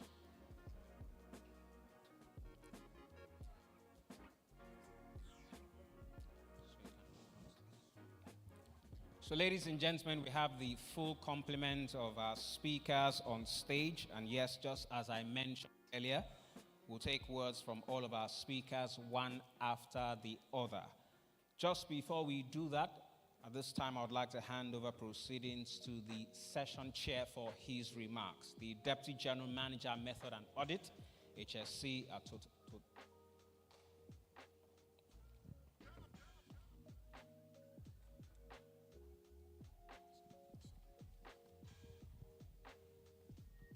Okay, good afternoon, everyone. We are on the second section of this forum.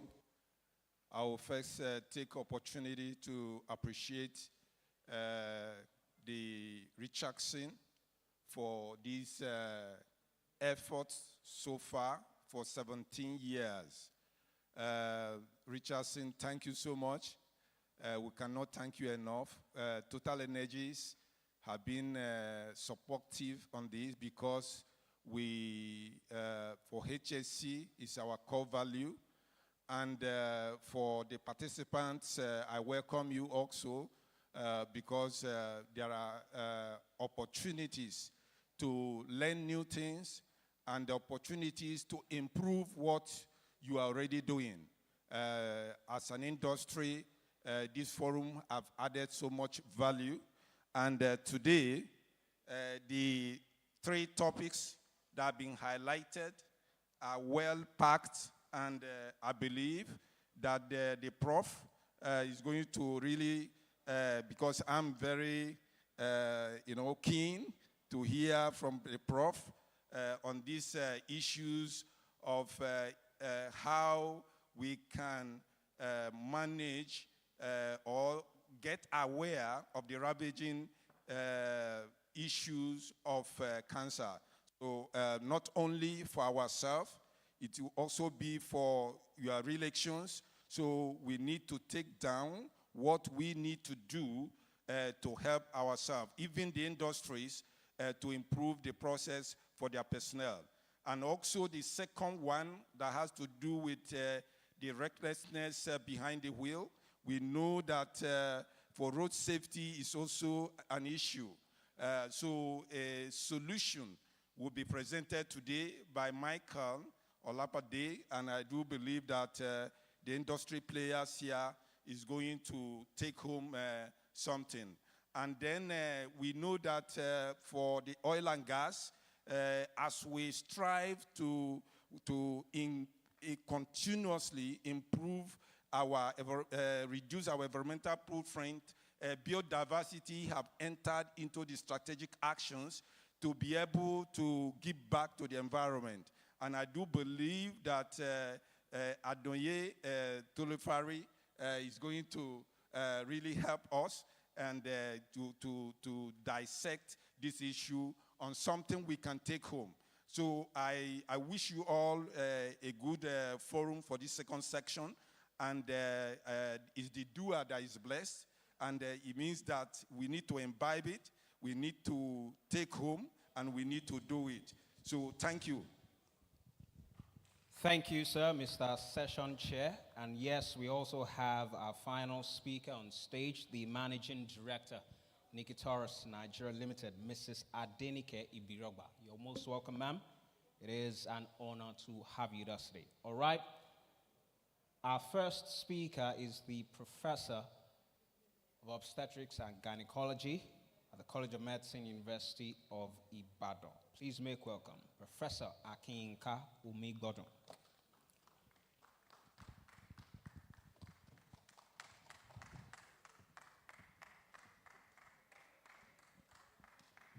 Thank you very much. I believe a protocol was established earlier in the day, and I will abide by that protocol. But I will want to extend special thanks to the convener of this event, Mr. Akin Osuntoki, and his lovely wife, Mrs. Titi Osuntoki, and to my colleague and brother, the Deputy Vice Chancellor from the University of Lagos, Professor Afolabi Leshi. I'm glad to be here. I've been in O&G now for almost 45 years. Not oil and gas. I've been in obstetrics and gynecology. And I'm a gynecological oncologist. But a lot of my research has been on patient safety. So, O&G safety. So we have a lot in common with the forum of today. Incidentally, tomorrow is the World Patient Safety Day. So you are having your safety conference at a very very appropriate time. Is it possible to project my presentation? So, the official topic talked about ravages, but I tend to look on the positive side of things, and I would focus on avoiding the ravages, the things we can do. We need to take personal responsibility. So we need to be aware of ways and means of early detection and treatment of the four commonest cancers that we deal with in this country.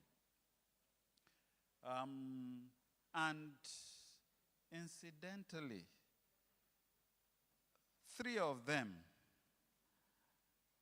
the only way to catch them, to deal with them appropriately, is to detect them early. And that's the cancers of the breast, of the cervix, and of the colon and rectum. Prostate cancer, well, it's 2 ways. There is one that's very, very aggressive. And, well, that one, if you don't detect it early, it's just too late. And the other side of prostate cancer is the one that's so indolent that we seldom detect it until maybe the patient dies of something else. It's something we just find incidentally. So my focus will be on the more aggressive one, where you need to take steps. Okay. Where you need to take steps, very quickly to protect yourself. Now, the term cancer is associated with the aggressive and tenacious nature of the crab. And the Greek name for crab, ancient Greek, was kakinos, which was Latinized when the Roman Empire became the dominant force in the world as cancer. And in all the European languages, you find cancer.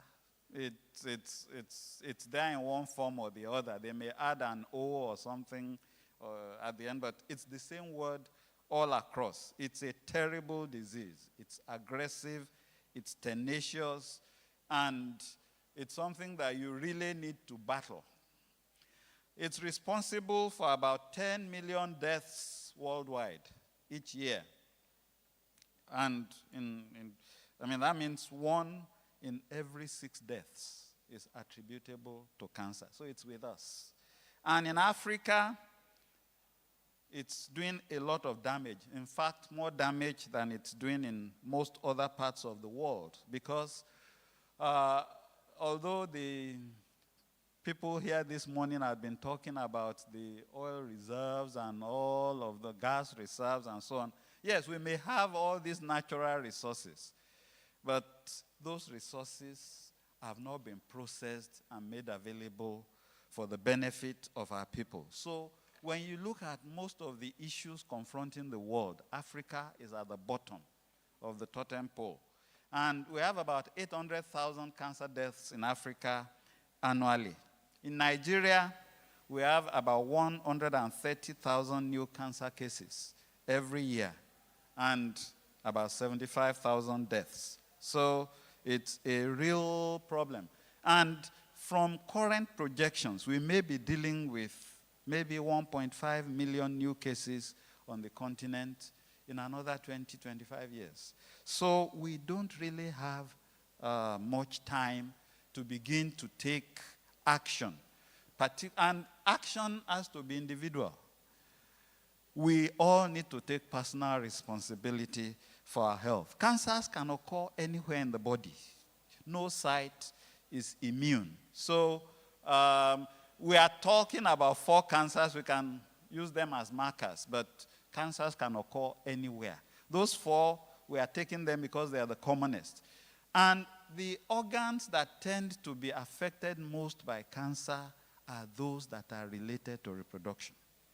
In men, the prostate.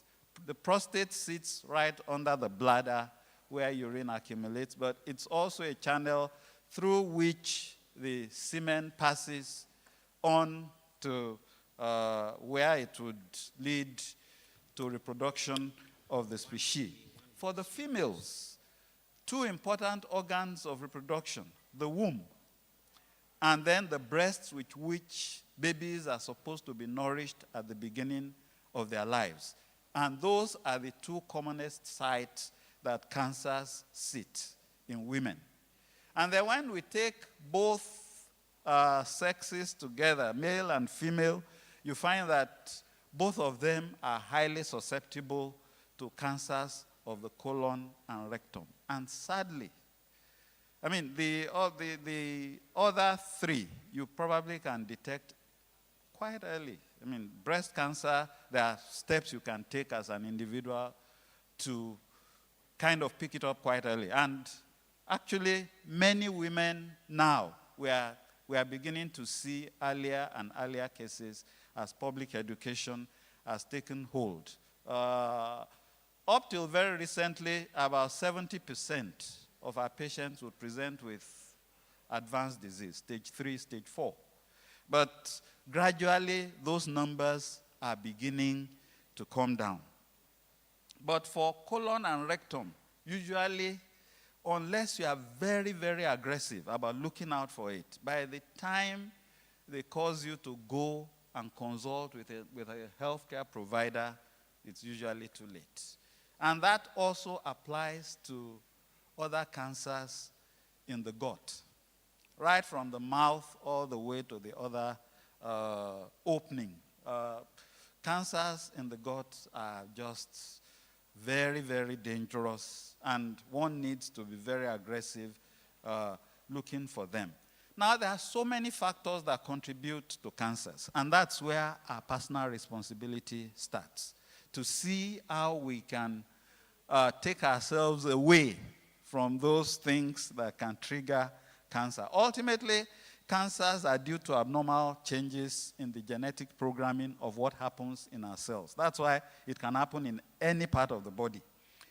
And the major contributors to developing cancer, I've tried to summarize them. There are the physical agents, particularly ionizing radiation.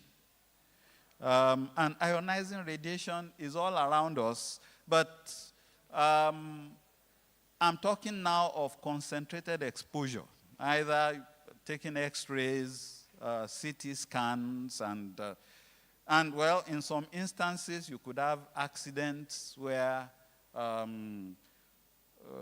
nuclear materials, you get exposure of the population to ionizing radiation from those sites. And then repeated trauma, areas where there is constant grinding of the surfaces.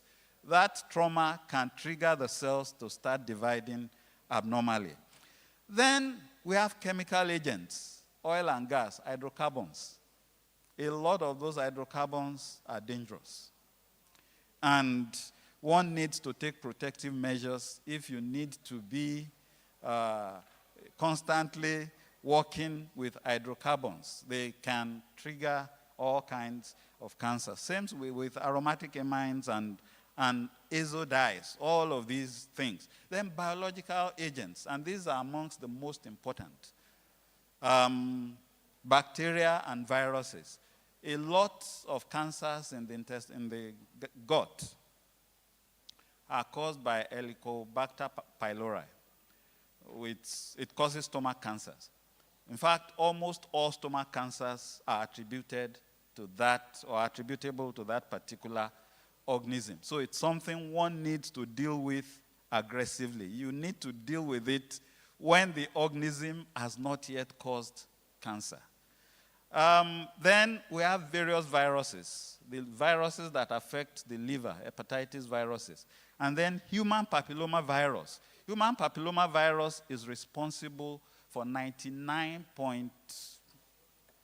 and almost all cancers of the entrance of the womb, the cervix, are due to human papilloma virus. And the sad thing is that human papillomavirus has a very effective virus, effective vaccine that can prevent the virus from taking hold of the cervix to cause cancer. Unfortunately, a lot of women have not yet had access to that virus, to that vaccine. And the most appropriate time to give the vaccination is actually when boys and girls have not yet attained puberty. Of course, girls, because they are the ones that are going to get cervical cancer. But human papillomavirus causes cancers in other parts of the body too. Most cancers of the throat are due to human papillomavirus. Cancers around the outlet where we pass waste below are due to human papillomavirus. So it's one virus that if we give vaccines against, we can prevent a vast number of cancers. And I will just give a simple example. Australia was one of the first countries in the world to adopt mass vaccination with the vaccine against human papillomavirus. And cervical cancer has become so rare in Australia now that when they see a case, they call everybody around that we've seen one case of cervical cancer because all the prepubertal girls from 2006, that's almost 20 years ago, have been vaccinated. So the disease is just, only the few older people who did not have the benefit of vaccination still have the disease. Then many lifestyle issues. We need to take personal responsibility for what we eat. If we eat too much, it's dangerous. If we take in too little, particularly of some specific nutrients, that's also dangerous. So there must be a balance in what we do. And of course, use of various recreational drugs, alcohol, tobacco, and so on, those are no-no. And if you had engaged in them before, even if you stop now, it's still beneficial. So there's no time you stop that there's no added benefit to your body. So anytime you stop, it is a positive. So if you had been doing them in the past, try to get rid of them. Enter a rehabilitation program. Get rid of those substances, and you can protect what remains of your tissues. And then we have environmental hazards. A lot of things flying around in the environment, particularly around some industries. And then also in the homes. Unfortunately, many of our people live in homes, poor ventilation, they are cooking, dirty cooking fuels, firewood, and so on. If you measure the particulate content of the air they breathe in those places, all of those things contribute towards development of cancer. And then, of course, medication. There are some medications that also lead to cancer, particularly those who are taking hormones for various purposes. When people are on those drugs, they have to be monitored closely to ensure that it's not beginning to cause something else. So half of the nearly 25 million cancers diagnosed in the world each year can be prevented by avoiding these known risk factors and then implementing tested prevention methods. Most cancers, if you can detect them early, you can remove them completely. Unfortunately, most patients present quite late, by which time they've already suffered a lot, and all we can offer as healthcare providers is just mitigation of the suffering and reduction of pain and so on and so forth. So the trick actually is to go for checkups before symptoms appear. There are some cancers, once you make the diagnosis, you are talking of months, because it's already established itself, it has spread to different parts of the body, and there's really nothing any healthcare providers can do about that. This is a paper we published in May this year. I co-lead a research team with Professor Lilford of the University of Birmingham in the UK, and we've been doing a lot of work on cancers in sub-Saharan Africa. Right now we are doing an intervention in Kano, in Ibadan, and in Nairobi, in Kenya. And we were able to find out some of the causes of delay in cancers in the patients we see, at least in Kano and Ibadan. The Nairobi part, we are still analyzing the data. But what we found is that from the time patients actually present themselves to healthcare providers till the time that they begin to get, that they get the actual diagnosis and treatment begins, it's a median of 12 months. It's simply unacceptable. In most places, and well, let me just say that it's not unusual. This actually happens in many other places, including some advanced countries. It's only in the last 10 years that the UK took measures to deal with this. They too are having those delays, but they altered the way their health system functions so that no patient will wait more than 2 months now in the UK, in spite of the inefficiencies of their National Health Service, because they've set in motion certain measures that if anybody has anything that closely suggests cancer, they are fast-tracked to the point where a diagnosis is either made that they have cancer and treatment starts, or they exclude cancer and then life goes on.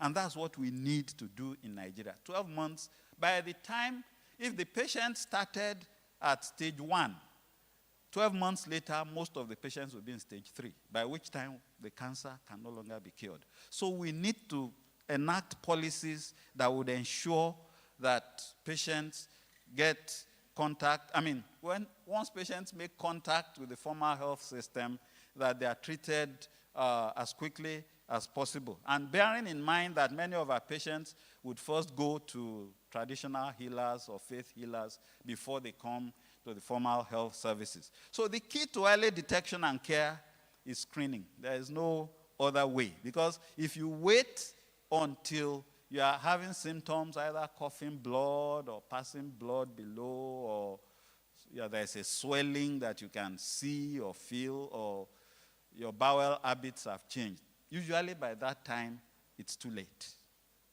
So we need to present ourselves for screening. And proper facilities, of course, are needed to make sure this is widely available. The things we do fall into 3 main categories: imaging of different parts of the body, then we check tumor markers in the laboratory, and then the final arbiter is we take a piece of tissue and then examine it under the microscope.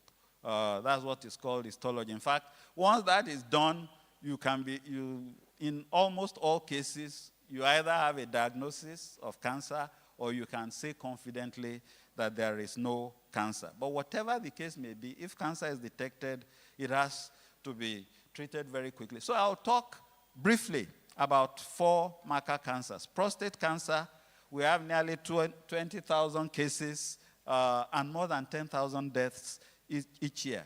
And prostate cancer is particularly common amongst people from Africa. What we can do, everybody who is aged 50 and above, maybe even earlier, because it's so common here in Africa, we go for screening. 2 forms of screening. There is what we call direct digital rectal examination. The doctor puts a finger in from below to feel the prostate to see whether it's enlarged or not. But there's also another test, the PSA test, which I would advise all men, in fact, any man above 40 should go for PSA tests, maybe like once every 5 years at the minimum. But once you're above 50, it has to be even more frequent than that. PSA is almost always elevated in prostate cancer. So once it's elevated, that means the person should go for additional tests in the form of MRI scanning as well as biopsy of the prostate. Hopefully, the disease will still be limited to the prostate. But once the person is in the hands of healthcare providers, they will be able to check how far it is. Then breast cancer is the commonest in Nigerian women. About 30,000 cases annually, and half of those will die within the year. Most women have advanced disease by the time treatment starts. And unfortunately, nearly half of cases occur in women who are younger than 45 years. That's the time when they are most needed to look after the families, to support their teenage children, and so on and so forth. So it's a real tragedy that that kind of disease is still so common. And the most common complaints are breast lumps and ulceration. But by the time those appear, it's a bit late. What should be done is that women need to palpate their breasts regularly, every month. What we recommend as healthcare providers is that around the time they are menstruating, they should feel around their breasts. And if you go to a good health facility, they will teach you how to do that feeling around in a systematic way so that when changes occur, you pick them out early, and then it is possible to do something. By the time you get to the stage where there is ulceration, it's too late. Then there are also imaging techniques that can help us pick things even before lumps appear. There is mammography, there's short X-ray exposure that can pick out abnormalities in the breast. And then ultrasound. Ultrasound is not quite as accurate in picking out those bad areas as mammography is. But once there's an abnormal area, then the correct thing is that a little piece of it has to be taken, and we need to find out whether it is cancerous or not. Now, moving to the cervix. It used to be the commonest cancer in women in the 60s and 70s in Nigeria, but now breast cancer has pushed it to number 2 because, of course, a lot of women have adopted westernized diets and habits. Now, I'm looking forward to the day, and I can foresee it in the near future, where breast cancer will drop from 2nd to 5th and 6th and maybe 10th, as it has in other places. Fortunately, a mass vaccination program has started against human papillomavirus in Nigeria now. So a lot of young girls are being vaccinated. Unfortunately, before we see the effect of that is 20, 30 years down the road. But at least we have started the journey. I hope that the vaccination program will continue, because a lot of the initial funding came from donors. So unless the government puts resources into that, you just find that you protect just a few generations, and then the problem explodes again. But if we vaccinate all our prepubertal girls, then we can prevent 99% of cervical cancers. It's that effective. It's the first cancer for which an effective vaccine was developed. But apart from vaccination, we need to screen people.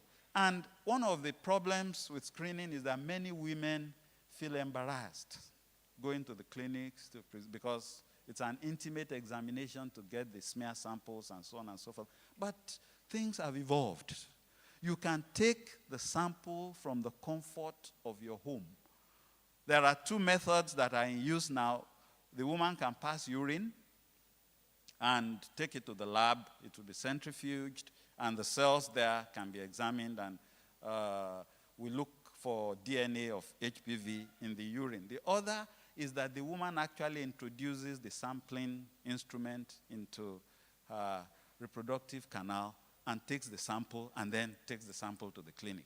So the issue of going to the clinic and waiting for the healthcare provider, you can skip all of that. You take the sample yourself, take it to the clinic, and they can look for abnormal DNA that suggests where the problem is. And if there is a hint of a problem, we can just take a snip of tissue that will tell us whether there is cancer, or in fact, in many cases, we try to get it at the pre-cancer stage. So we take out the pre-cancer, and that woman will not develop cancer once we can take out the precancerous stages. The final one, which affects both sexes, is colorectal cancer. And they are the 4th commonest in Nigeria, just as they are in the other parts of sub-Saharan Africa. More than half of the patients will die within 1 year of the diagnosis. It's just sad because they present with advanced disease. So we need to be aggressive again with screening, because with appropriate screening techniques, we can pick out most of the cancers. And screening is right from the early 20s, the entire adult life, because we see many cases of colorectal cancers in people in their 20s. It's just so sad. So there are 3 approaches to testing. We can do biological samples-based tests, looking at the fecal matter, looking at blood, looking at urine, and we look for specific markers that will tell us that this kind of cancer may be hiding somewhere in the body. Sometime it may be possible where the facilities are available to do what we call endoscopy. A tube is passed either from below, when we are looking at the lower part of the gut, or passed from the mouth, if we are looking at the stomach, to see whether there are abnormal areas that may be suggestive of cancers. And then, of course, there are those that are based on taking images using sophisticated equipment. Ultimately, once any of these things are suspicious, then we need to take a small sample of the tissue and subject it to pathological examination to see if it's cancerous or not. So what should we do? On a personal level, we need to seek regular checkups with trained health personnel, because screening and early detection is the only hope when it comes to cancers. Once it establishes itself, like we said, it's aggressive and it's tenacious. So you just don't want to allow it time to settle down in your body. And on a population level, we must move from people just coming into clinics when they feel like to a systematized approach where we actually screen the population as a whole. Maybe the health insurance industry can take a lead, so because it would also save them money if people are prevented from catching the disease rather than us having to treat the disease. Treatment is like 100 times more expensive than preventing the disease. So in conclusion, I would say that the burden of cancer in Nigeria is increasing, and the 4 cancers we talked about today are the most prominent ones. All of us need to take personal responsibility for getting screened, and if there is any abnormality, we must complete the process as soon as possible. And of course, we hope that those in control of our health policies will take measures to screen the entire population. I thank you for your attention.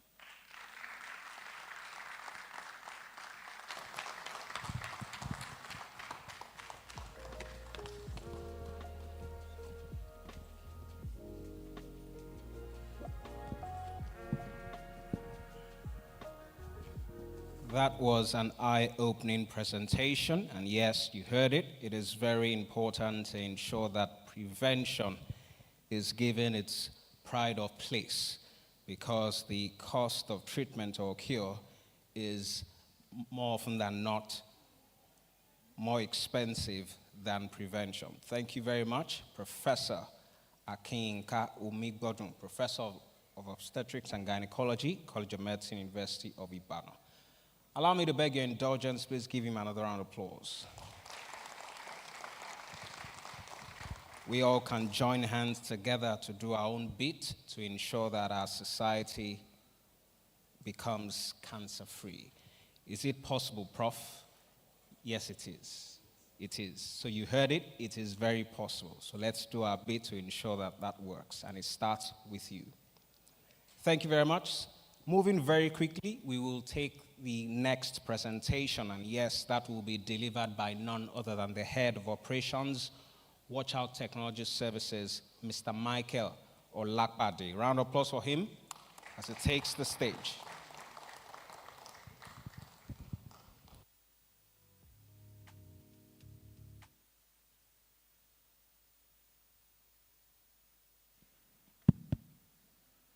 Good afternoon, the chairman of the session, the convener, Mr. Akin, My name is Olapade Michael Olusegun. I was the head of Operation Federal Road Safety Commission, Lagos State. I retired about 7 years ago. I was sector commander, Kogi State. Thank God I've gotten to know Professor Mingbodos while I was in Ibadan, 2003. There was a case of a crash where we got to know. And today I'll be talking about the recklessness behind the wheel.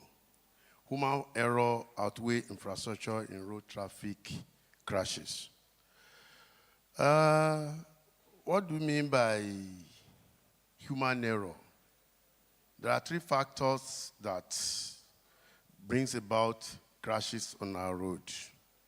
One of them is human factor, environmental factor is number 2, and the third one, I know everybody will say it is mechanical. But today we want to talk about human factor. Human factor are the one being caused by our recklessness. Recklessness in the area of drinking, over-drinking, the use of phone, and all other things. Road traffic crashes are leading causes of death and injury worldwide. Wide infrastructure plays a role, human error are a significant contribution to these crashes. This statistic will give us the percentage of the crashes in the whole world. 1.35 million people die of road crashes in the world. In Nigeria, we have the highest in Africa. In every 24 seconds, someone dies on our road.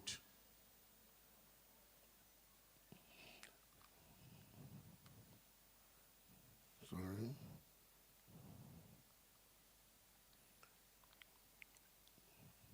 The statistics shows this. The national overview, 82 road crashes occurred this year, 365 deaths, 1,028 persons involved, 22 states affected. You can see Lagos State is the leading accident-prone area in Nigeria with about 40% of the total crashes in Nigeria. While we're looking at this, I want us to look at the area where the human factor affects the crashes. Human being, we are the one that will drink, we are the one that will use phone while driving. While we are doing all these things, we believe that the environment is the one that is causing it. What do I mean by the environment? The environmental infrastructure. You look at the road signs, you look at the condition of the road. The condition of the road, what I mean by condition of the road, potholes on our roads, people will believe that these are the one that is causing crashes. But our attitude, the attitude of the drivers on the road is the major cause of the crashes on the road. 93% of the total crashes on the road are caused by human beings, not the infrastructure that we are looking at. By the time we change our attitude towards the other road users, definitely the rate at which the crashes occur will come down.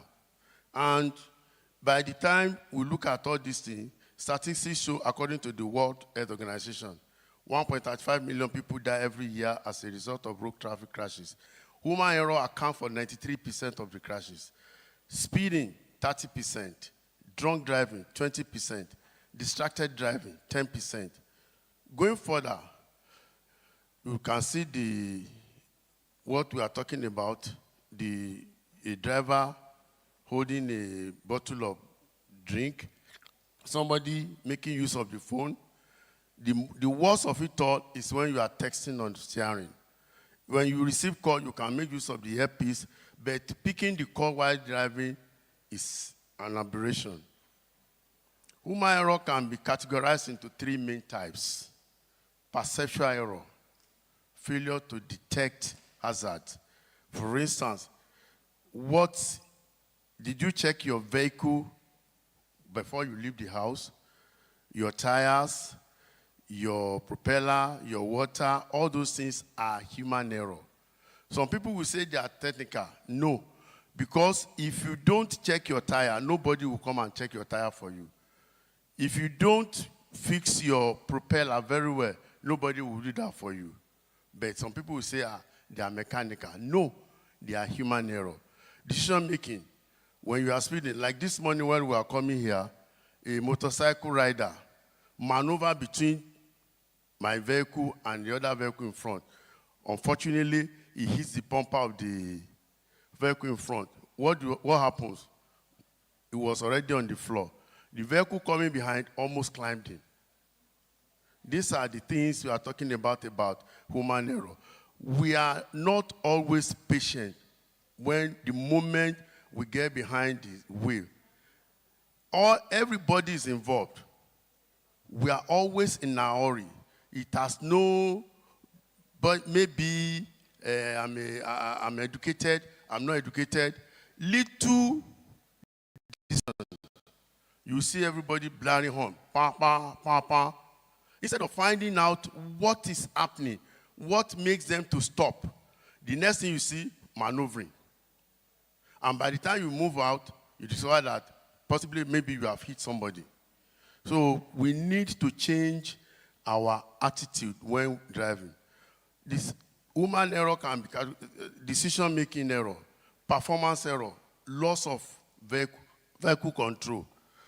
By the time you overspeed, there's every tendency for you to lose control of the vehicle. Especially the moment you drive over 100 kilometers per hour, especially on the highway. That is the recognized maximum speed limit. If you go 120, 130, that is, oh God, I'm coming home. This is the percentage of the human error, 93%. Roadway factor. Roadway factor is what I was talking about. Pothole, no road signs, those are the ones. Vehicle factor. Maybe your vehicle suddenly develop fault. Those are the things that could lead to crashes. But basically, human beings are the worst culprit of creating crashes on our road. Infrastructure versus human error. Why infrastructure plays a role in road safety, human error is a more significant contributor to road traffic crashes. Infrastructure, road design, maintenance, and condition. Human error, driver behavior, I was talking about that. That is, our attitude must change. We must know when to overtake. We must know when not to overtake. We must know when to speed. We must know when not to speed. And giving way to other road users is very, very important. By the time we exercise patience, we discover that we might have saved many lives. Distractions and decision-making. Distraction could come as a result of you making phone calls. You might even have problems with your wife before you go out, and you are thinking about, some people, they are thinking about school fees that they are yet to pay. Yes, those are because look at the major road users that causes trouble on our road are these low-end workers, like downfall drivers, Okada riders, and they are the ones struggling to make sure the ends they meet, are met. I've talked about the case study. A real-life example of a road traffic crash is what I've just told you, like the one that involved Professor Migbodo and one military officer. I will share that experience with you. Professor Osuntoki was going to the hospital and he approached a bump. He slowed down for the bump. That military man was an ambulance. They were rushing a victim to the same hospital he was going. He did not look at the vehicle in front of him. He crashed his vehicle from behind. When he came down, he was abusing Prof. That, why did you stop suddenly? Prof said, don't you see the bump? That I have to slow down for the bump. He said, no, you are at fault. And he has damaged his vehicle, seriously. Me, I was coming from my house, I was going to the office. I was on uniform. And I came out. I saw what happened. I didn't know any of them. The soldier man was on uniform. There were about 2. Prof was the only one. And they were about to start misbehaving. I came down. Young man, what happened? He said, look at this man. He stopped suddenly. I said, no. Look at his vehicle. Is there no brake light there? He said, but he stopped suddenly. Where is the braking distance? Where is the stopping distance? He said, but he's supposed to know that ambulance is coming behind, or ambulance is supposed to know that the vehicle is ahead of him. As we were talking, the director, medical director of the Odogo cantonment came in, who happened to be Professor Mikbodo's classmate in the university. So that was, I said, what happened? Say, okay, they are my boys. Just carry the vehicle. Prof now ordered for an ambulance from the university to come and take the patient from the scene to the hospital. At the end of the day, Prof has to allow them to go. But I told the guy, you were wrong. And at the end of the day, he agreed that he was wrong.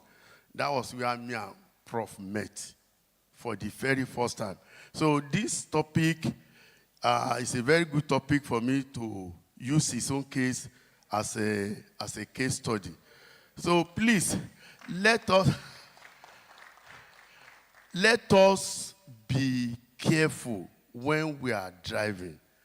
The number of people being killed as a result of crashes on our road is more than the number of people killed as a result of HIV.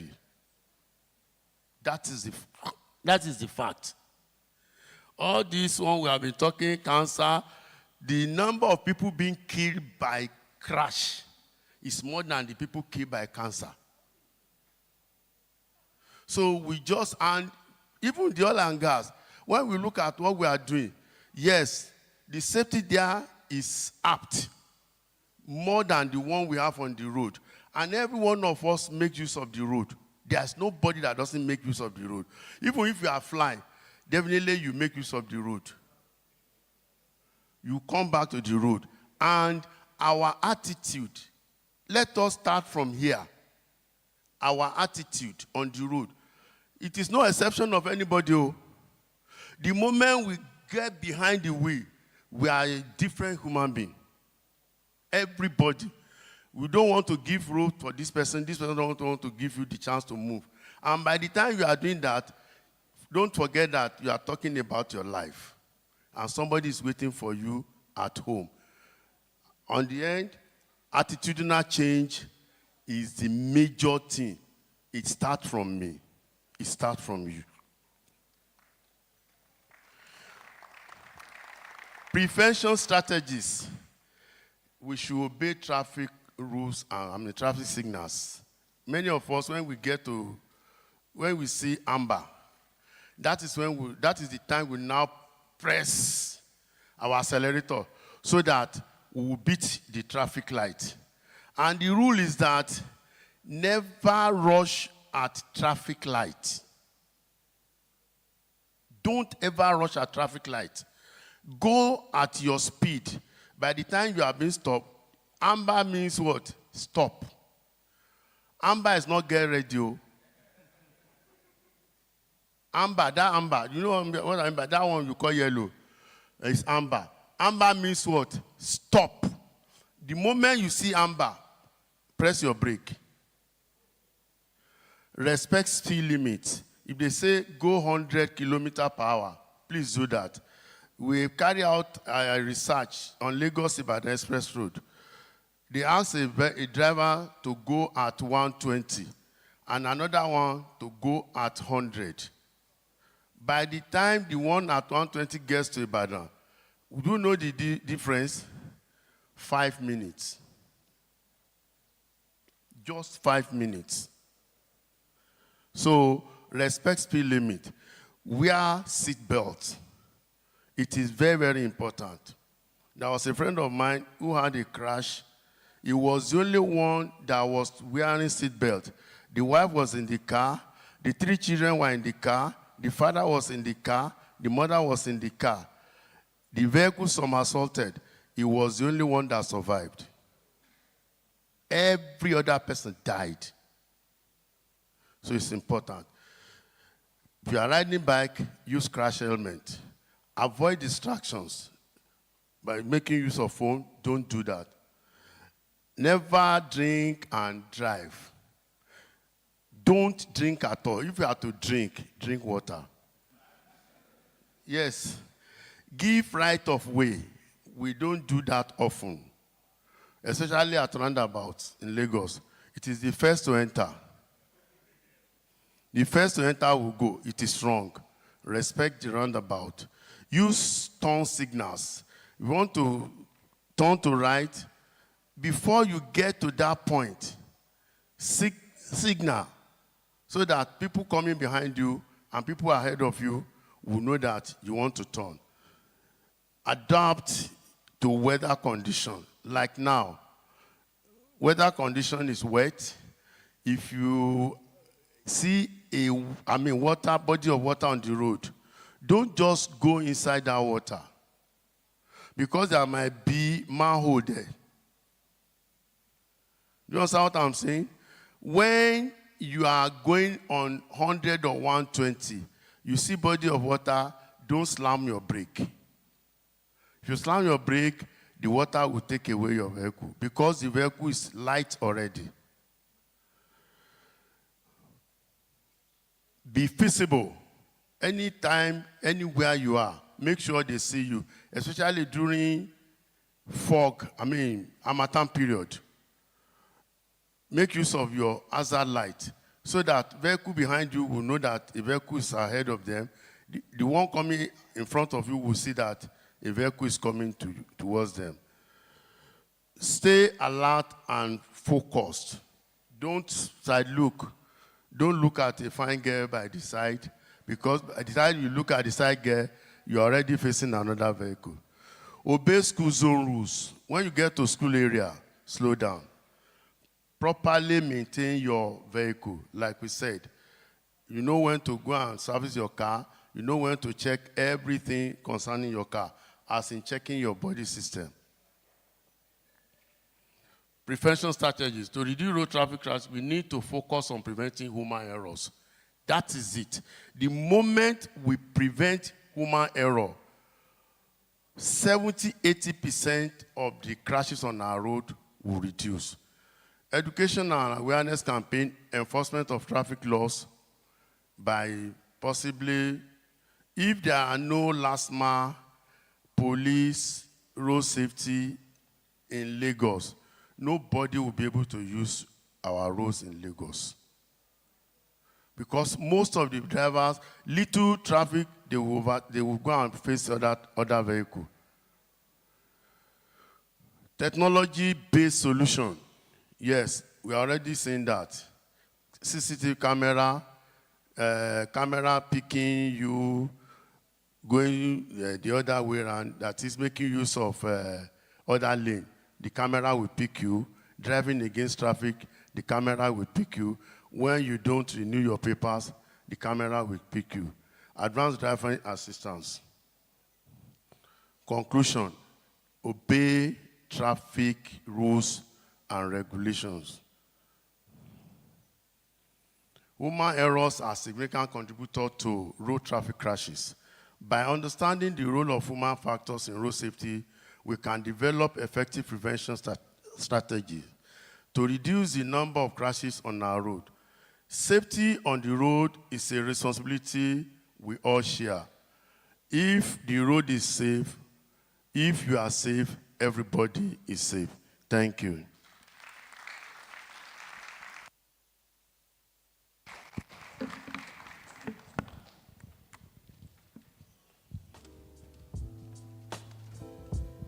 That was quite a rich and detailed presentation. Of particular interest to me was the slide on prevention strategies. So please ensure that you take all those lessons to heart.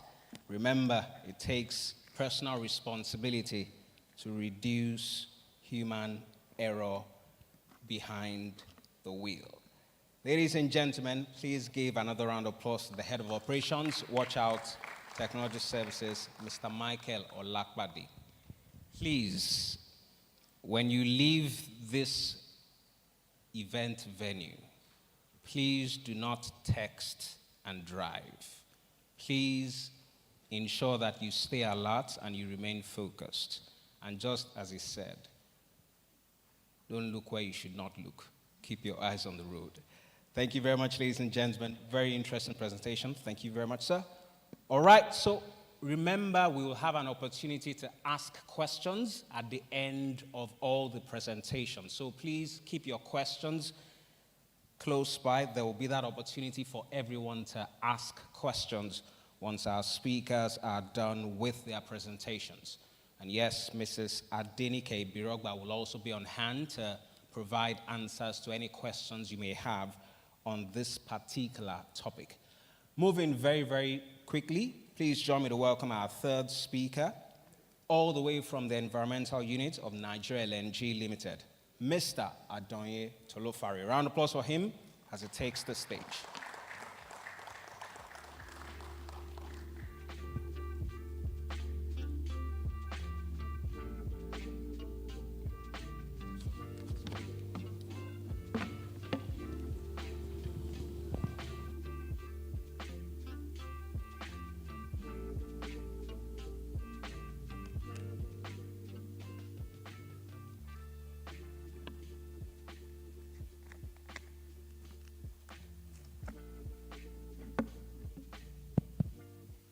Good afternoon, everyone. I'll be standing on the existing protocol set up by the past speakers. My name is Adonye Tolofari, and it is an honor to be here at the 2025 PSRG Richardson HSSE Forum. I'm here today with my colleague, Chamberlain Brown, who helped set up or prepare the slide that I'm about to present. It is an honor to be here to share a story about that ties safety, sustainability, and biodiversity. I'll be taking you through the Nigerian coastal ecosystem, the Bonny story,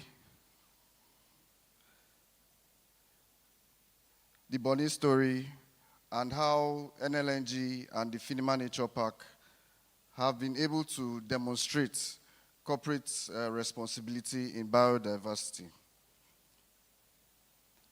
Nigeria's coastal ecosystem, as has been said here severally, has an 853-kilometer coastline that lies along the Gulf of Guinea.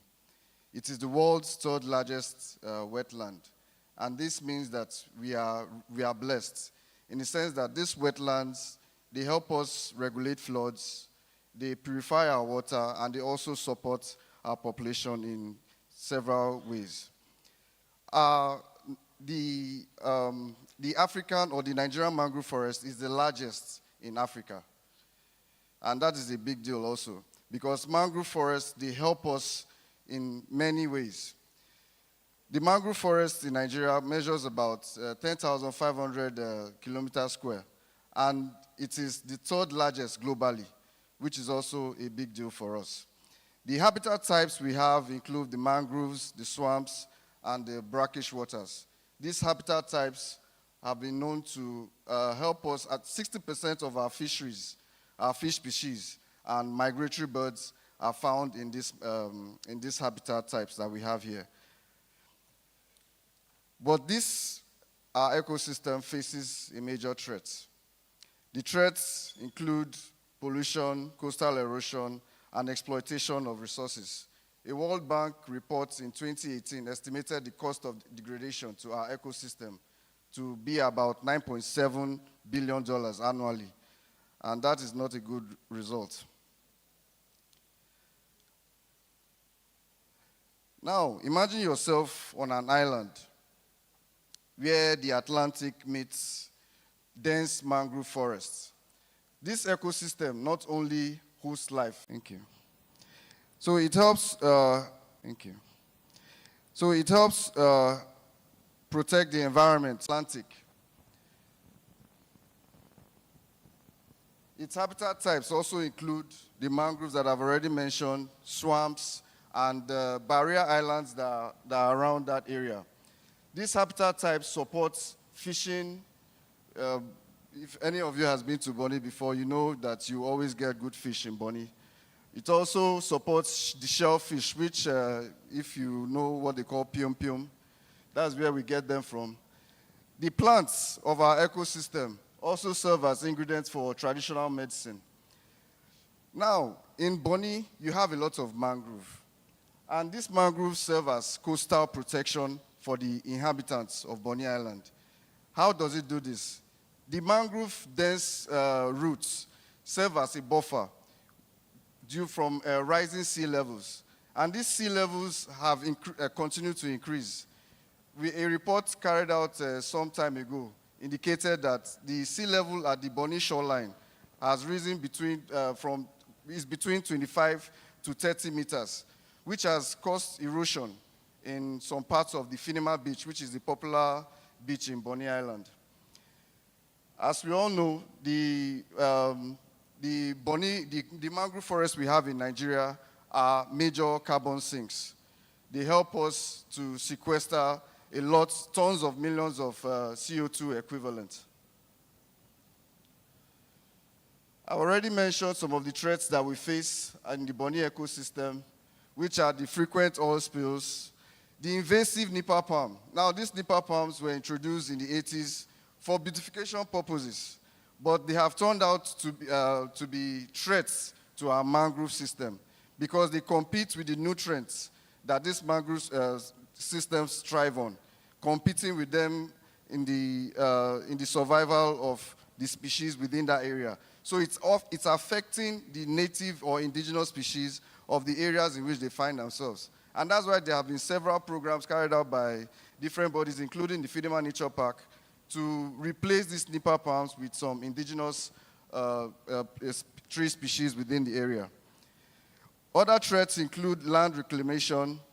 I've mentioned rising sea levels, weak government policies, and low community engagement. Now let me take you down to NLNG, telling you about the LNG stories.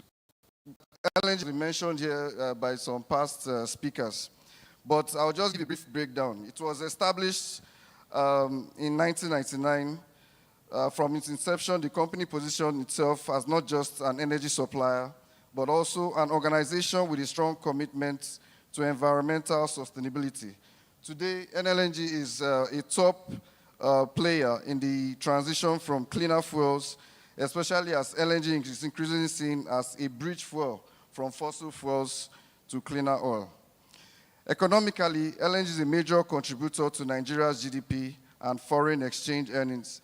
LNG has submitted revenues in the billions of dollars to both the federal government and even on Bonny Island. So, in recognition of the need to balance industrial growth with biodiversity protection, and the need to address some of the biodiversity concerns within country and also in Bonny, NLNG set up a biodiversity action plan. This plan aligns with both the United Nations and the country's national sustainability development goals. especially that of the SDG 15 and 13, which talk about life on land and climate action. The BAP, for species monitoring, we carry out scheduled biodiversity surveys, and we have camera traps at strategic points within the park. For habitat restoration, in 2018, LNG set up a program for habitat reforestation and restoration. And with that program, we've been able to achieve planting of 167,000 propagos, covering 200 hectares of land within the park. We also carry out educational programs. We have an outreach team that engages the public on environmental awareness. We bring the teachings, the learnings about biodiversity directly to the doorsteps of both school children, social groups, and religious groups. And we have been able to, last year, we were able to reach 200 school children, touching about 1,000 people, bringing this story to them and improving their environmental awareness.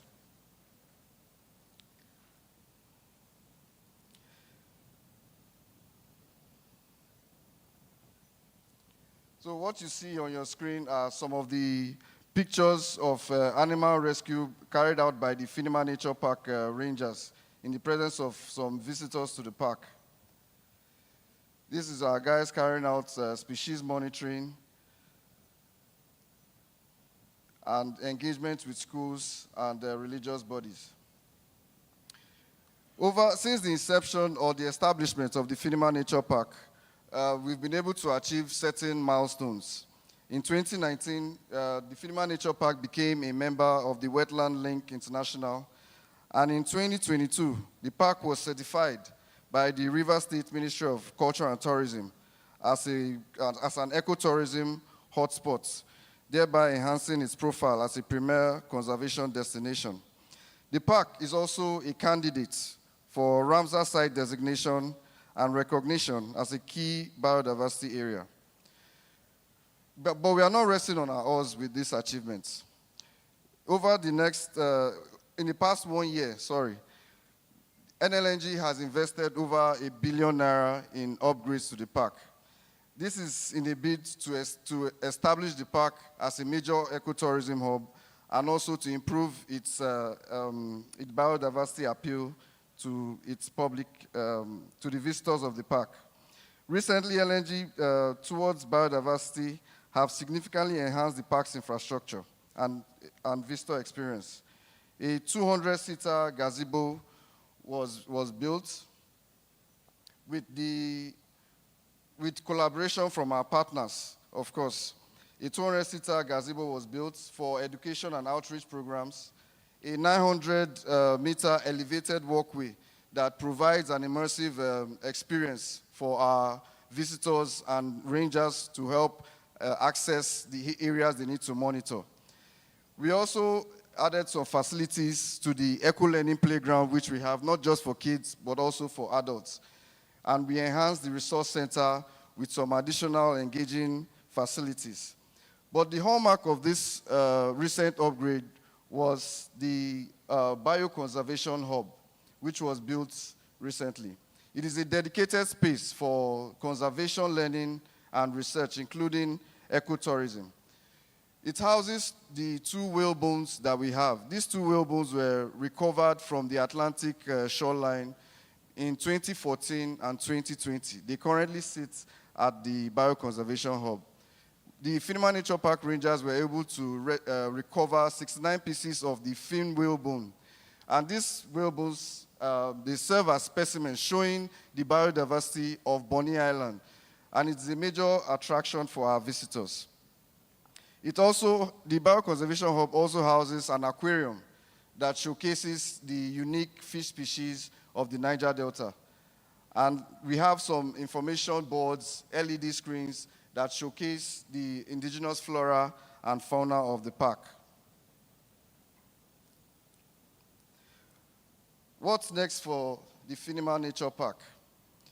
In the coming years, or very soon, we are looking at adopting geographic information systems and remote sensing for advanced monitoring of the species of the park and its habitats. We are also looking at reintroducing some endangered species into the park. It is worthy of note that the park used to host the pygmy hippopotamus, but that animal has not been sighted since 2009.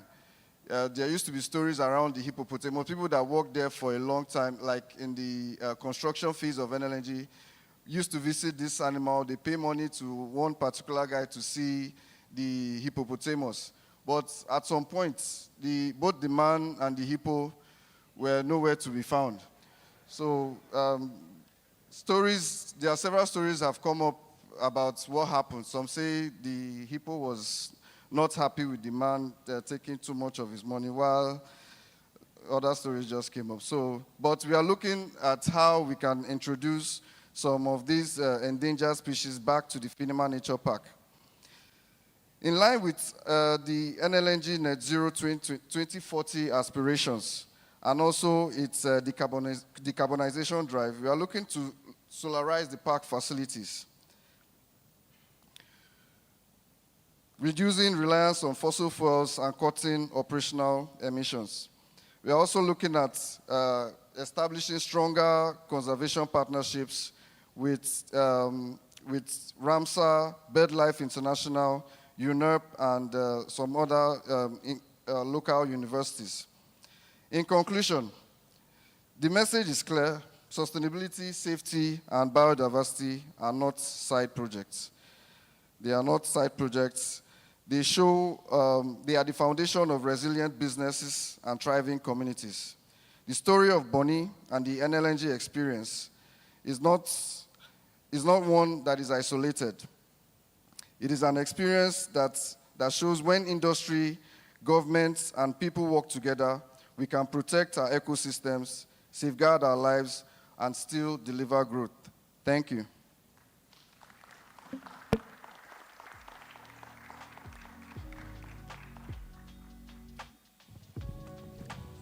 That was a very, very rich presentation. I particularly liked the fact that we had so many pictures in that presentation. You know what they say about a picture saying more than 1,000 words. And yes, it is indeed refreshing to see what Nigeria LNG is doing to preserve its immediate environment. Ladies and gentlemen, allow me to beg your indulgence. Please give another round of applause to Adonye Tolufari. Thank you very much. Thank you for that presentation. And thank you very much, Chamberlain Brown, for assisting in preparing that presentation. All right, so at this time, we'll have the opportunity to ask questions or pass any comments if you have them. The microphones will go around, and yes, if you have any questions, this will be a good time. So you've listened to all the presentations. If you have any questions whatsoever for any of our speakers, please just signify by raising your hand, and the microphones will get to you. Remember, just tell us your name, what you do, and go straight to the point. Keep your questions very short and straight to the point. Please, in front. Dr. Bassi has a question, please. So I'll leave this here for responses from our speakers. My name is Dorothy Bassi. I have two questions, one for Prof. About the cancer awareness and early detection treatment. The first question I have for you is, you did not mention, maybe I missed it, I'm not sure, psychological and emotional stress, exposure to psychological and emotional stress initiating or triggering cancer in humans.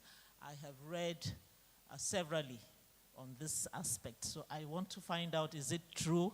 Has it actually been ascertained that this can cause cancer? The second one with the cancer issue is your diet.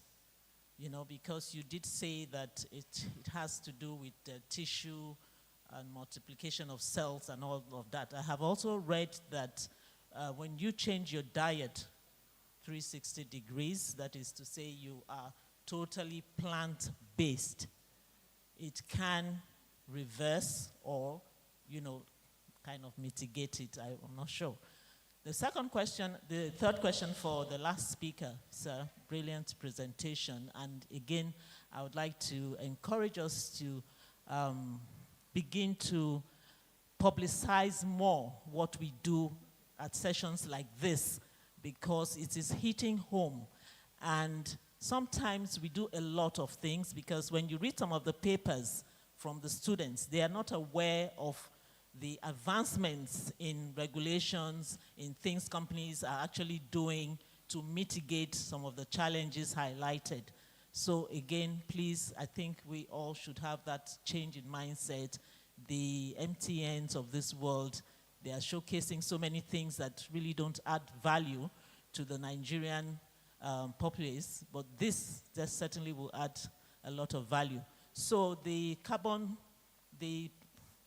pack, my direct question is, are you gaining carbon credits from the sequestration that you do in the pack? That is one aspect. B, if you're doing this, can you imagine if other companies within a certain radius of your operations joining hands with LNG doing the same thing? Is there accommodation there? Because you talked about ecotourism. Is there accommodation there for people to actually come and spend time with nature? Thank you very much. Mr. Session Chair, should we take all the questions at once or have our speakers respond? All right, Prof, let's have your responses. Well, thank you very much for your observations and the questions. Psychological stress, emotional disturbances, they can aggravate cancers, but they don't cause them. They aggravate cancers because your immune system is one of the most powerful ways the body fights cancers. And emotional stress, psychological disturbances interfere with the activity of the immune system. And that's why, I mean, if the cancer is there, then it's going to spread faster when your immune system cannot fight back strongly. But if there is no cancer there, no, there's nothing to aggravate. And as far as diet goes, yes, plant-based diets certainly are more protective against cancers than animal-based diets. We've acquired a lot of bad habits. Eating flesh generally is not good for the body after the first few years of life. The only people who actually benefit from eating animal protein are little children. By the time you reach puberty, you don't need it anymore. It's a lot of toxins, but because we are already used to it, in actual fact, we've ingrained the belief that there are delicacies. So we continue eating them, but they're actually not good for our body. I'm also a culprit, by the way. I like my suya. But those things are really not good for the body. The things that are best, fruits, vegetables, the fresher, the better. Anything that's processed is also bad for our bodies. So those are the simple rules. But those fresh things, they contain the micronutrients we need. And when you eat a lot of vegetables, you are unlikely to eat some of the more heavy carbohydrate things that add to our weight. Obesity is one of the most important contributors to development of cancers. So if we can keep our weight under control, we reduce the risk of developing cancer. Thank you. Thank you, Prof. Over to you, Adonye Tulafar.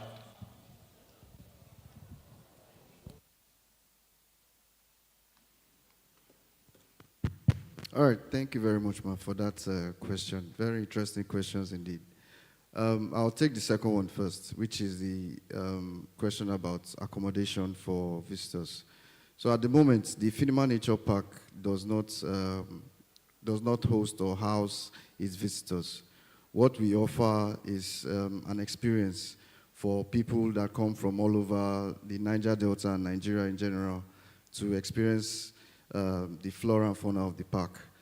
But in spite of that, we have a lot of hospitality within and around that area. Bonny is a developing environment. Several hotels are springing up everywhere. The hotel business is booming in Bonny at the moment. So, and we also have the Bonny-Bodo Road coming up, which will link directly Rivers, Bonny and Port Harcourt, so making it easier for people to travel down to the area. So if it's hospitality, you are covered.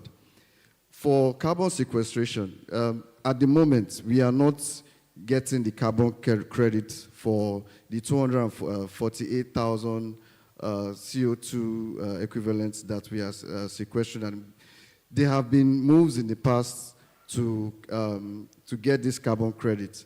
But due to some technical issues, it was not achieved at the moment. But that doesn't mean that we have given up on that. We are still working on getting the carbon credit from the 1,000 hectares that we currently have at the park. Thank you.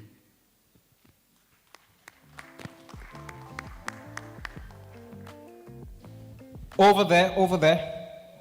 Okay, okay. One more contribution from NLNG. So just to add to what Adonye said, thanks Adonye.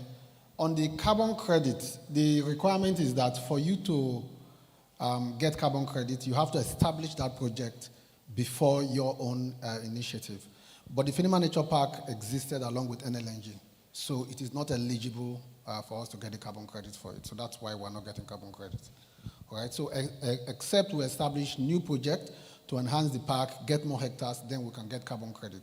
But I think our focus is on the decarbonization drive, really. The carbon sequestration and how it helps NLNG, but not the carbon credit. It's been established that we can get that because it was established before we started the decarbonization. Yeah, says the West, you say. Then on the hotels, we just established 3 partnerships with 3 new hotels. There's a 72-room hotel that just got established, and we have partnership with them to use the hotel while you visit the park.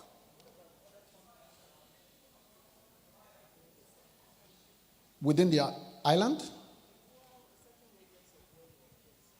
Well, yeah, so the Finima Nature Park, again, Bonny is landlocked. And because it is landlocked, it's very difficult. There's expansion everywhere, development. So even the 1,000 hectares of land, thank God the Rivers State government has made it a biodiversity hotspot. We're just trying to keep that. So what other companies are doing is actually partnering with us to enhance the park. The recent enhancement Adoye talked about was actually a collaboration with some other of our partners. Over 1.5 billion invested to bring up the park to what it is. It's giving Lekki Conservation Center a run for its money. But with the Bonny-Bodo Road, by Q2 next year, people will visit Finima Nature Park, and the experience is very massive. A lot has been done, and we are still doing a lot more. So you're welcome to Bonny. All right. You have the mic. Let's have Good that. afternoon, So everyone. 1, 2, and hi. Good afternoon, Let's see how it goes. I'm Esther. I'm an accountant under West African Bodies Accounting Technician. And this is just a recommendation. I really love the presentation, and this recommendation is as regards to the road safety. When we were looking at the charts, I noticed, or I saw, and he explained that 93% of accidents we have on the road is contributed by human errors. And when I looked at it, I said, majorly, there's no licensing for our downfall drivers. I will give an example. I was in a bus one day, and the car stopped, the bus stopped, and when it stopped, they said it was fuel. The next thing the bus driver did, he folded his chair. I saw a 25 liters gallon under. He was transferring fuel inside. And this brought me back to this. The licensing for downfall drivers, keke drivers, how can it be regulated? If we're looking at cars having license, driver's license, and we can actually track it, having extinguishers, why can't we do so for the keke drivers and the bus drivers? Another recommendation I want to give is as regards to the danfo drivers themselves, licensing with training centers for drivers. Let them learn how to drive. 1%, almost 1% of the danfo drivers we have don't even know the safety signs on the road. They don't even know when to stop. They don't even know about amber lights. So what can we do to enlighten them? And my recommendation to this is, if we can focus more on these drivers, I believe that these crashes are going to reduce. A lot of human errors when it comes to driving will also be minimized to a very slim extent. So this is just my recommendation. Thank you. All right, let's take word from Mrs. Ibagwa. Yes. Okay, thank you, Esther. Like you rightly said, the informal sector that is being controlled by danfo drivers, keke napep, and all those Okada drivers, it is not regulated at all, and it must be regulated. The government must decide that that is a sector that they have to concentrate on, because from the FRSC statistics, over 60% of the accidents on the road are caused by these people, not the private drivers, no, the organized private sector commercial vehicles. So one of the things I know FRSC has done, and which we as a company have collaborated with them, is to go to these motor parks to do various enlightenment programs, like the non-alcohol, stop taking alcohol, all this medicine thinking you are taking for running stomach or for, they go there, they do all, but government itself has to be very, very strict. You have situations where if you have your own car here and you have a danfo beside you, they can stop you, but the danfo vehicle, they just let him go. So there has to be stricter laws put in place. And the government and the transport agencies, the NURTW, the local government, the police, we really have to change that culture of letting them get away with murder, because like we said, they are the ones causing the high percentage of recklessness and deaths on the road. So FRSC is doing a lot, I can tell you that, because we collaborate a lot with them. But the government as the one that can really put in the consequence management of their, imagine some years back, we all had Molues on the road. Where would you find Molue again? You don't find them anywhere. So it's the same thing. If the government decides that they are going to do what it is required to get them off the road, rather than seeing them in some cases as a political adage to them, because I'm in the transportation sector. Sometimes when we hold these meetings, you will hear that, look, these vehicles, they need them, the danfo drivers, they need them for political reasons. So to control them, it's a major problem. So the government needs to do something, both at the local, state, and federal level, to curtail the excesses of these people. Education-wise, they're not there. They wake up this morning and they just pick up a vehicle. Tomorrow, they do whatever they like. And the state of those vehicles, like Mr. Olakpade said, vehicle maintenance is very key. Their vehicles are not maintained. They hit you from the back. Whereas if we decide that we are going to impound as many of those on-roadworthy vehicles, the accident rate that we are talking about, the recklessness, will definitely have come down a lot. So that's my own contribution to what you've said. Thank you. Okay, so this is the final stretch. Let's see if we can accommodate just 2 more questions. Just keep the questions short.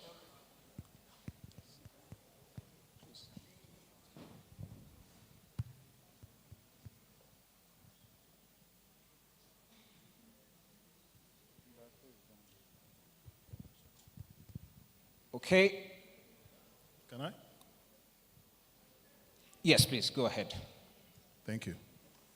So my question goes to the Prof. By the way, my name is Itoro Onam. I work for Dangote Sugar Refinery. I look after health, safety, environment, and sustainability. So the Prof, thank you very much for the very insightful delivery into cancer. I have learned a lot personally, added to my knowledge. You did say that the treatment of cancer is maybe 100 times more expensive than the prevention. And I fully agree with that, and I guess so do maybe majority of us here. But then that begs the question, why? Why is it so expensive? In fact, why is it unaffordable for the ordinary citizen? And this, I'm asking this when you consider that for decades, cancer has been discovered. And for decades, there have been series of research to find a cure for cancer. And in 2025, we cannot say that we have seen the light at the end of the tunnel. There's still no cure for cancer. As a matter of fact, very few that I can think of have ever beaten cancer. And that is usually at unimaginable, in fact, almost obscene cost to beat cancer.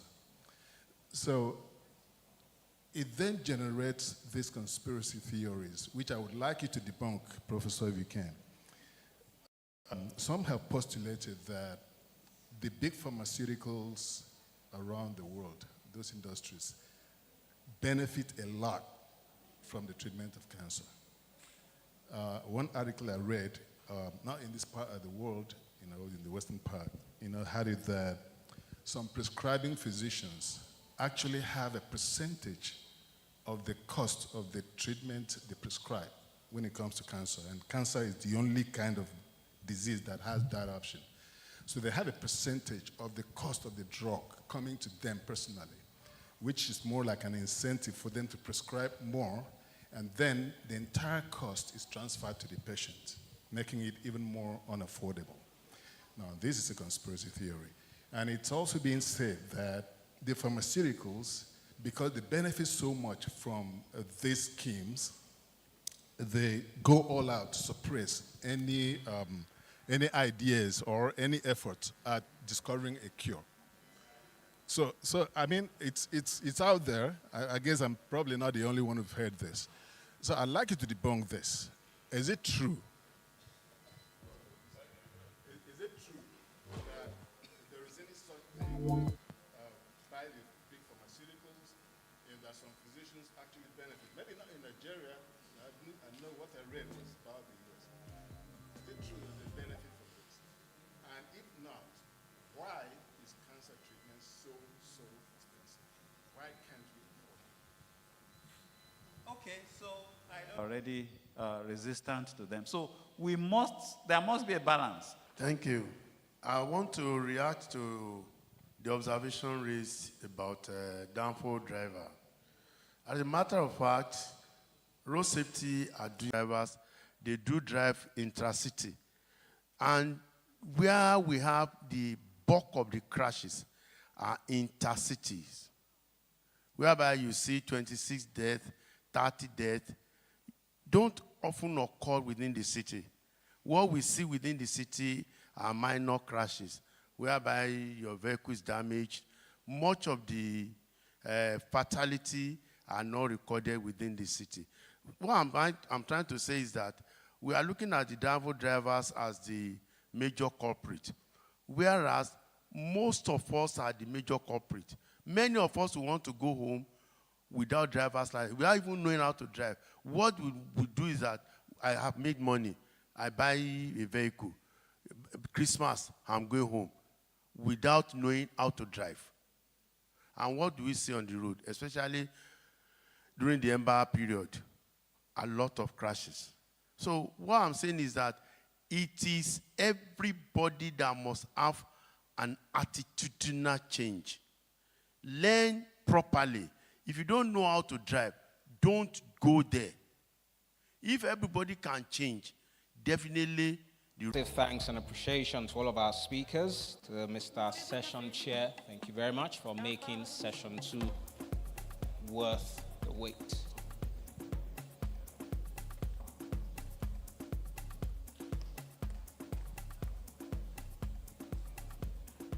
All right.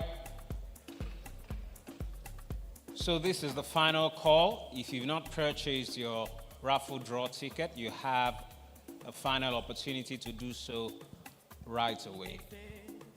As you can see, there's a lot of activity going on right there at the back to my right.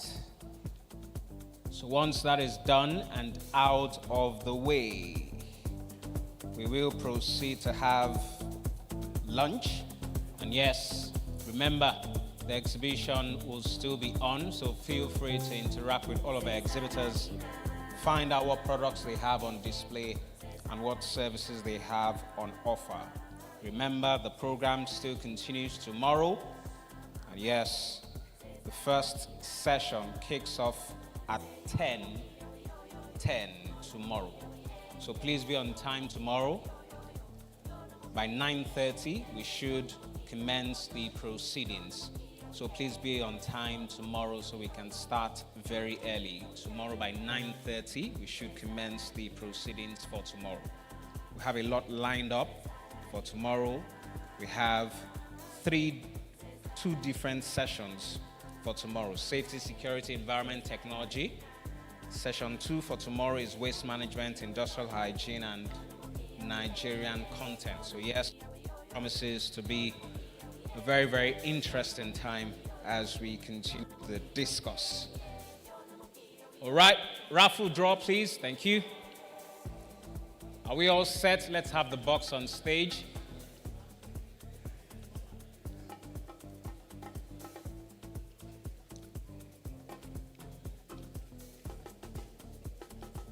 All right. So we are trying to accommodate all the lastminute.com people, lastminute.com crew. All right, we're trying to accommodate everyone. So we have a lot of prizes to be won. Air fryer, vacuum cleaner, provision hamper, toaster, electric blender, electric kettle, movie tickets, mini music boxes, portable power bank, roll-on, toothpaste, table water, packs of toothbrushes, a bucket of custard, frying pan, morning fresh, cleanser, roll of tissue, detergent, so much right here. Everyone has a chance. Yes, please. Yes, please. So let's set it up right in the middle so that everyone can see what is happening per time.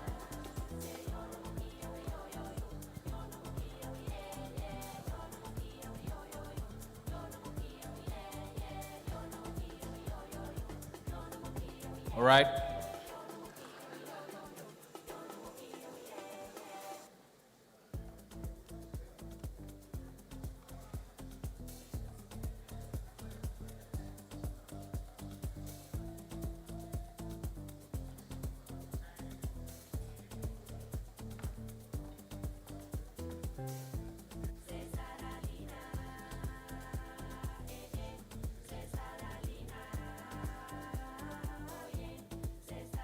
Okay, she's trying to shake it properly so that there won't be any issues whatsoever. This is all in a bid to be transparent, all right? Good.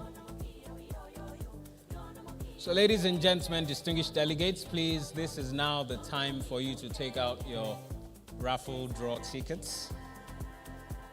We will find out who our lucky winners are. So I'd like to invite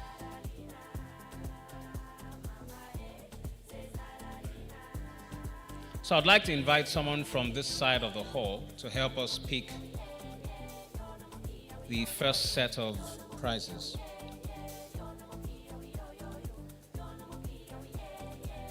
Okay.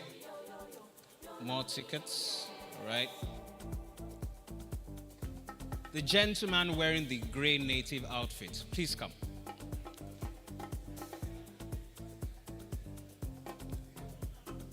Quick one. Did you purchase any tickets? You did. All right, please come.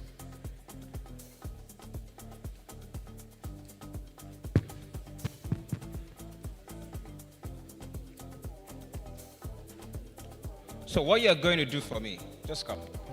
No, just hold it, just keep it in your pocket, that's fine. So what you're going to do for me is this. You're just going to stand. Yes. That's fine. So you're going to stand right here. And you're going to look in that direction. At least good enough, you know where your hand is. So you want to shake it one final time. So once it's done with the shaking, just stretch your hand into the box through the hole on your right hand side. For this first pick, we have the portable power bank. Look straight ahead. Thank you. So please, what number? So we have number 0003220. 00032. Final digits, please. 20. Okay, 20 for portable power bank. 3220. Any winner? Please call it again. Call it again. 0003220. 0003220. Anyone? Is the winner here? Okay, move. Let's keep it moving. Portable power bank. All right, let's keep it moving.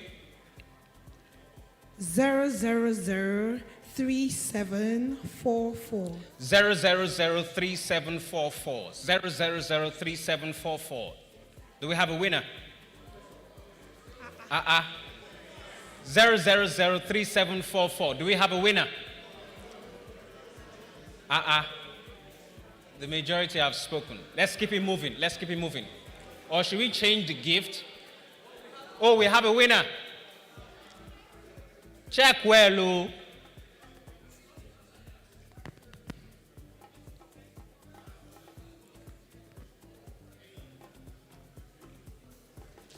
Which is it? Does it match? Confirm. Confirmed? 0003744. No. The first one. Oh, the first one. 0003220. Yes. Congratulations. You just won a portable power bank. You can redeem your prize at the end. All right. Straight ahead. This time, it's a mini music box.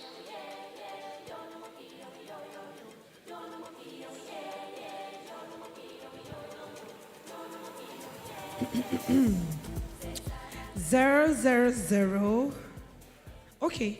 0000414. That's 4 zeros, 414, right? Yes. 4 zeros, 414. 4 zeros, 414. Mini music box. Do we have a winner? Check. Take out your tickets. 4 zeros, 414. Do we have a winner? Somebody. He's still booting. But he needs to be very sure. 4 zeros, 414. Great.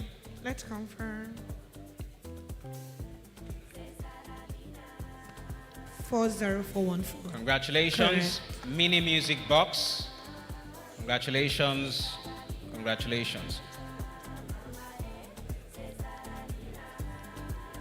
All right. Air freshener this time. Air freshener.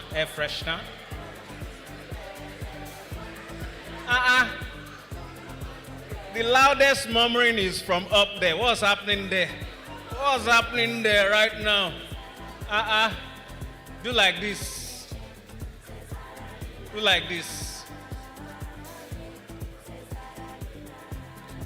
We have 1001724. 1001724. 1001724. 1001724. Yes. Check. 100 1724. 1001724. Do we have a winner? Okay, let's keep it moving. 1001714.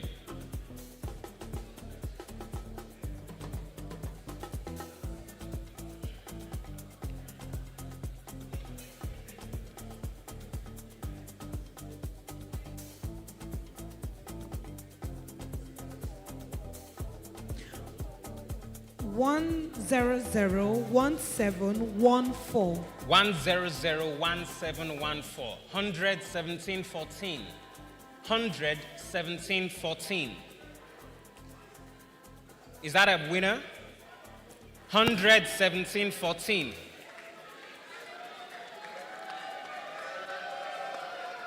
Okay. 1001714. Check where low. You know you are up there, so you don't walk down here in vain. Check where low. 1001714. Okay.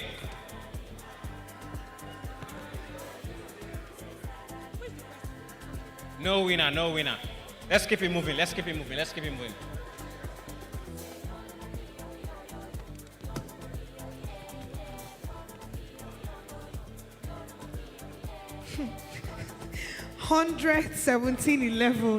1001711. 1001711.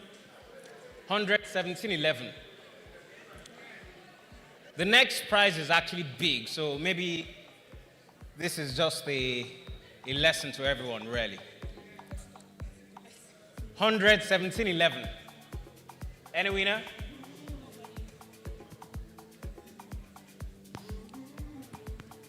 So we have 117. 11723. 11723.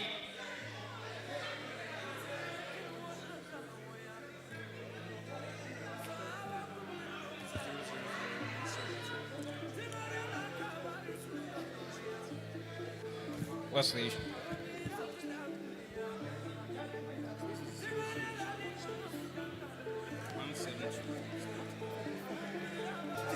Okay, yeah, that's 000.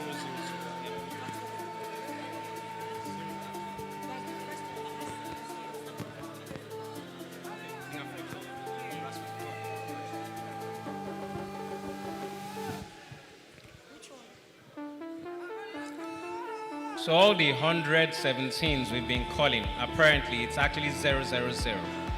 There was an error. It wasn't clear. It's not my fault. All right. So congratulations.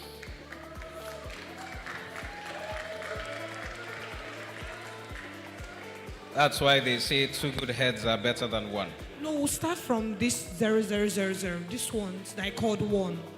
Yes, we'll have to start from them. So the first one, 0001724. 301724. 301724. Nobody. Okay. 000. Check where, Lo, it's an electric kettle. 0001711. 301711.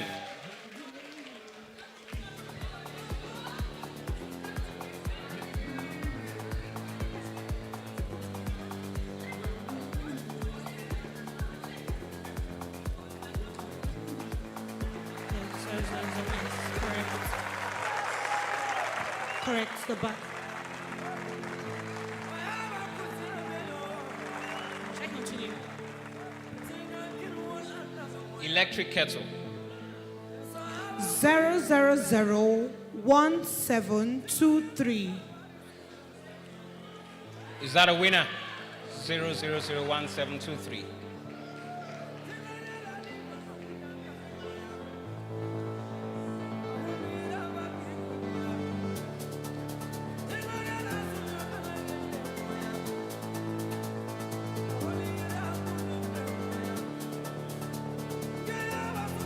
You have just won yourself a frying pan. If you love to cook, that's a priceless addition.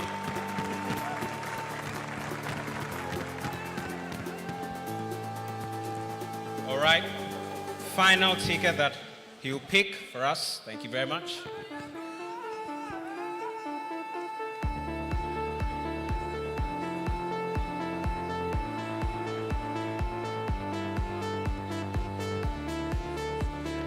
Zero zero zero 3613. 0003613. Do we have a winner? What? Nobody? Call the number again, please. 0003613. 0003613.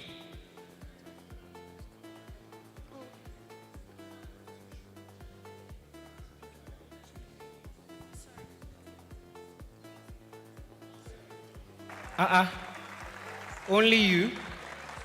Okay, it's allowed. 0003613. Okay.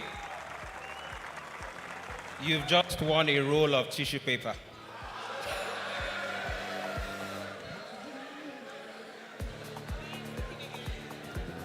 Thank you very much, gentlemen. Thank you very much. Thank you. Thank you. All right, let's have someone from this side of the hall. Do we have a volunteer? My lady in front, please come. Thank you.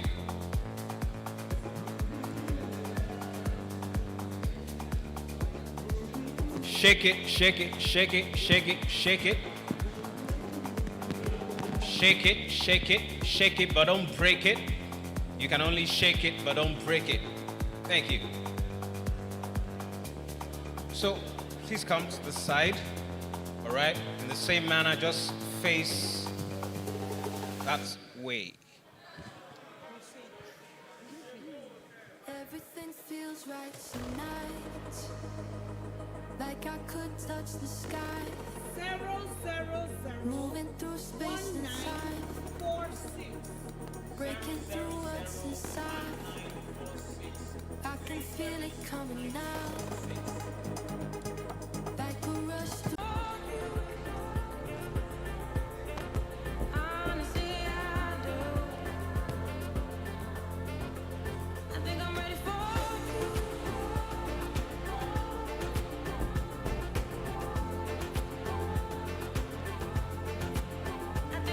0004022. 0004022. 3 zeros 4022. Yes. 3 zeros 4022. 0004022. 3 zeros 4022. Keep it moving, keep it moving, keep it moving. 0002896. 0002896. 0002896. 0002896. Keep it moving, keep it moving. Thank you. 0001968. 1948. 0001948. 0001948. Only you one.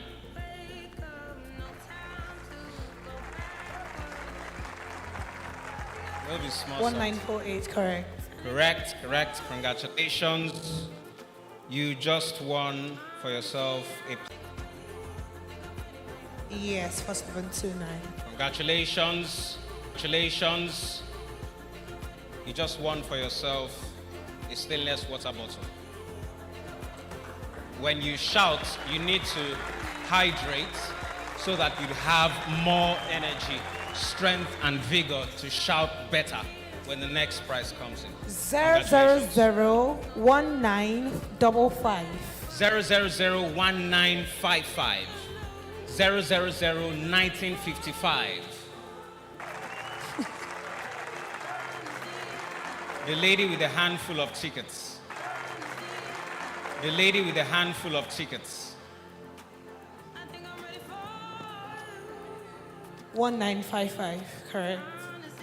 Hand towel for her, please. Congratulations.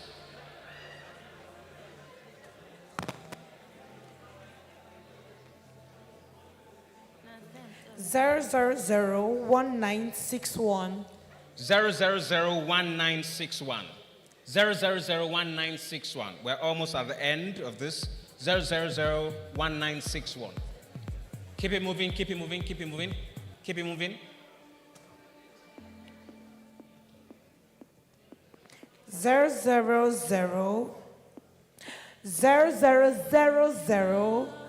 570 40570. Okay, 4 zeros 570. 4 zeros 570. Wait.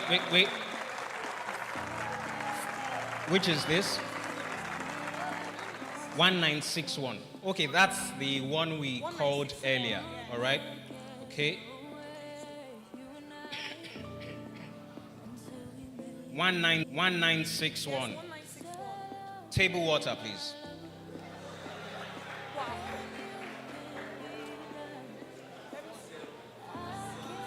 Do you know how much that thing costs in the market now?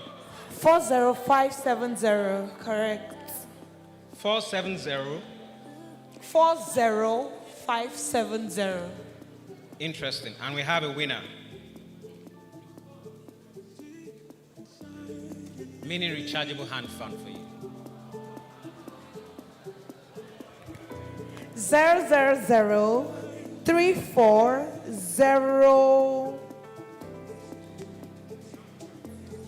3408. 0003408. 303408.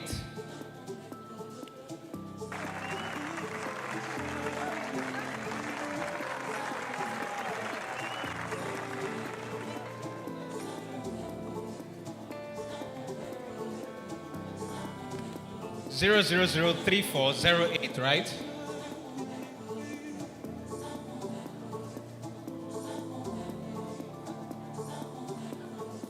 Yes. 3408, correct. Toaster.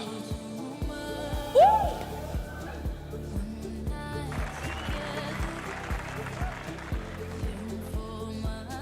Let's keep it moving.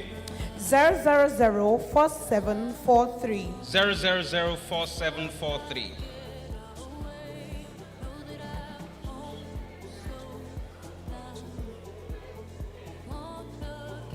Four seven four three. 4743. 0004743. Let's keep it moving.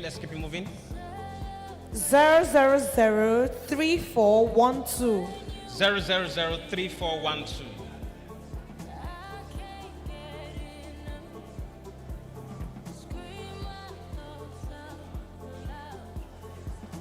0003412. Do we have a winner?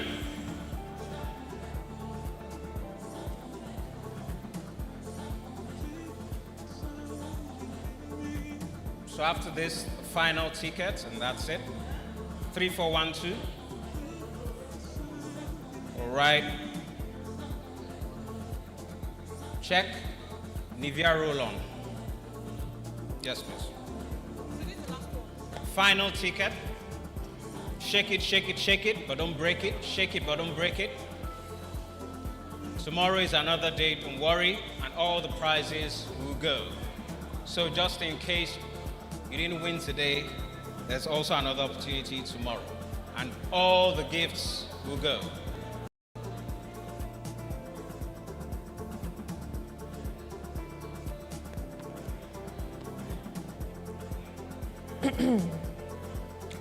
Zero 4025. 0004025. 4025. Check. This is the last ticket. 0004025. Let's keep it moving. 0003714. 3741.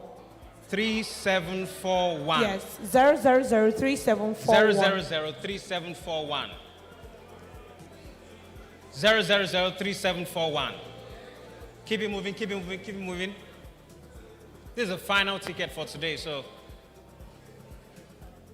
0003355. 0003355. Oh, we have a winner. Okay.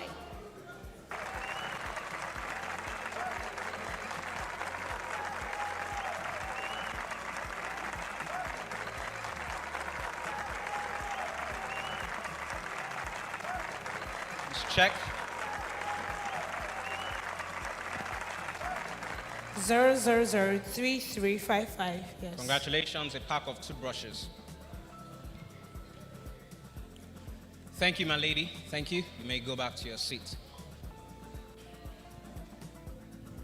All right, ladies and gentlemen, the raffle draw continues tomorrow. Just in case you didn't win a prize today, remember there's an opportunity to do so tomorrow. Thank you very much. Remember, all proceeds go to charity.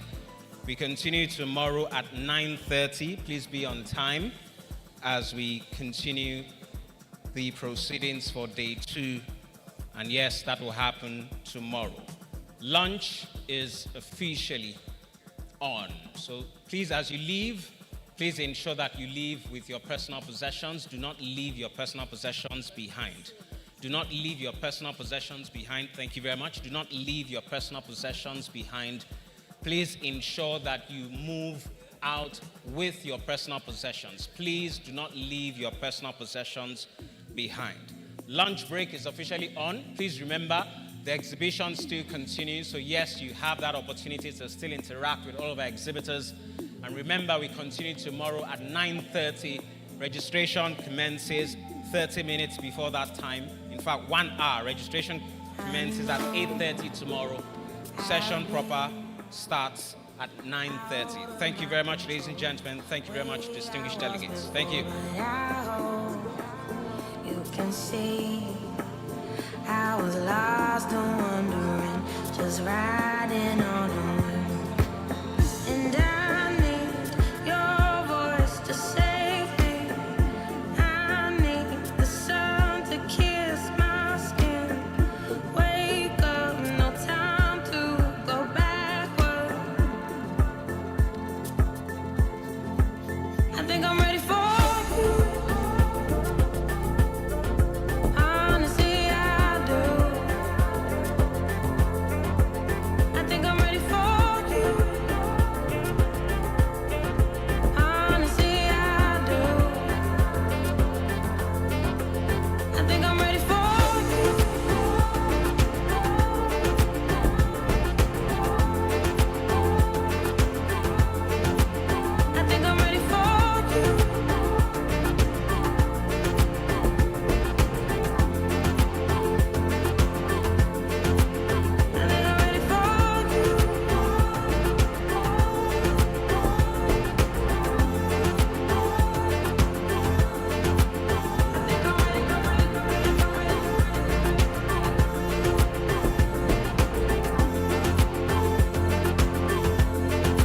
I think I'm ready for you. And when you are beside me,